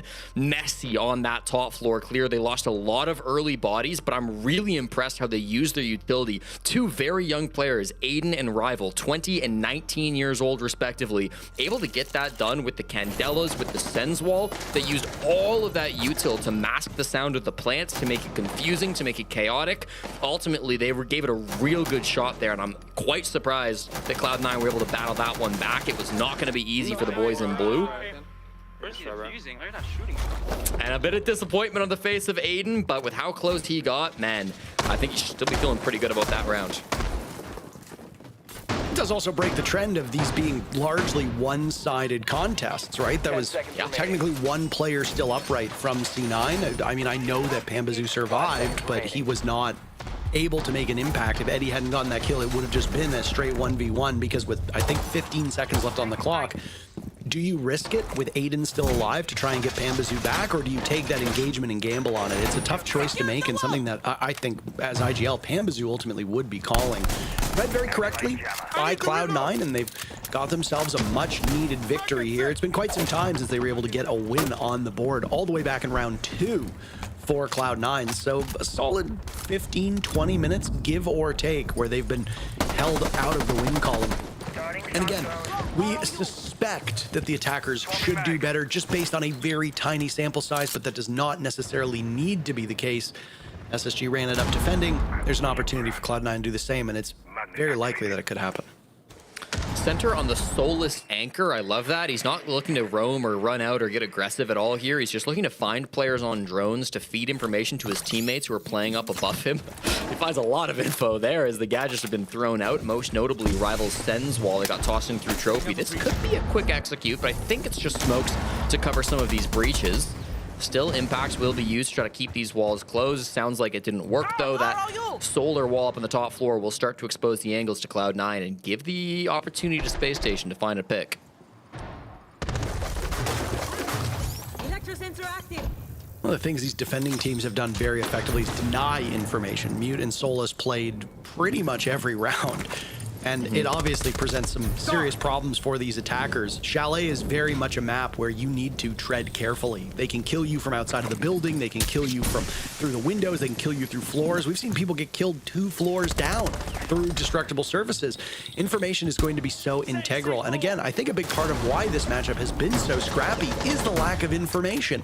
Everybody is just fighting based on game sense and reacting to it. Monk will get the very first pick. Down goes Aiden. Center on the board as well. These shotguns working out very effectively as Pambazu gets one, Eddie another. It's all up to Giddy in a 1v4. There's still a minute left in this round. The pace is incredible between these teams. Gotta feel for Giddy on that one. No hope whatsoever. Center sends him away, and it's 2 in a row for Cloud9 as they're closing this gap in a hurry. Really nice defense from Cloud9, Parker. You saw how active they were getting in the midst of that. We didn't quite catch it, but Monk's opening pick actually came from him jumping out of the mudroom window and killing Aiden up on the roof. That was a really important frag to get things going. And once they had that first pick, it felt like everybody on Cloud9 just heard the word go. They started moving. They started getting a couple of aggressive swings going. And a lot of that came off of Center reading that push as he was down below in the bomb site, using that soulless scanner to spot out where the players on SSG might have wanted to push from, and so they were able to win a lot of those really big fights. I think he also might have gotten misdroned a little bit just in the hallway outside of Trophy, so they had a couple of good opportunities to win those fights. They absolutely did, and it will result in a tactical timeout to come through from Space Station. Though listening to the words of Coma, the youngest head coach here in the North America League, just 21 years old, but it's on him to get things back on track for Space Station Gaming, Parker. This is a must-win game for them if they want to stay competitive for playoffs.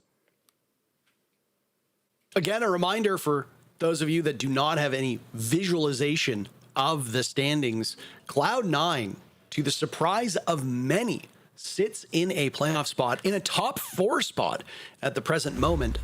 Quite a ways back of 3rd place. That's Wildcard with 16 points. Cloud9 has 9 points. Cloud9 is a solid full 2 regulation wins plus an overtime loss away from being tied.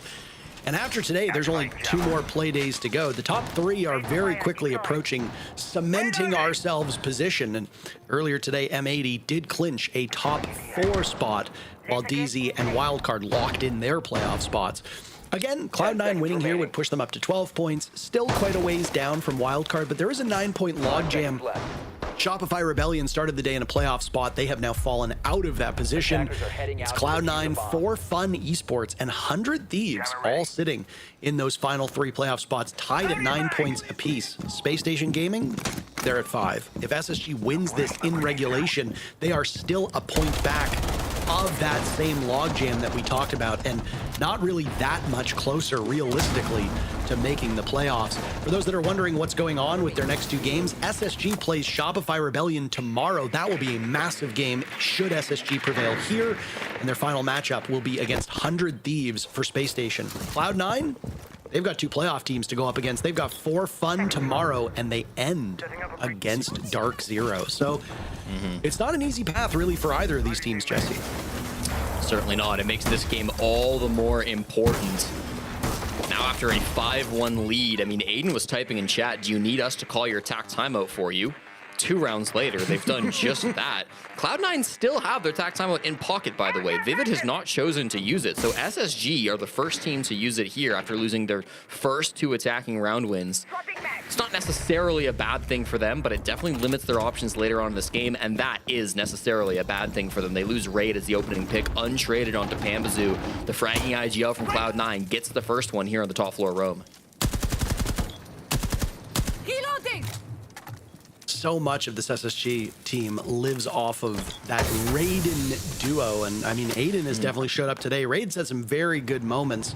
And I mean, even though their numbers aren't anything to really tout, Dream and Giddy have closed out numerous rounds with high impact kills.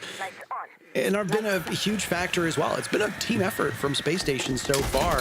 And I mean, being able to bring the fire to this Cloud9 team, Jesse, very good. Well, they're faking a bit of an execute, but as more Candelas come through, they've got to execute on one of these. They will have one more Candela in pocket. They've got top floor control, but there are still players that they're worried about flanking. Nobody is pushing up to the top floor on the side of Cloud9. This is very unusual, but in a 5v4, they just don't feel like they have to, so they give up that ground over towards Space Station and try to play in sight. Aiden catches Eddie looking elsewhere, and SSG has a kill that they very much covet. They have to be competitive as Cloud9 is starting to put on a bit of a clinic, tying 2 rounds together.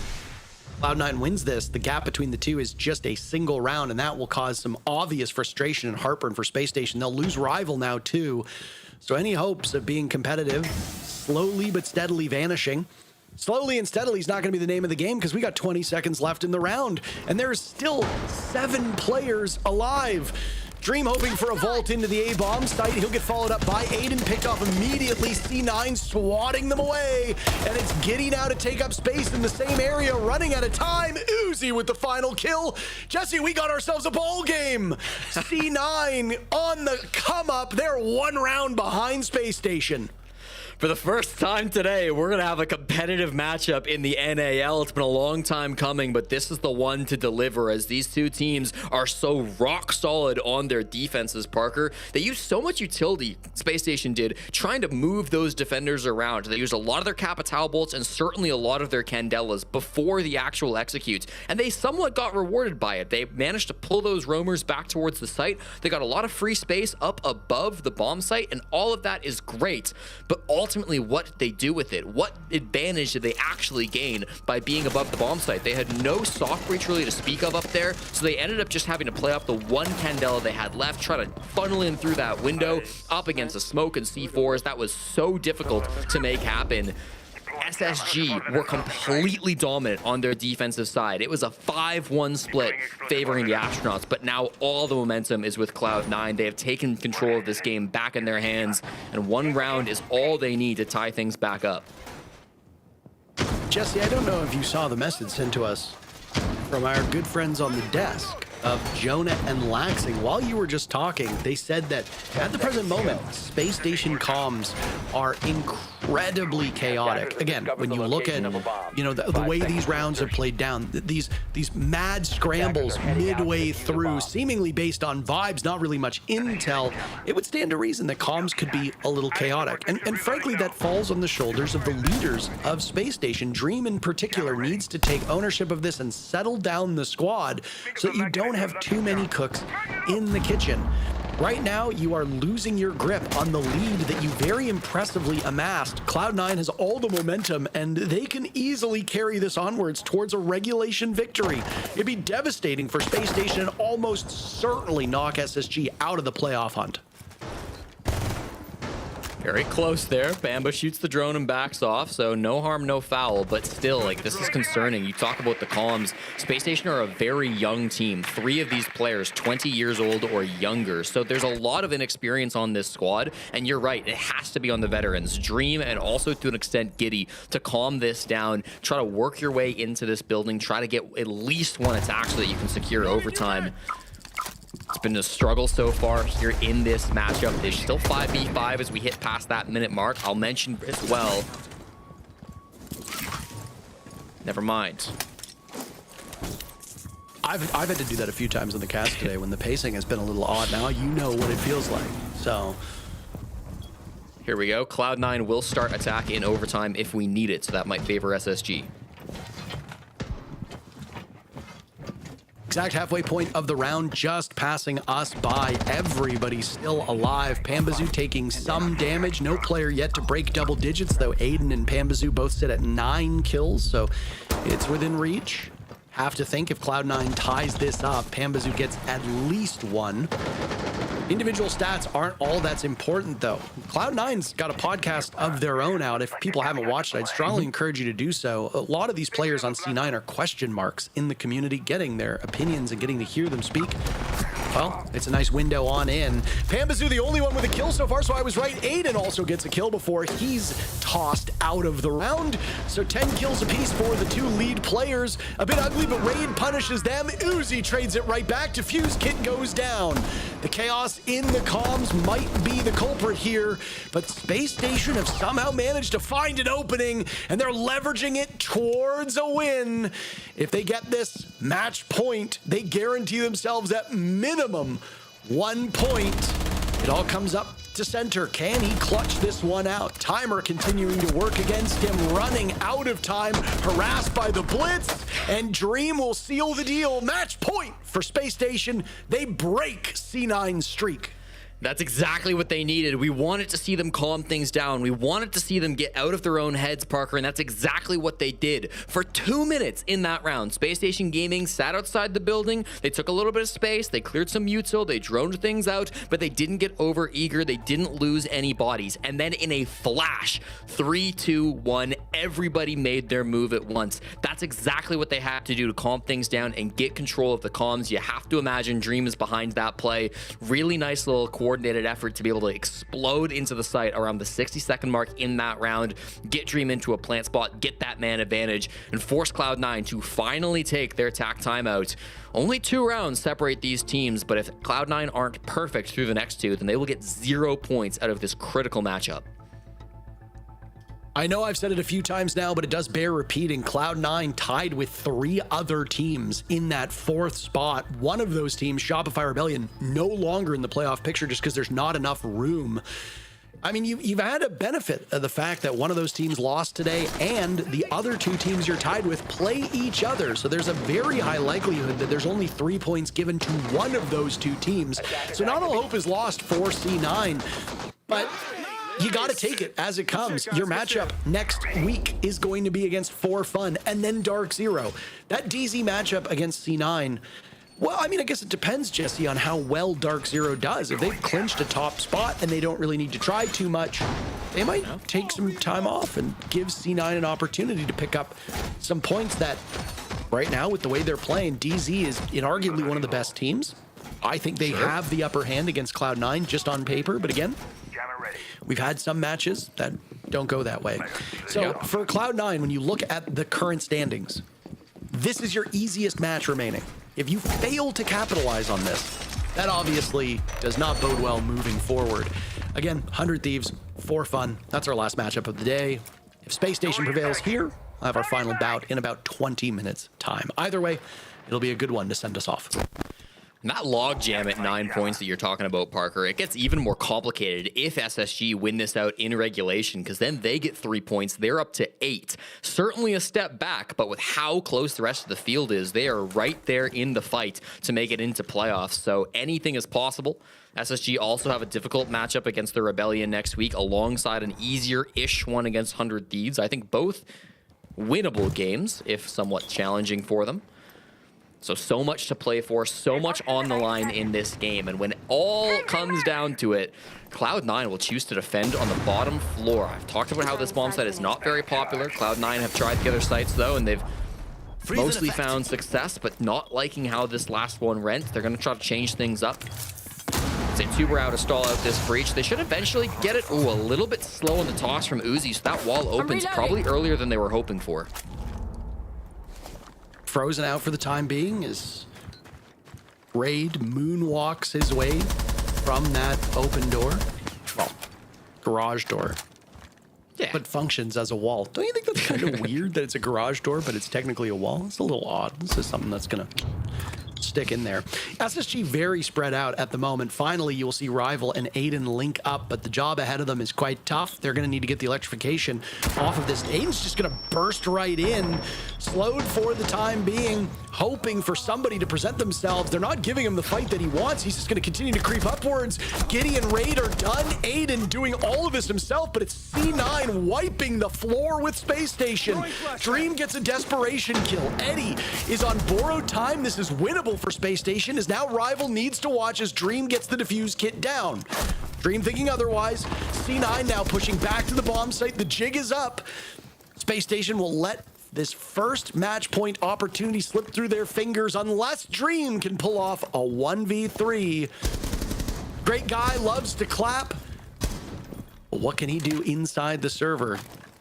Nice guys don't always finish first, Jesse. Sometimes they finish last. And for Dream, now getting 10 kills, he'll have to find Monk and Eddie. Two very good players showing extraordinarily good patience. For an inexperienced and underdeveloped team like Cloud9, this is what you need to see. Dream has made this winnable. Down goes Monk. And again, Eddie is on a single point of HP. Where is Eddie? Do they have information? Dream holds the kit.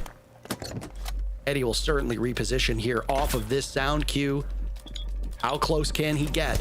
Do they have a read on him? Yes, they do. My goodness! Dream turns Cloud9's chances into a nightmare, and Space Station wins it in regulation. One of the best clutches we have seen Dream perform ever in his careers. That looked impossible, but he had Parker, he had amazing aim, excellent game sense, and drones feeding him information. You saw the pings coming out at the last second. Space Station Gaming get the job done with a huge clutch from their captain.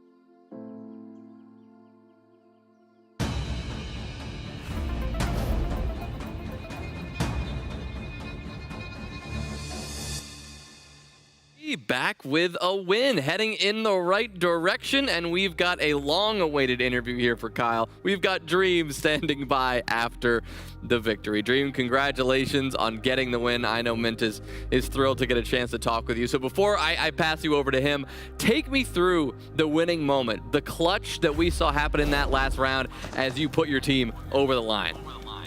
Honestly, I say that clutch was more of my teammates. I think they were just feeding me like really fantastic comms. Like Aiden told me I have a 1 on the guy blue. I can just sprint wine and kill him real quick. So I just full sprinted, fucking handled that guy. And then just played the 1v1 and it was easy. All because of my team. Humble guy, as always. I think we all know that. Hey, Dream, nice hat, by the way. Where can I get that hat from? Oh, you got SSG actually has a store online. You can go there now. It's available. Amazing hat. Potentially use code DREAM. Wow. Dream. I love that. Dream, look, you're a man of the people. I know you'll give us a good answer here. And the people kind of want some answers. What has been going on with Space Station? I see you guys on defense. You guys look pretty good on defense. Had another solid defensive half, but there's obviously some issues going on attack. Can you kind of bring us through that process of what you guys are noticing yourselves and maybe kind of working on? Honestly, what we're working on right now is just like back to basics. It's like that first week, I think we were just playing super solo and just not really playing as a team. It felt like 5 ranked players instead of a pro league team. So I feel like we're shoring up that aspect, but now we're just like a little slow. So like going into like the next week, we need to make sure like we're on top of our shit. We're not just like wasting the first minute of the clock doing absolutely nothing when we could have taken space in that first minute. You know what I mean? And then we put ourselves in these like bad execute positions because we don't have enough time in the round. I personally feel like the calls have been good. It's just like how we're executing around it and like working towards like that one common goal. Well, Dream, I want to say congratulations. A must-needed 3 points from you guys. Super happy to see you guys finally be able to close it out. Now, I kind of want to talk about your attacking weaknesses right now. Obviously, you're saying, you thought the calls were really good. We're listening in on the comms. I am curious, just because obviously I played with you. You know what the dynamic was on our team on Oxygen. The comms definitely get a little chaotic. Sometimes I hear you calling for a take, and someone just disregards what you're saying. They're focused on something else. I mean, how do you manage that? Honestly, it's just holding people accountable. Like when that kind of stuff happens in practice, like you need to call it out, and it's not something that's gonna be fixed overnight. Like I have rookies that haven't really played a professional T1 Siege before. You know what I mean? And it's a learning curve. Really, it is. I mean, you guys both know.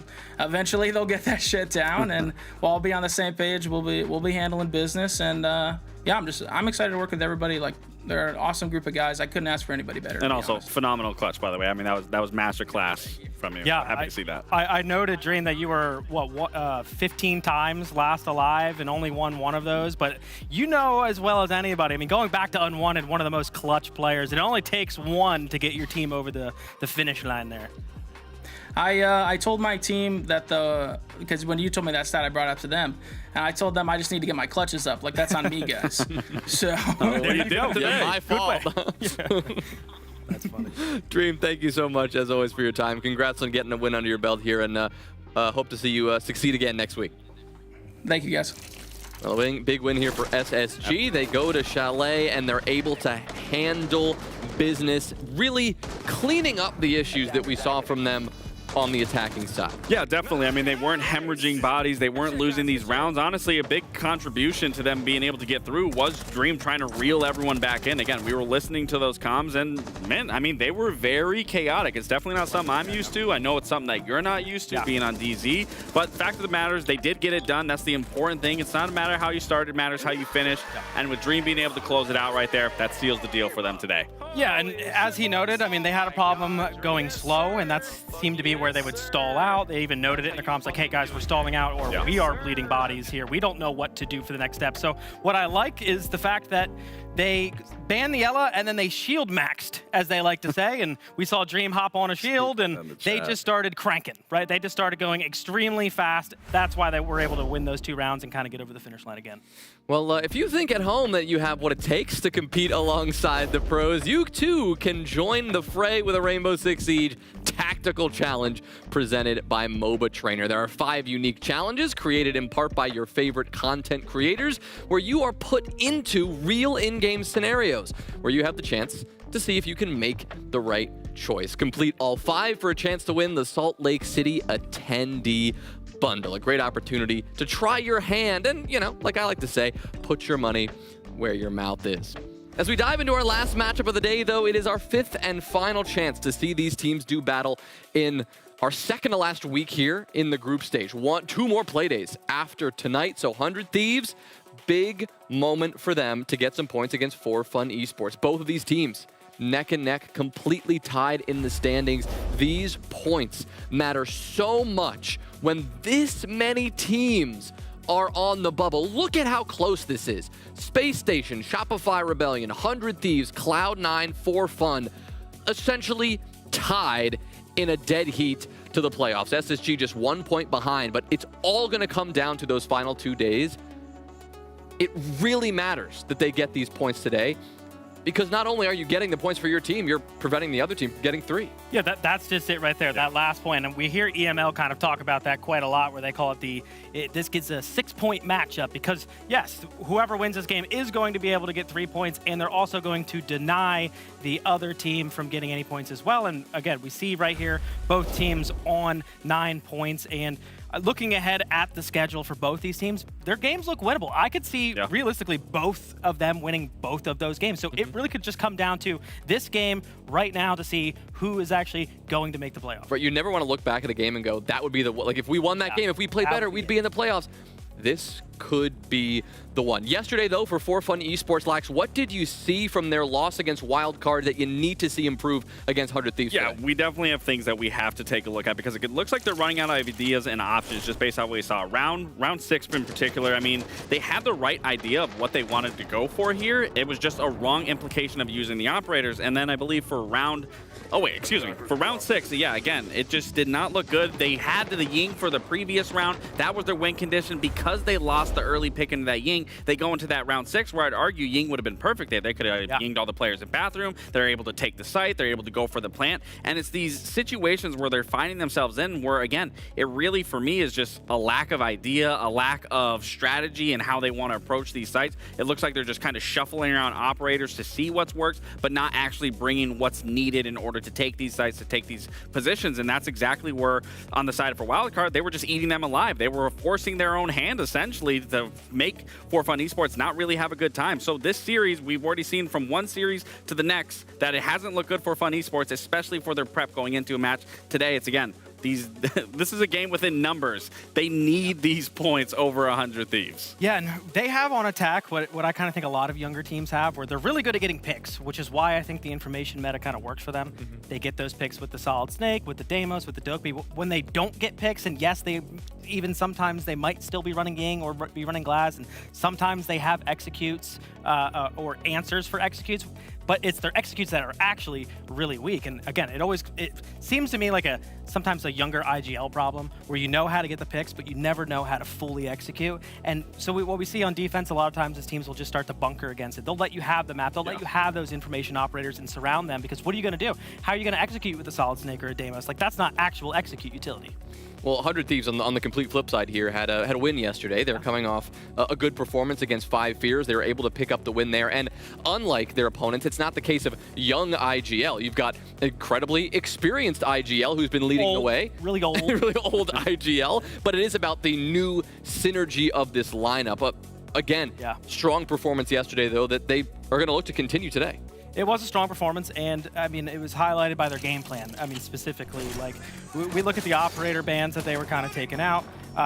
You're getting rid of the Monty and the Ying, and then eventually they got rid of an information operator. So they were never really letting 5 Fears get comfortable on their attacks and kind of go into one of the many forms of their utility on attacking. And then when they switched to the defense bans, I mean, the Tachanka, the Azami, and we covered it earlier in the show, 5 Fears never really covered their cracks. They never brought out the wall denial. They kind of gave space for free. So this really just led into, 100 Thieves being able to kind of have their way with this match. And even on that defensive side with the 100 Thieves, again, because we highlighted that yesterday, they were the second worst defensive team, but they still came away with a 4-2 defensive half. They had counters, and they were ready for the double shields. Most teams are kind of getting rid of double shields first 5 fears. We saw that today, but they were ready for it every single round. They always had a Thorn or an Ella. They also brought Tachanka a lot, which Hot and Cold noted was an operator that can kind of rip up shields. They brought Echo, so they were kind of ready for everything that 5 fears could throw at them. Well, today, 100 Thieves will be looking to go to a map that, well, I think they've been here before. One of their 3 wins came on Border. Bank would have also been familiar territory for them. Lax, do you like this pick for 5 fears? They haven't played this one yet. I can't say I'm too keen. No, they did play Wildcard on it, right? Yeah, they played... Right, they played Wildcard on it. Who?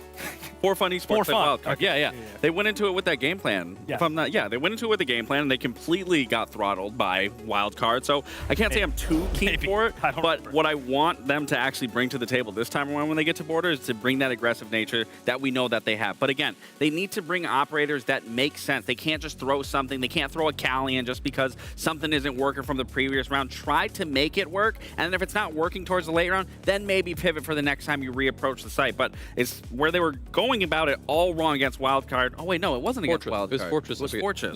Yeah, they didn't play. Who am I thinking They of? didn't play. They haven't played it. Yeah, you're correct. They haven't played. So ignore everything that I'm saying. Fact of the matter is, where they went wrong against their Wildcard game is they were pivoting too much into their operator pool and not focusing on a lineup that would work for the early round, then executing into the late round. So I need to see more concrete evidence that the lineups that they are running are for a purpose from the start and to the finish.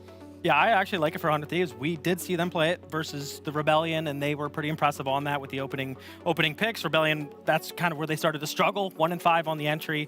We saw Spirits outside on the Clash going after Ambi, right? We saw some ridiculous rounds, but it's a very step-by-step map, Border.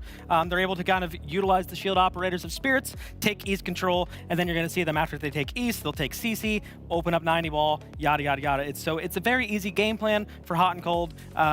And one that hopefully For Fun doesn't find themselves trapped in. Yeah, For Fun looking for a bounce-back game, but both teams looking for points. Mint said this was his game of the day, so for the final one, no better way to end it. And Taro, Jesse, over to you.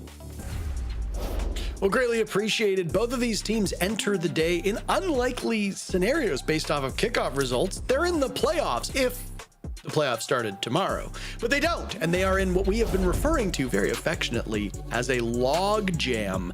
Tons of teams enter today at 9 points, and both of these teams are included in that. Are we going to go to overtime? Will both of these teams push their way up the standings, or will one ultimately prevail in regulation? Jesse, I've been asking you all day, what are the win conditions for both of these teams as we kick off Border? That's a great question, Parker, and I think it has to come back to Border. The desk was technically correct in that For Fun have never played this map, but that's because the last time they were here, they were playing under a different name. 1 of 30 played Border for the first time during kickoff, and that was against 100 Thieves. And if you remember, 100 Thieves lost every single game they played during kickoff, so it shouldn't be a surprise. That was a 7-4 victory for Fun Esports, then known as 1 of 30. So hoping to repeat that success, that'll be the goal for Fun today, Parker. They want to be able to find that same value that they had in the last stage. And a lot of that came off of one man, one president, if I can say so. Mike W dropping 13 kills the last time these two teams met on Border. They'll be hoping for another big game out of Mike today. Mike W was very good for this team when they played under the moniker 1 of 30 before they had proper org representation. And then, frankly, had a rough start to stage 1, but he's found his footing. He's been able to bounce back. No, still not quite to the levels that I'm sure he wants. Despite where these teams are in the standings, the individual contributions from these players haven't been anything to write home about. Adam enters as the highest rated player in the lobby, sitting at 5th place in the NAL with 116 EPS and 66 kills to his name. As far as I can tell, that's the most of anybody in the NA League right now. You're welcome to stat check me on that if you'd like. No, that is exactly correct. Thank you very much. I like that. I laid myself up. I'm Barack Obama putting the medal on himself. Volspur is the next highest rated player in this lobby, and he's down in 20th. Then it's Houghton and Packer, and you got to go down to Mike W in 28th. Everybody else is below that. No players really towards the bottom. So, I mean, again, these are very firmly based on individual player stats, middle of the pack teams, and that's where they find themselves in the standings. One of them will have a golden opportunity to take 3 points and vault themselves up further into the playoffs, hoping to entrench themselves and be one of the 6 teams to compete for a spot at EWC. We'll start on round number 1, Jesse, 45 seconds into action. Yeah, and this is going to be an OSA plant coming out from Hot and Cold, likely over towards Archives. There's a player downstairs, and they might have to be a little bit worried about this. Gomez, some very early damage, believe done by Packer, who's playing kind of down here around blue, hoping to find these players. He has a Nitro cell. Here comes the fight, wins it cleanly up against Gomez. He could Nitro Houghton from down below, so they've got to be really careful as they go for this plant. Very rare for us to see an OSA, but I mean, if shields are banned or you think they're going to be banned, you got to get a little creative. OSA does tend to get forgotten in the conversation about shields and what they can bring. Reloading! An old strat where you'd either put down one of those Talon shields or you'd stand behind a Monty and try to get the plant off, but a Nitro cell can almost always be your undoing, and teams have been able to answer back with things like Denaris and Arunis and Goyos, etc. There's also, in this particular lineup, there's a Thorn and an Echo for added injury. Packer with a kill onto Spirits. It'll be Packer's second, and 100 Thieves are not having the start to round number 1 they'd hoped for it. Yeah, and Packer's existence down below the site makes this strategy completely impossible, and that's why they're now pivoting. They're taking Hot and Cold with the defuse kit in towards offices because they can't plant on a soft floor. If they at all get into position where they can get denied from below, the Yokai plus the Nitro cell is going to make it impossible, so they have to work kills elsewhere, and that's the current goal. Hot and Cold fragging out on the OSA, a gun that he's very familiar with. For a period of time he was in the retirement home playing as Thermite, and they share that same loadout. Only casualties so far that 100 Thieves have been able to collect. Mike W playing far enough back. Kaysen and Houghton now. Not a great start for 100 Thieves. They get fed to Volspar, and Bino in the round will go to 4 Fun. Well, Parker, I don't talk about it as much these days, but I've always been a bit of a critic of that OSA push in particular. It used to be popular a couple of years back, and then I think teams kind of realized its limitations. You really get pigeonholed. Every now and again, we'll see a team like fake that style of an execute. Well, they'll put down the OSA shield, but then they'll actually try to get a plant down Locker's side through Sandwich or just in through the main breach. But this time, 100 Thieves really commit to it, and you see the problems with it right there. Packer down below with the Nitro cell makes it really annoying to try to go for that plant. They try to pivot, but they just don't have any map control. They've spent 0 time pressuring in towards security, pressuring in towards the south side of the map, so they have to just go for this office side pivot. It's okay, they get a couple of kills, but there's just so much time that's already been wasted. So much of their utility was spent on plan A, trying to get in through the door with that OSA shield. They just didn't have the tools that they needed then to root out all of those little positions that 4 Fun were sitting in and were holding their angles on. So nice first round to come out from 4 Fun. They have the tools they needed to win that round, and they use them really nicely. They will continue to bring numerous impacts in Nitro cells just in case another OSA plant comes through, but I wouldn't expect it for the rest of this game. Jesse, I just got a notice slipped across my desk that says 4 Fun Esports are presently rebranding to 4 Playoffs Esports, because that's what their goal is right now. They are no longer playing for fun. They are playing for a spot in the playoffs. And again, a lot on the line here between these two teams. We don't have any NAL for the next week. We'll be back on July 2nd in just a little bit over 5 days from now. 4 Fun will be playing up against Cloud9. That will be for playoff implications too, as both these teams currently hold a playoff spot. And 100 Thieves will be playing up against Outlast. In the final play day on July 3rd, 100 Thieves will be going up against Space Station Gaming, and 4 Fun will be going up against 5 Fears. So both of these teams have a relatively easy schedule to close out our play days, which honestly should be a good thing for fans of these teams. You have the likelihood that you'll be able to pick up some, if not all, points during those matches is quite high. 4 Fun versus C9 is going to be an intriguing one to watch, and don't count out SSG. That was Cloud9's mistake today. Mike W with the leadoff pick. Down goes Adam. Adam starting 0-2, Jesse. That is very abnormal. Yeah, I mean, you mentioned it. Currently leads the stage in terms of kills for the NAL, at least at the start of today. Gomez falls as well, so it just keeps getting worse for 100 Thieves. There goes Case into Volsper. Everybody falling like flies. Not even near the bomb site. We're all the way over towards East Stairs, but all of these players have just been falling for 100 Thieves. Hot and Cold and Spirits, the two oldest players on this squad, will have to do it by themselves in the 2v5. Lots of time and Diffuse Kit in hand, plus good utility on both operators, so this is not unwinnable, Parker, but you have to imagine if For Fun play this right, it'll be really tough to pull off. An ideal position for them to be in, but I mean, Hot and Cold backing up a shield. Okay, who am I kidding? It's all 5 players of For Fun are still alive, and none of them have a single point of damage done to them. I mean, there is a possibility that they're able to get a couple picks here, but it'll be tough. This is the Titanic. You know she's going to sink even if some people are able to make it off on those lifeboats. Hot and Cold, last one standing. A flawless round shaping up for For Fun. Denied by Hot as he takes down Volsper. Still in this, but an impactless kill for the time being. Diffuse Kit in hand, but you're kidding yourself if you think he's going to be able to pull off a successful plant with 4 bodies still alive. He sees the shotgun of the Warden, Mike W in a really tough spot. Can't shoot the shotgun barrel. Mike W understands that. A quick swing, 1 to the chest, game over. For Fun off to a 2-0 start. Really nice, just a couple of gunfights going their way. Sometimes on Border, that's all it comes down to, is you've just got to be able to win your fights. And when you're pushing in with the shield to try to take those East Stairs, you really don't want to be bleeding bodies, at least until your shield can take that space.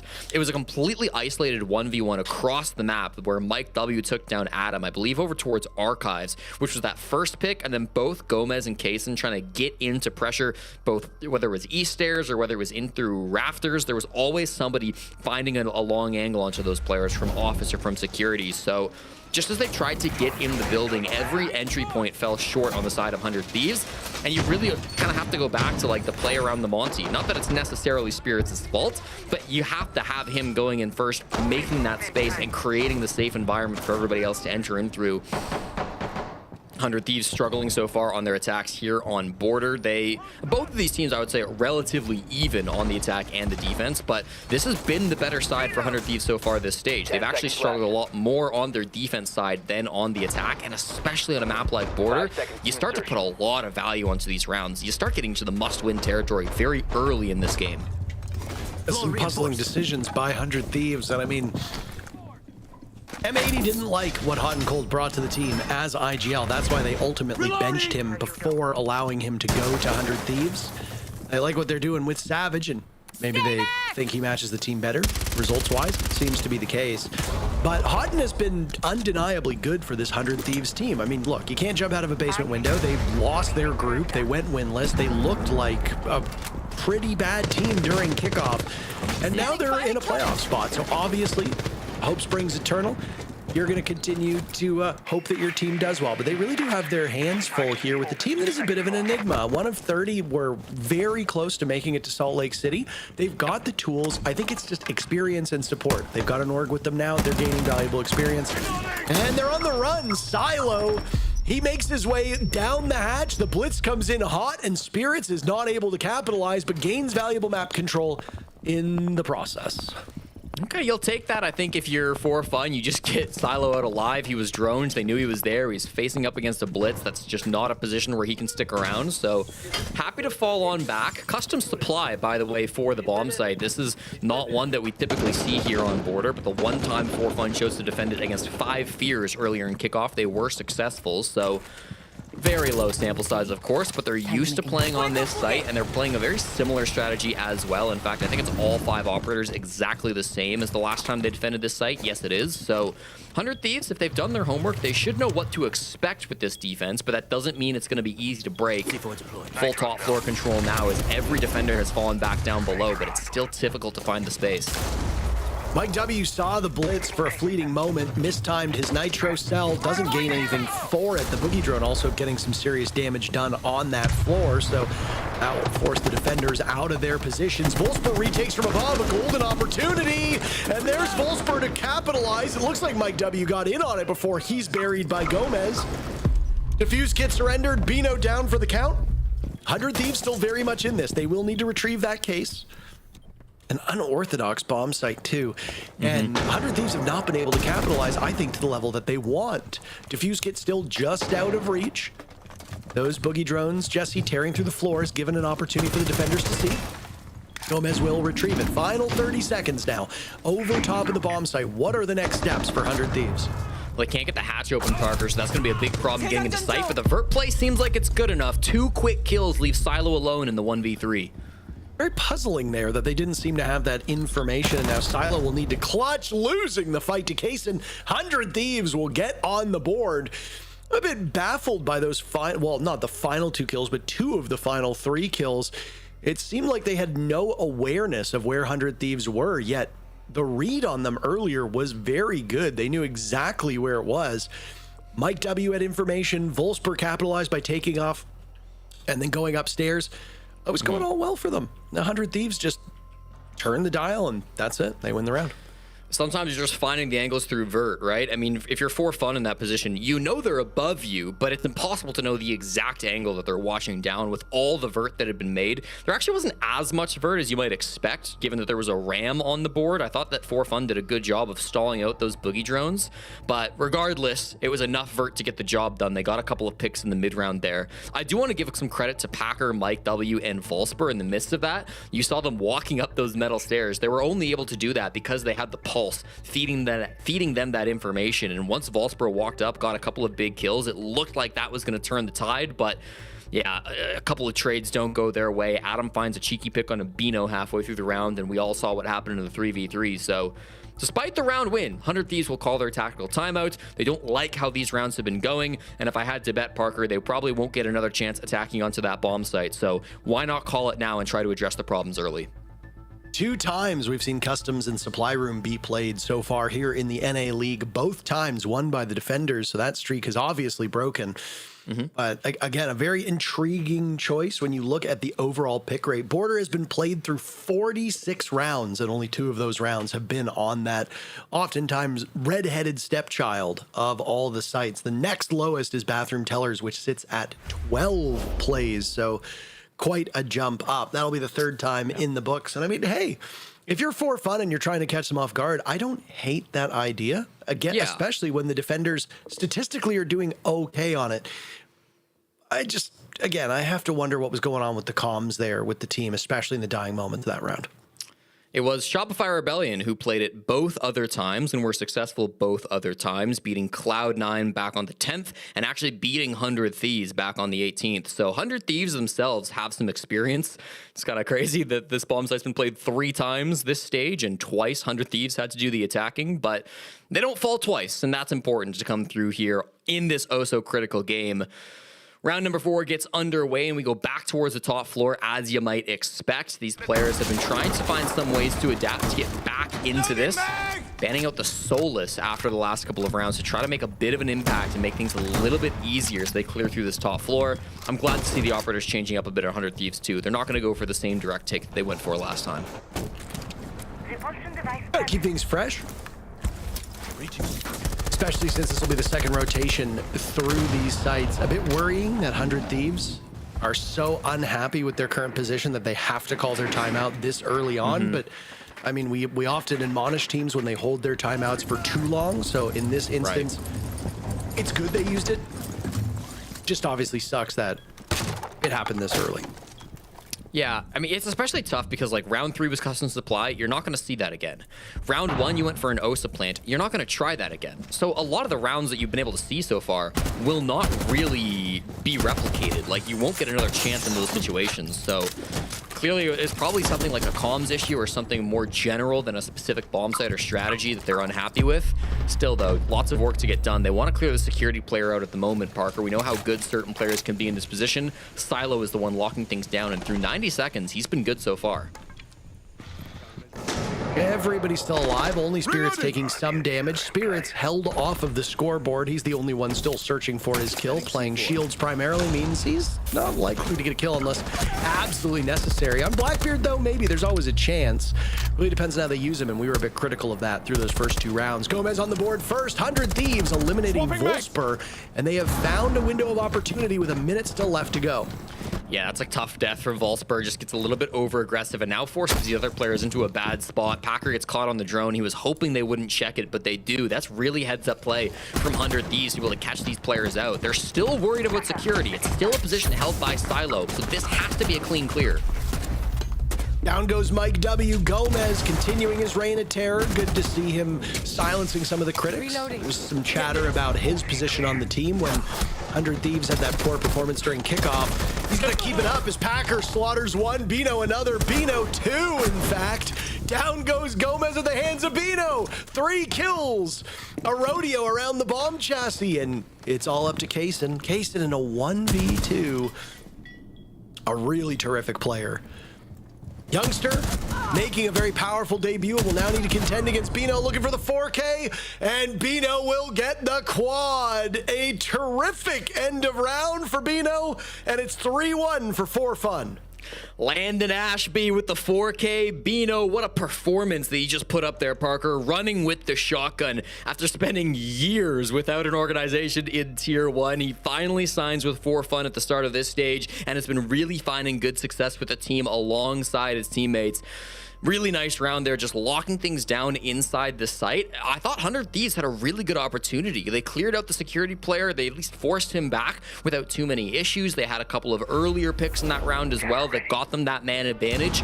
For Fun kept trying to go for aggressive moves, and while they weren't successful, they stalled out 100 Thieves long enough that it kind of opened the door for Bino to clutch that one out. By the time that they were worried about him, by the time they were dealing with the Warden in sight, they didn't have the time to do anything else but walk at him. So Bino lines him up with the shotgun. He will be 6-1 now after 4 rounds. An incredible performance from the captain of For Fun. Started from the bottom, now we hear, I believe, is what Bino would be saying, as he is the lowest rated player on his team and the lowest rated player in the lobby, sitting at 45th of 50 players, and again, playing really tough minutes, playing a tough role, and sometimes you get opportunities to pop off. How many times do we see these SAS operators clutch up because of the way that those operators are played and because of their loadout? That shotgun, as long as you believe in it, it believes in you, and it usually will pay off. Taking all those engagements 1v1 when he's got the cover and the information and the advantage of peeking, well, it's hard to beat somebody when they've got that shotgun in the hand. So well played by Bino. He's experienced. He's been around a while. Success has taken some time to find him, but For Fun are in the driver's seat in this matchup, and Bino's been a big part of their success. We're very early in the game, but on pace for his best match ever. Here's a fight early, but just losing. The F2 not doing any favors to Gomez. They get traded out, but that's still going to hurt. You had information on this player. You couldn't secure that frag. Now you're in a 4v4 here on the top floor, and half of your teammates still alive are on shields. So 100 Thieves, a bit messy to get that opening pick, but the space is theirs regardless. Volsper and Mike W still existing here on the top floor with these shotguns again. Volsper actually MPX on the Warden, but they're going to have ways to try to slow down these players clearing through the top floor. It is critical you take this space before you can execute. Shield in. Spirits had found 2 kills. He'll find both of them in this round as Mike W pays for that. 100 Thieves looking to close this gap. They'll encroach upon the spot of Volsberg. Kaysen gets the kill. Spirits was just a distraction. Bino now the man of the hour in the previous round has his work cut out for him. He'll need another 4K if For Fun wants to win this.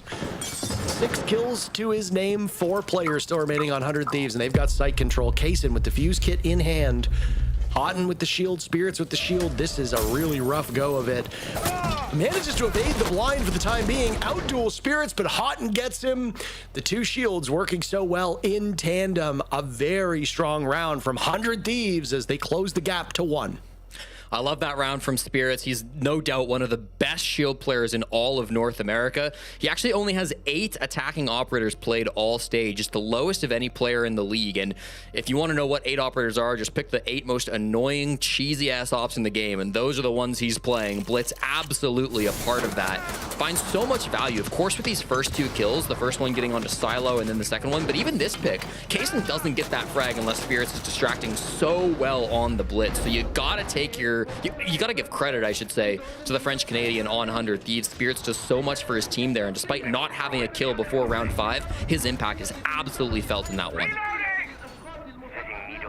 It's worth reminding people that while we've spent quite a great bit of today talking about the fraggers on the team showing up and not showing up, and we're not just talking this particular matchup, I'm talking about every single matchup that we've seen so far today, that one thing that does get overshadowed is the contribution of those Shields players, of those support players. We did spend some time praising Giddy and Dream in that SSG matchup for how important they were. But I mean, even if Hotten's going 3 and 4 and Spirits is going 2 and 4, as long as they are doing their job effectively, and that part of that job involves not getting kills, the rest of the team can flourish. Now, obviously, the problem is that the kills have not been coming very easily to this 100 Thieves roster. Adam, with the most kills in the entire league, is currently sitting at 2. Typically, that's not going to get the job done, especially if Hotten and Spirits are playing hard support and are not in fragging position. That means you've got 2 guys who are going to have to get most of these kills, and Kaysen and Gomez are great players. That's a lot to ask of them, especially a guy like Kaysen, who is still quite young. The rookie is still learning. Well, Parker, if you're ever playing Rainbow Six Siege and you're getting annoyed by shields, you have a couple options on how to counter that. You could run the Legion to slow them down. You could run the Thorn or the Ella to try to disrupt that shield position. You could even run the Oryx to bash the shield out of the way, or the Smoke. For Fun have run all 5 of those operators and will be doing everything they can to slow the advance of 100 Thieves this round. Spirits, the main focal point now is the ROU projector conceals the advance of one of the other shields. Adam with a big pick, and Spirits will be on the board. He pummels Mike W, smiting him outside of the building. For Fun will now need to play catch up as this entire top floor has been surrendered to the attackers. It's not come without a cost though. Spirits, Adam, and Hotten all low HP. Spirits in the ground, they trade out Silo. So even with the damage done, 100 Thieves still getting their licks in. Volspur and Packer, the last 2 standing, and Packer will go for a retake with half of the round still to go. Volspur attempting a play. Packer can now get into position. They've got the distraction. Packer, missed opportunity, gets the down, will secure with the gas canister onto Gomez. Very winnable for both teams at the moment, but now it's all up to Packer. Jesse, this is a prolonged affair. This action is going on incredibly long. Bit of a reset as Hot and Cold gets to the bomb site. Packer decides it's not worth fighting. Don't forget, top floor is not where we're at, so do your best to stall this out. Hot and Cold's low HP, so he could die to a Toxic Babe. Recoil on that SMG-11 is going to send this sky high. Packer needs to hit that first shot. Here's the drop. Shield not removed, repositioning. But he gets killed by Kaysen, who's in hot pursuit. A good rotate. And these teams so evenly matched. 3-3, no closer to a conclusion as that's the first half.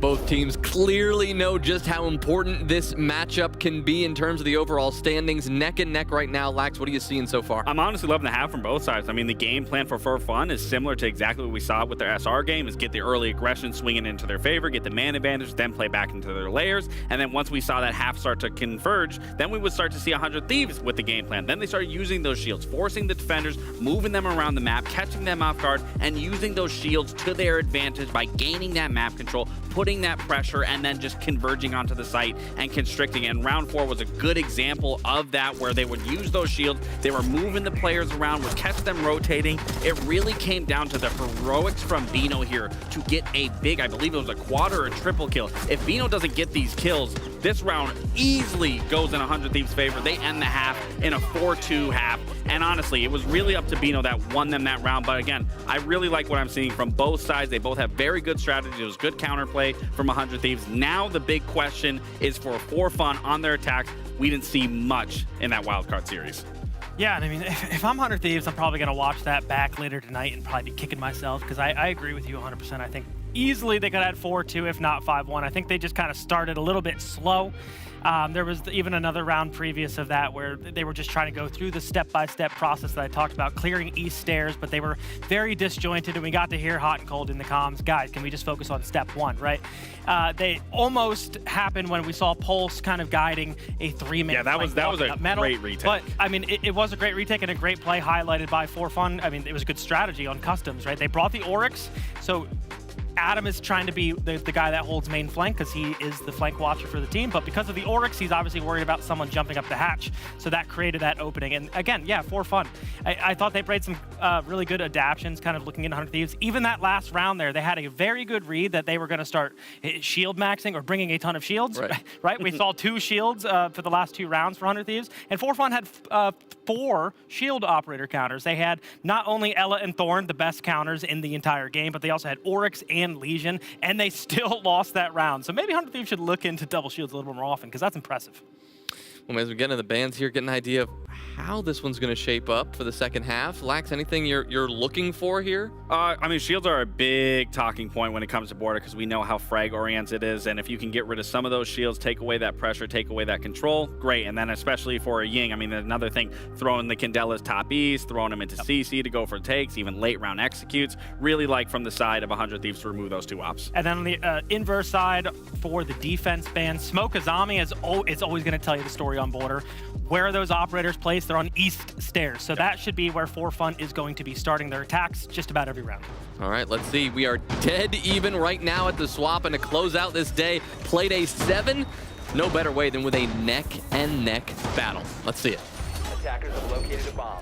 Well, thank you very much, guys. This game has lived up to all expectations so far. 100 Thieves and For Fun still dueling for a spot in our playoffs. Neck and neck tied at 9 points in the logjam with 2 other teams. So it's so critical to get these points when you can. A regulation win would be ideal, but even an overtime win or even an overtime loss would put you in a much better position than previous. So everything on the line for these 2 teams. I'm glad Mint brought up those East Stairs bans as well. Both the Smoke and the Azami being taken off the board. I'm curious to see if anyone will want to play over on that side of the map or if they're just going to try to barricade it off and play without it.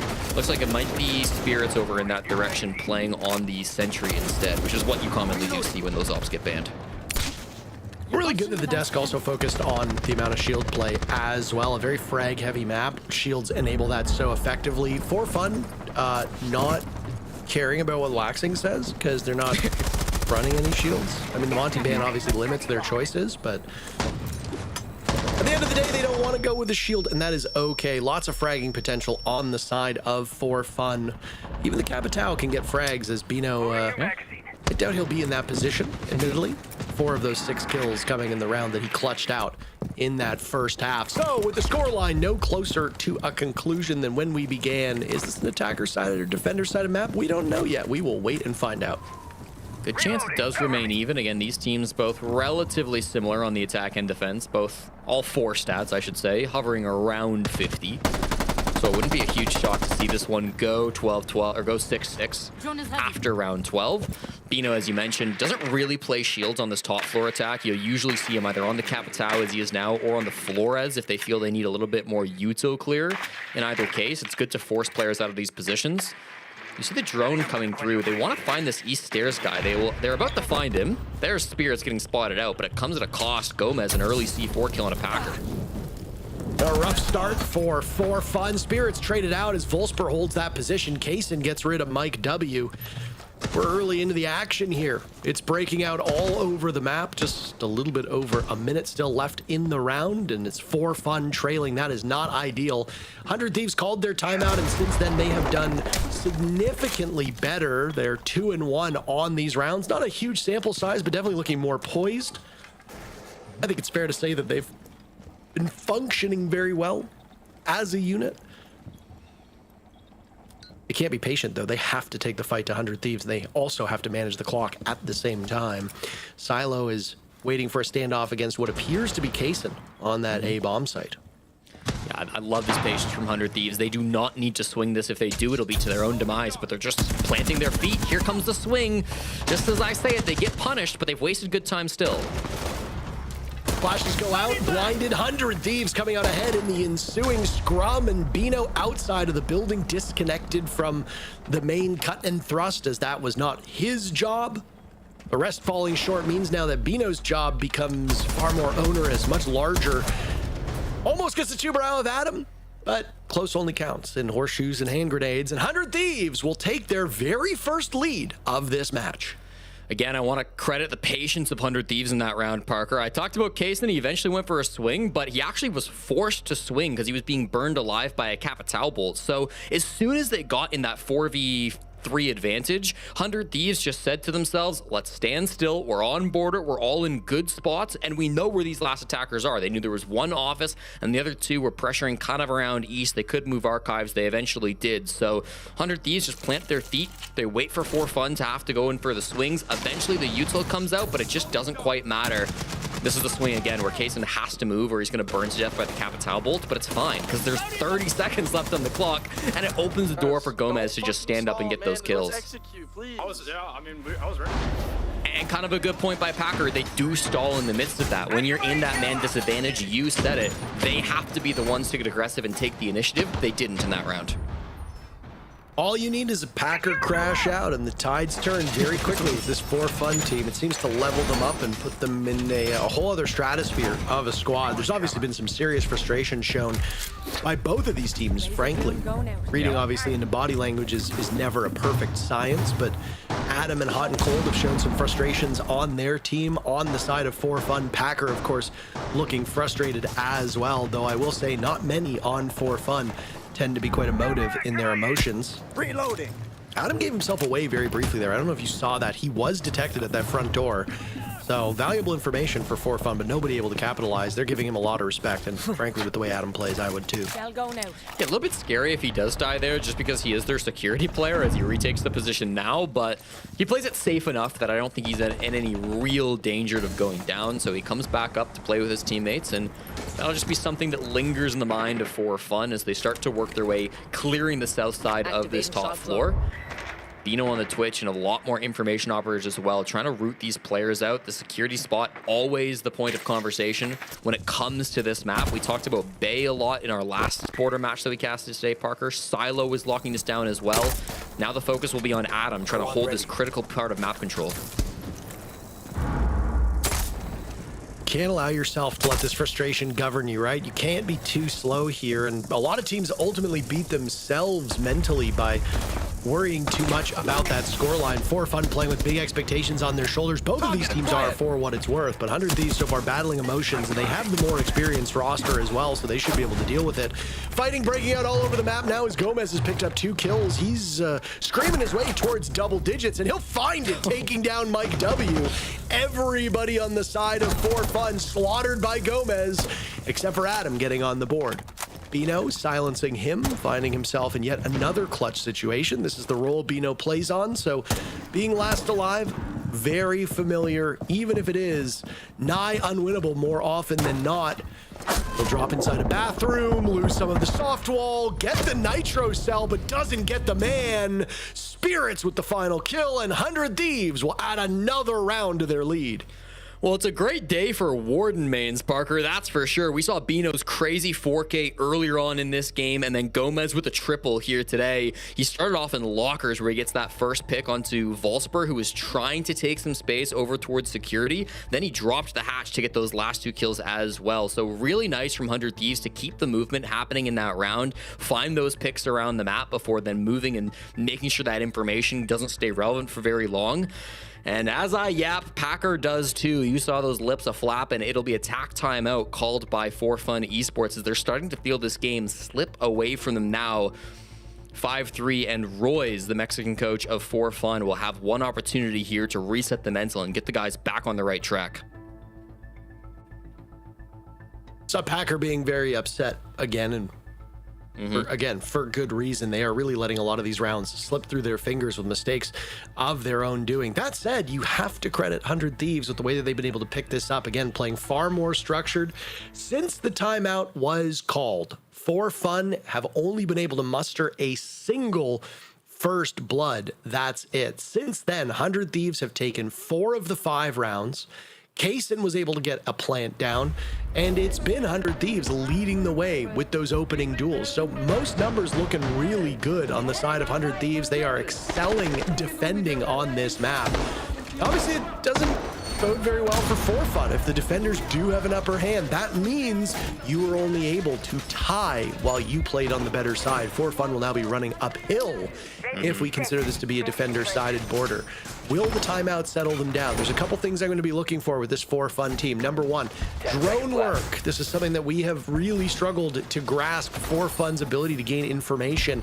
And they looked like they were going to bring a lot of intel ops. They're just going to bring a single intel op in that snake. They switched off to go with IQ and Glass instead as a response to the lineup from 100 Thieves. I don't hate these changes for Fun, and those operators they swapped to also happen to have some good weaponry in their hands. So if fragging is the issue for Fun, they can address that too. My eyes are on Gomez Parker. He's gotten the last 2 opening picks here on Border, and he's been having a lot of success. 10 and 5 now, currently at a 138 EPS.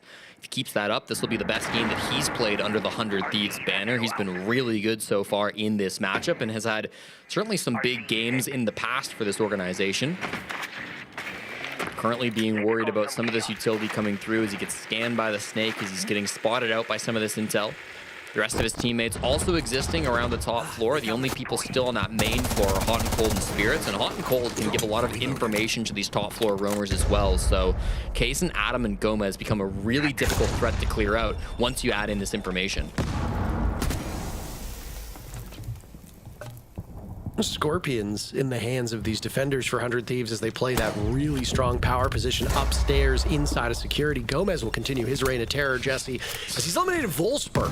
I understand that the TCSG can function like a DMR, but it's still a shotgun, and somehow he managed to outduel a Glass. Gomez obviously pays for it. He takes quite a bit of damage, but no Glass, no oppression, no ability to paralyze these defenders. That does not bode well for Fun moving forward. Packer's gone now, too, at the hands of Case, and things falling apart for Fun as they've just called their timeout. Gomez looks to have another, unsheathing the CZ-7-5. Can't get Bino. He and Silo are all that remains as now Adam is called into action, deputized to be the main impediment to slow down this Fun advance. Nitro Cell ripped by Hot and Cold does not go. Nobody to be found. Bino and Silo still alive for the final minute. They will have to kill twice their numbers.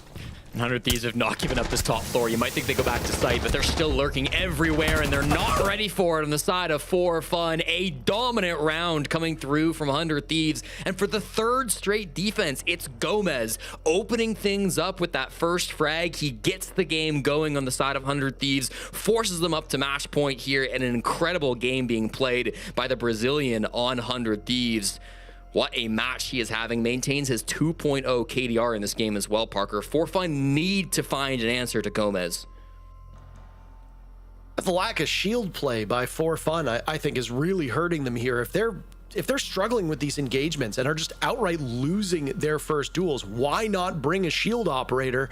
That might be what 100 Thieves thinks is going to happen, and they take the blitz out. So you've really handcuffed For Fun to either Osa, Fuse Shield, or the Blackbeard. Those are really your only options right now. It is a bit perplexing, really. Obviously, teams play differently. Some teams like to bring shields on certain maps. Other teams will play the same map with an almost identical operator lineup, but they won't bring the shield operator with them. Really, it's 6 of one, half a dozen of the other, and it comes down to how teams want to govern themselves. But I think Laxing and Mint were very correct when they talked about how important shields are on this map, and For Fun have opted not to be bringing shields. It is a huge hindrance for them. They'll have to confront a shield of their own now as Hot and Cold will flex onto the clash, and For Fun might be about 3 minutes away from dropping a very winnable game on paper that would have helped advance them deeper into the playoff hunt. A reminder that both of these teams are currently in the playoffs if the playoffs were to start tomorrow. But right now, 100 Thieves, worst they can do is a single point. They will go to OT. Win or lose, they will pick up a point at the end of this match.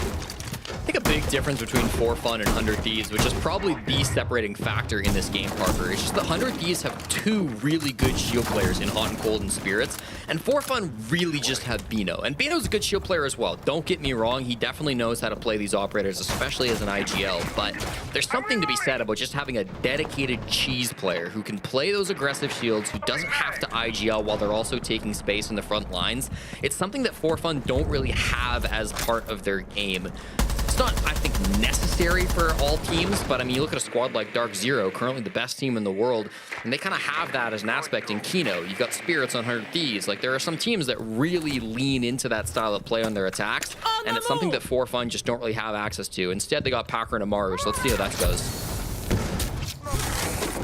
Here we go, off to the races.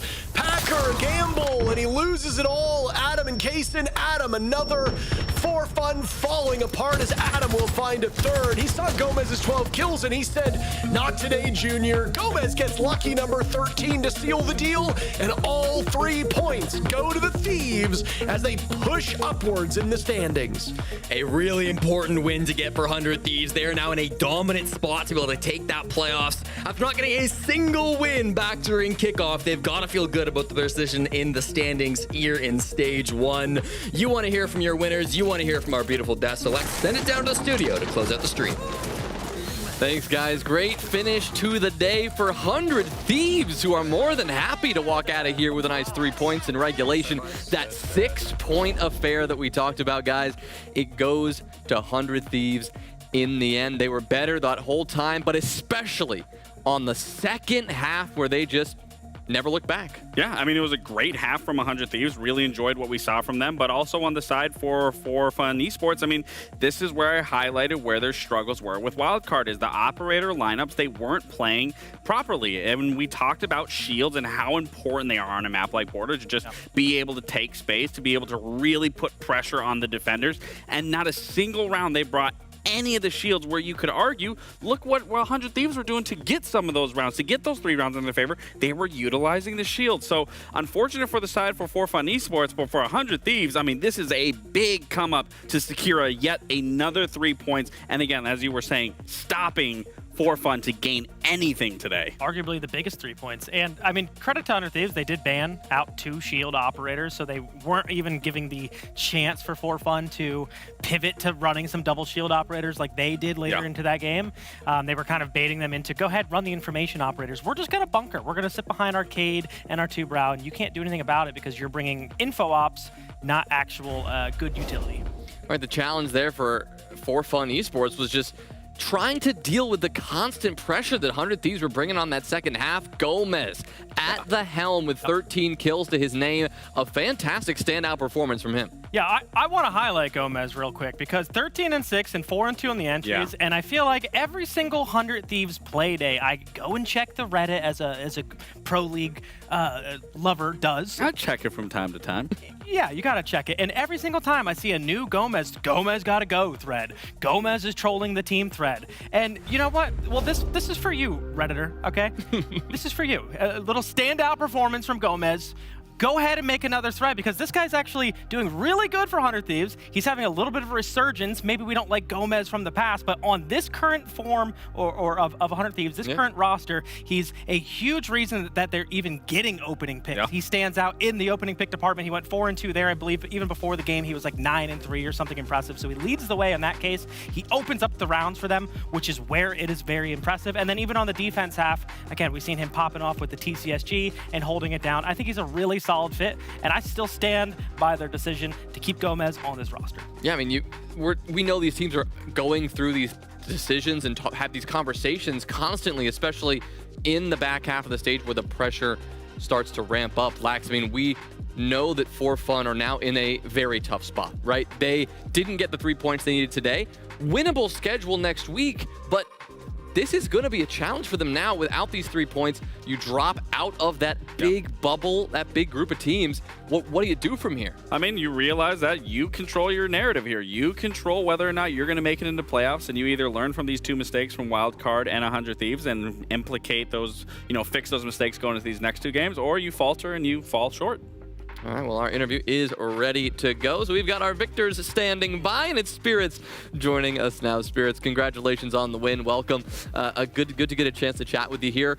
Talk to me about how you feel things are going on your team. We've had a chance to talk to some of your teammates, but can you weigh in on how you feel this dynamic is going? You've got Matt on the team now taking the lead role. You've got Kaysen in the mix here.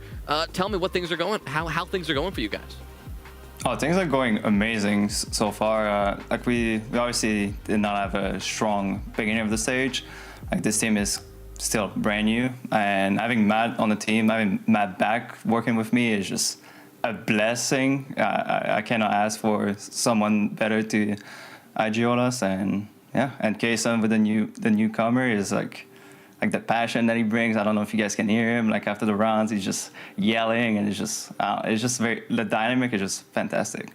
Yeah, I was going to say, hopefully you were going to say back with Matt, because obviously 3/5 of you unwanted. We got to bring it up for just a second. But you do have those newer players, Kaysen and Gomez. And Zaga, I want to give you a chance to kind of talk about Gomez for just a second, because I was just having a little segment to the Redditor talking about Gomez every single play day. What does Gomez actually, like, what does he bring into this team for you guys? I mean, man, Gomez is like kind of like a Swiss Army knife. A little less than me, but like you can ask him anything and he's gonna get it done. And that's what we need, on the team. And like he gets it done. He's actually one of the best lurker I've worked with, and he gets the job done. He can play the DMRs. He can do it all, man. He's amazing. For sure. Spirits, again, congratulations. A much-needed 3 points. You guys further that gap to be able to make sure players can't catch up, or teams, rather, can't catch up. I kind of want to talk about your guys' defensive half. Are you a little bit surprised that For Fun didn't run a single shield, just knowing exactly how strong those shields are on a map like Border? I mean, I don't think they're a strong shield team. They're very good at Monty. That's why we banned it. But other than that, like, I think their BB and Blitz are just pretty weak. We banned Blitz third because we were expecting a change of pace, and we just like banned it. But yeah, man. But would you even agree, though, like even if you don't have the strongest shield player, not utilizing those shields, especially for trying to take top E's, get that information, even pushing into something like Break, just having that little bit of added pressure for even a player to piggyback off of. Like, I just don't feel in these past 2 games that they've played, they aren't utilizing operators effectively where they maybe could make some headway but are choosing to go a completely different route. And in your guys' case, you're just shutting them out because there's nothing stopping you guys from taking any bit of that space or taking those gunfights to them. Yeah, maybe it's just a confidence issue from their shield player. I don't know. All right. Well, it's definitely not a confidence issue with this guy on the shield. Not my own. You call yourself a Swiss Army knife, but I don't know if you know this. I think you played 8 ops this stage and majority of the shields. Yeah. I mean, that's what I do. I just play the cheese. I play. The shield gamer. Glad to see you back on them, to be honest. Yeah, I'm happy. Obviously, coming from DZ, I feel like, yeah. It's good stuff. I mean, with Matt, it's just my life is so easy. So he just tells me what to pick, what's the main idea, and then I got Kaysen behind me with the best comms I can hope for my guy behind me. So it's just, life is good. Love to hear that, Spirits. Glad things are going well for you guys. Congrats on the win again, and look forward to speaking with you next week. All right? Yes, sir. What a finish there for 100 Thieves. They close it out, which rounds off, I guess, the second to last week here in the group stage. Has played a 7 done with. A big day that saw 2 of the most competitive games at the very end. I mean, SSG, Cloud9, 100 Thieves, For Fun. It was generally maybe the most one-sided day we've seen. Other than that, though, including kind of a surprisingly one-sided matchup in Dark Zero SR. I don't want to say that was probably the least surprising, just given the history between the two and just given how SR has been playing. Now, I'm not going to discredit them. What we see when they do eventually possibly get into best of 3s, that's where things tend to shift. But again, the Cloud9, 100 Thieves, For Fun. Cloud9 was a really interesting one for me because, again, we were highlighting Space Station and all their faults coming into the series, and they did fix a lot. But again, the comms were a really big issue. But thankfully, Dream was able to save it, put the nail in the coffin, so nothing could rear its ugly head. And that leaves us now with our standings going into the final 2 play days. M80 locked for playoffs, locked for top 4, upper bracket in playoffs. Dark Zero and Wildcard both locked in for playoffs as well. Outlast are eliminated from playoff contention, and everyone else, the chance to make the top 6 and make EWC is still alive. Next week's going to be great, Kyle, because we've got that bubble in the middle. I mean, so much of that conversation is going to be about Cloud9, Shopify Rebellion, For Fun, and Space Station. I'm going to put you on the spot. Yeah. Go for it. Of those 4 teams on the bubble right now, assuming 100 Thieves make it in, yes, which are the 2 that are going to be 5 and 6? I can already guess one of them. Oh, can you? Well, Rebellion's going to be for sure one of them. And then you got one more. And you got one more. I can guess this one. Go ahead. SSG. I'm gonna go. I look. I could be biased with SSG, but I do think I have actually been pretty impressed with Cloud9. That one is tough. And can I just say that, first off, that pained me to say that, but we did call NAL the most competitive region, and I don't think we were lying. That's all I'm saying. Is any other region have 8 teams like that? Like, look, next week is going to be insane. It's going to be insane, and we will get a chance to hear more of your predictions fleshed out when you're not put on the spot and how you feel about this. Fast and the host from EML will be taking over my seat next week as I'm going to be home for a couple of days, so she will get you through that final run up all to the playoffs, so that's something to look forward to next week. But thank you so much for tuning in this week. It's been another good week with you, Mint, here on the desk. Laxing, thank you so much. For all of our studio crew, for Mint, for Laxing, I'm Jonas Willinger saying thanks for watching, and we'll see you next week.